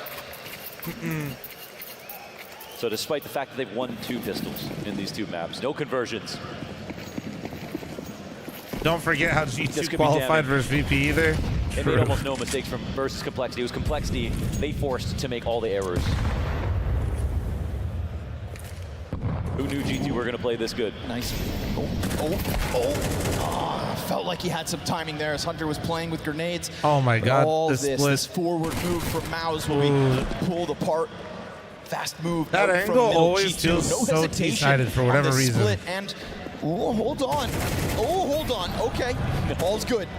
You know, you start to question whether you can skip a single protocol, whether you think. Want to find the biggest security guard and make love to him, Flom? Hell yeah. Still going to make sure that the depths of this map stay in the hands of G2, that lead is secured off of the back of the force by G2, looking for early team momentum.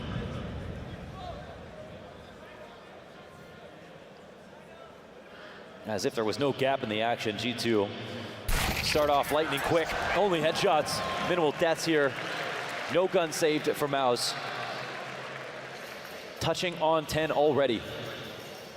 Within what feels like 20 minutes of the map starting.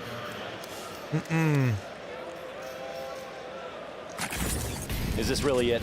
After all that MOUZ have shown us, flying through the RMR, barely losing any games. There's the duality to that statement though, right? All that MOUZ have shown us, well, they've shown us great things at the start of events, but they've also shown us time and time again these struggles in the playoffs. Kato.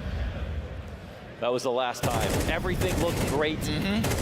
Pressure. Until their final match. Pistols trying to throw something into the works from top mid, but again, anytime some slight advantage falls in the hands of MOUZ, there's a just as fast response. Hooksy calling quick, and the pack of G2 players work their way up ramp. Again, it is just the vanilla pistols, that AK in the hands of Roland, going for the boost, and he's dead. Down. And Nico knows there's a second right there. He's not going to give you a chance to G2's catch tearing your through it. He will not let you catch them off guard. Good to see them just recognize the round and just fucking send double it. digits early on in You this don't want to ever give side. them too much room. They will hunt each and every member of MOUZ down, and they will give them no space to breathe. Man, it's seldom you see so many teams like stage their run so well and then look so good coming into big matches that they should win and suddenly fail almost, it seems like, exclusively because of the pressure. It's unbelievable what we saw in the Spirit match yesterday. It might be unbelievable what we're watching versus MOUZ, with MOUZ right now. But I'm sure there's also a part of MOUZ that wish that they had been tested a bit more, right? I mean, flying through in RMR, flying through a legend stage, or a elimination stage, excuse me, it's always nice to do. You would never choose to play more harder games and almost not make it. But I believe you spoke to Cyclone once in the hotel. He said the same thing. He said, I wish my boys were pushed a little. Yeah. I wish that they were tested. And to be honest, in their opening best of ones, they were 11 rounds from a static, 11 rounds from Eternal Fire. It was that complexity smash that suddenly sent the uptick in confidence for MOUZ. So here we stand, 4-round game. G2 I think on what's the terrifying if you're MOUZ right now is Nico historically, I feel like, has a pretty underwhelming Vertigo game individually. And he's not right now. Like, that's... So it's Brolin's like usually it's like the Modesty show with some Hunter mix in there, you know? Okay. I say that, Nico immediately dies. Looking to draw the line in the sand on the ramp. Hooksy's hopping. Not enough to reclaim just yet. Guns out for MOUZ and a 2K answer. Yeah, that's an excellent start here. We saw this moment on Inferno. It led to some rounds back. It's less deep of a scoreline right now. G2 5v3. I think they have this in the bag.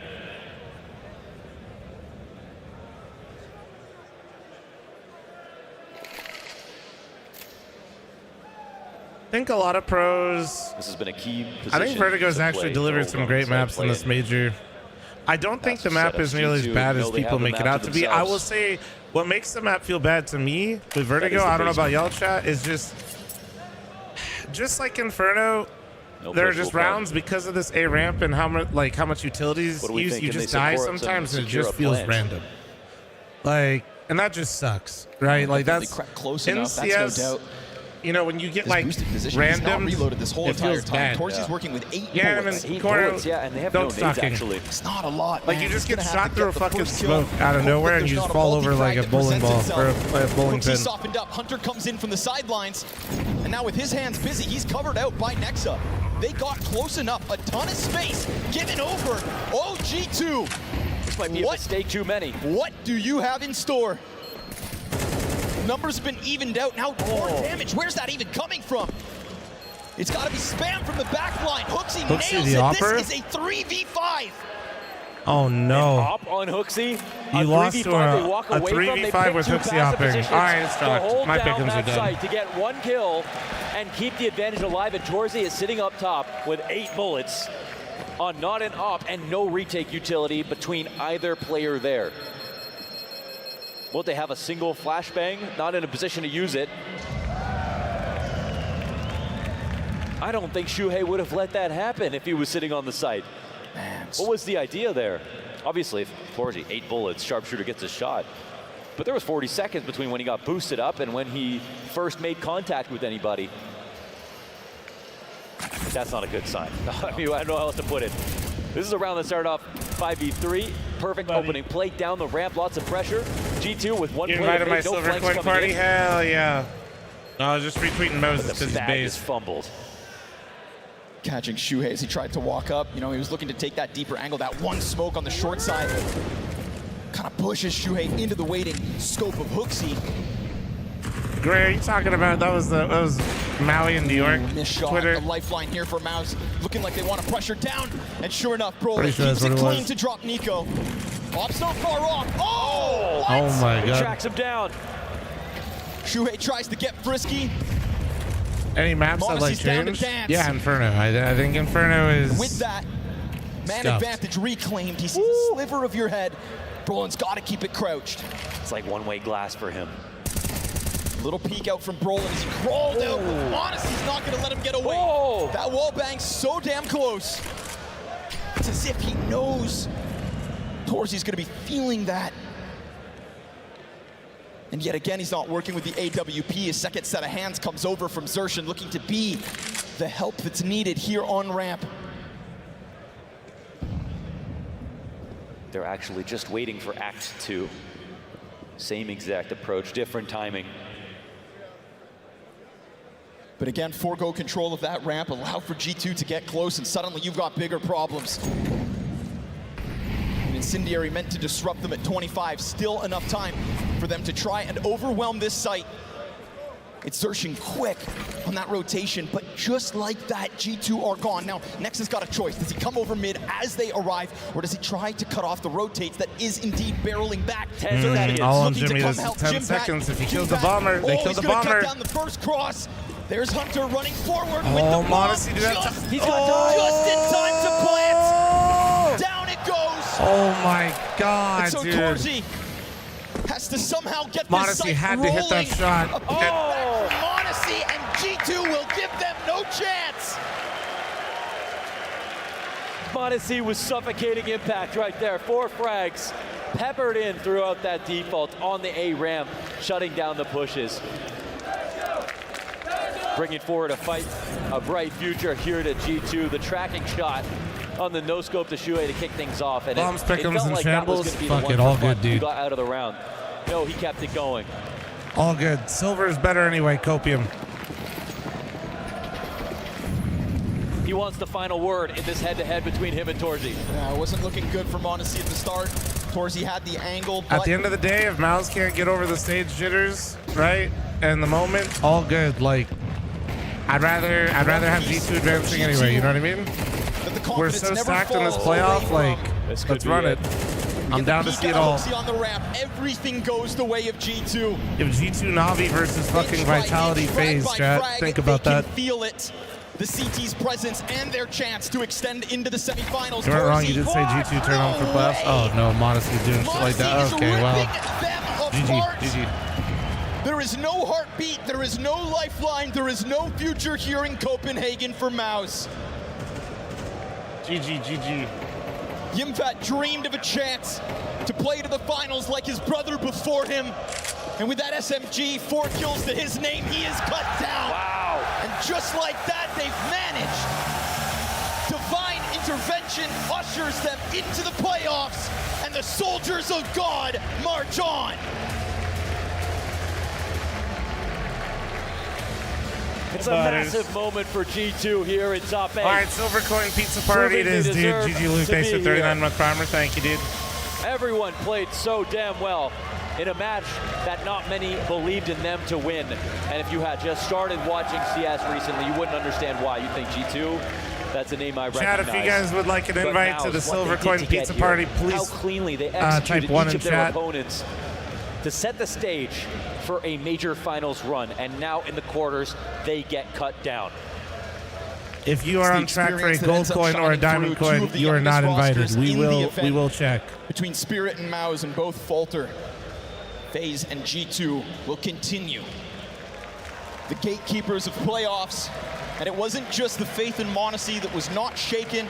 Anybody said that if it was going to happen, it had to be him. Lied, gold All coins. of G2 come together, pick up both pistols, and then the pistols they lose, they force buy to take that back. The pressure was on MOUZ from the get-go, and that pressure is where they crumble yet again. And what matters here is that this crowd has stayed very strong, even though this was a wild series and a wild experience for you. I want to focus on the positives. Your Inferno has been looking great in general, but this is probably the best it's looked throughout the whole tournament. Would you agree? Yeah, I mean, the result speaks for itself. So yeah, very happy with how we played both maps, and it's looking good so far in playoffs. And Hooksy, top fragging, are we going to rely on that a little bit further? Yeah, he has been insane. Honestly, I feel so bad that he didn't clutch his pistol as well. He played it amazing, so I'm really happy to see him play so good and call as well in front of the home crowd. So everything is going good in our camp right now. And in terms of things going good in your camp right now, what was it like for you guys? Next to there for the vibes, chat. It's true. Next to better than JKS. Grow up, chat. Yeah, I think we definitely geared up a bit more than the group stage, and we knew that MOUZ is a very strong team, but I think I don't think we could have played worse than we did in the group stage. So I think we really focused on how to improve ourselves. I don't think we needed to fix so many things in game, but more like outside and mentality-wise. So I'm really happy with how we just approached the game in general, and we were the one dictating the pace all the time, and we were the one being aggressive, getting the entries left and right. So I would say, I mean, we have more experience on the stage for sure, and I'm happy that it's showing. And in terms of its showing, your next game will now be against Na'Vi, and they have been a difficult team for you. You looking forward to that one? Yeah, I mean, that's definitely going to Chinese be a harder restroom real game, quick. especially against them. We have lost, I think, last 4 or 5 times we played versus them, but if we win tomorrow, I take all of these losses, and I think tomorrow is going to be, it's going to even out with that win tomorrow. That's what it's all about. Anything you want to say to all the fans out here supporting you guys? Thank you all, guys, for staying with us here tonight. We obviously had some difficult situations, but yeah, I'm just happy that you guys still stay calm, showed so much passion. Atmosphere was amazing throughout the whole game. Nothing could disturb us. So thank you all for coming, and I hope you're going to get even more exciting games from tomorrow on. That is what it's all about. You have been amazing, Royal Arena. Give it up for Nico and G2. Thank you so much, Banks and Nico, and thank you for that wonderful message to indeed the part of our crowd that has been supporting you and all of us for all that time. It's a little bit hard right now to talk about everything, but I want to take Banks' example and talk about the positive, being the positive energy that was here, not the other stuff, and the positive energy that G2 brought onto the server. And I mean, we did say it before, we said, if it's not gelling, but you get on stage and you find your form as G2 and you remember all those times that you were so great on stage, you might as well win. I mean, once again, what a display of experience for G2, and under particularly tenuous circumstances, they are able to deal it. Listen, the way they played this match, I have next to nothing to criticize for G2. They had the right attitude, they knew how to push advantages, they knew how to make the best out of the impatience from MOUZ, a little bit of nerves here and there, whatever happened in this arena, which obviously we cannot ignore. The G2 camp knew how to deal with it the best. And you can read it, you could feel it, they were dialed in. Even when we all got back on the server, there was no doubt.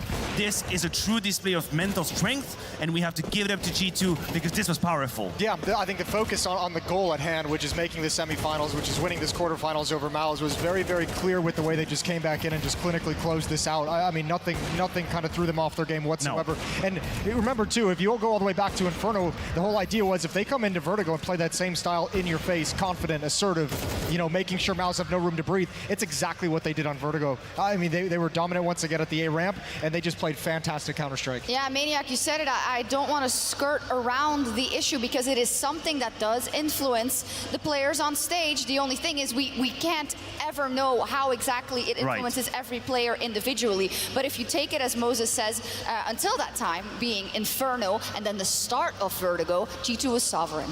Yeah, they were.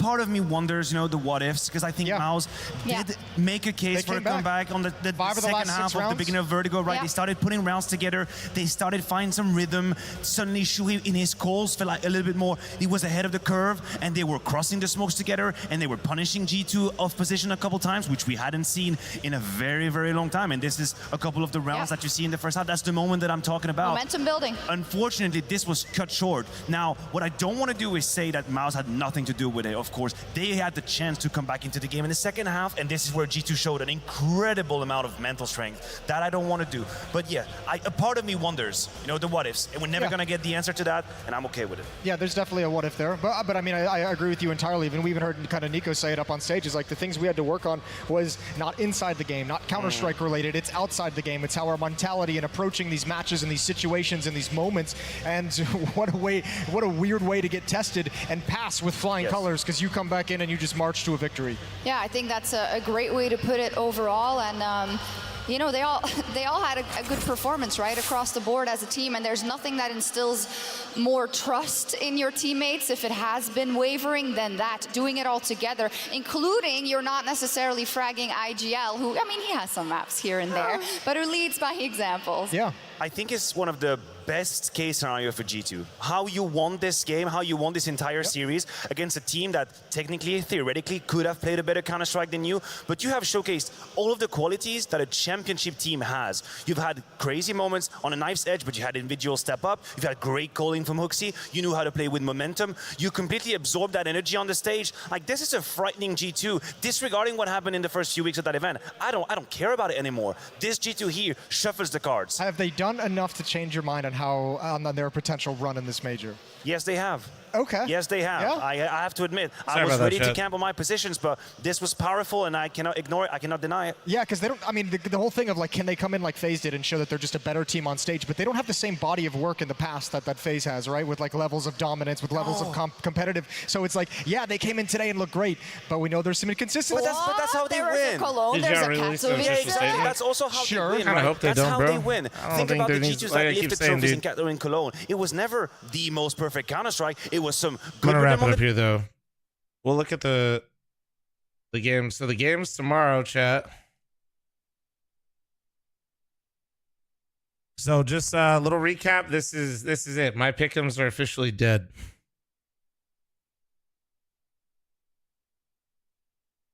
Sorry, just joining out. No, it's all good, man. I'm just yeah.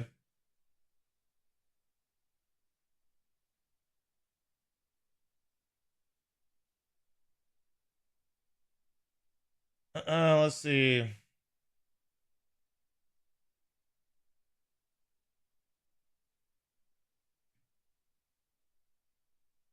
I went 0 for 4 in quarters. Yeah, that's impressive. I went 1 for 4, so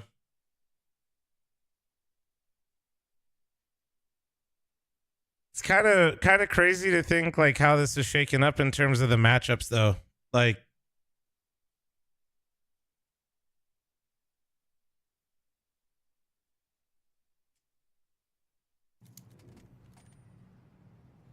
so this is just for the reaction video, and let me just say like this, chat. No, we will not be uploading anything in regards to all the bullshit that was just going on. Not that I thought any of you expected that necessarily, but I thought I'd just let you know. Axel X for 3-month resub, thank you. The most stacked major keeps looking more stacked. All right. That being said, this is it. Everyone can take great pleasure. This is official. I am now the official member of the silver coin, also known as the rarest coin and most valuable coin, and this is not copium whatsoever. Listen, we shot our shot when it came to let's just say this playoff bracket, since we couldn't get diamond, and let's just say holy fuck, this is why I don't play basketball. My god. Jesus Christ. Oh my lord. Oh, dude. So anyway, we kind of went for the Hail Mary, and yeah, this was Mother of God. In other news, though, I still think this is fantastic. Like, this is Cope. I would love to have a diamond coin. I don't want anybody to think I'm lying to myself, okay? I'm not. However, I'd also be lying if I didn't say I'm fucking excited, dude. We have Vitality FaZe, right? Na'Vi G2. My God. Like, holy shit. Like, that's... If my pick'ems are gonna be fucking dead... If my pick'ems are gonna be fucking dead, this is a great way for them to die. Like, fuck it.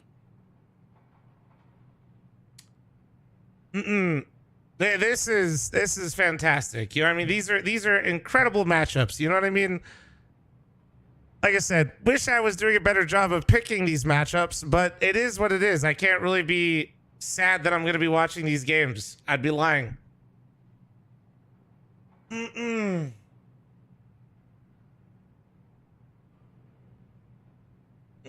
So, that being said, that's my little reaction video, my little recap for the day. Should be some great matchups tomorrow. Hopefully no clowns show up tomorrow. That'll be great. Chat, I do want to say I was... No, not right now. Not right now.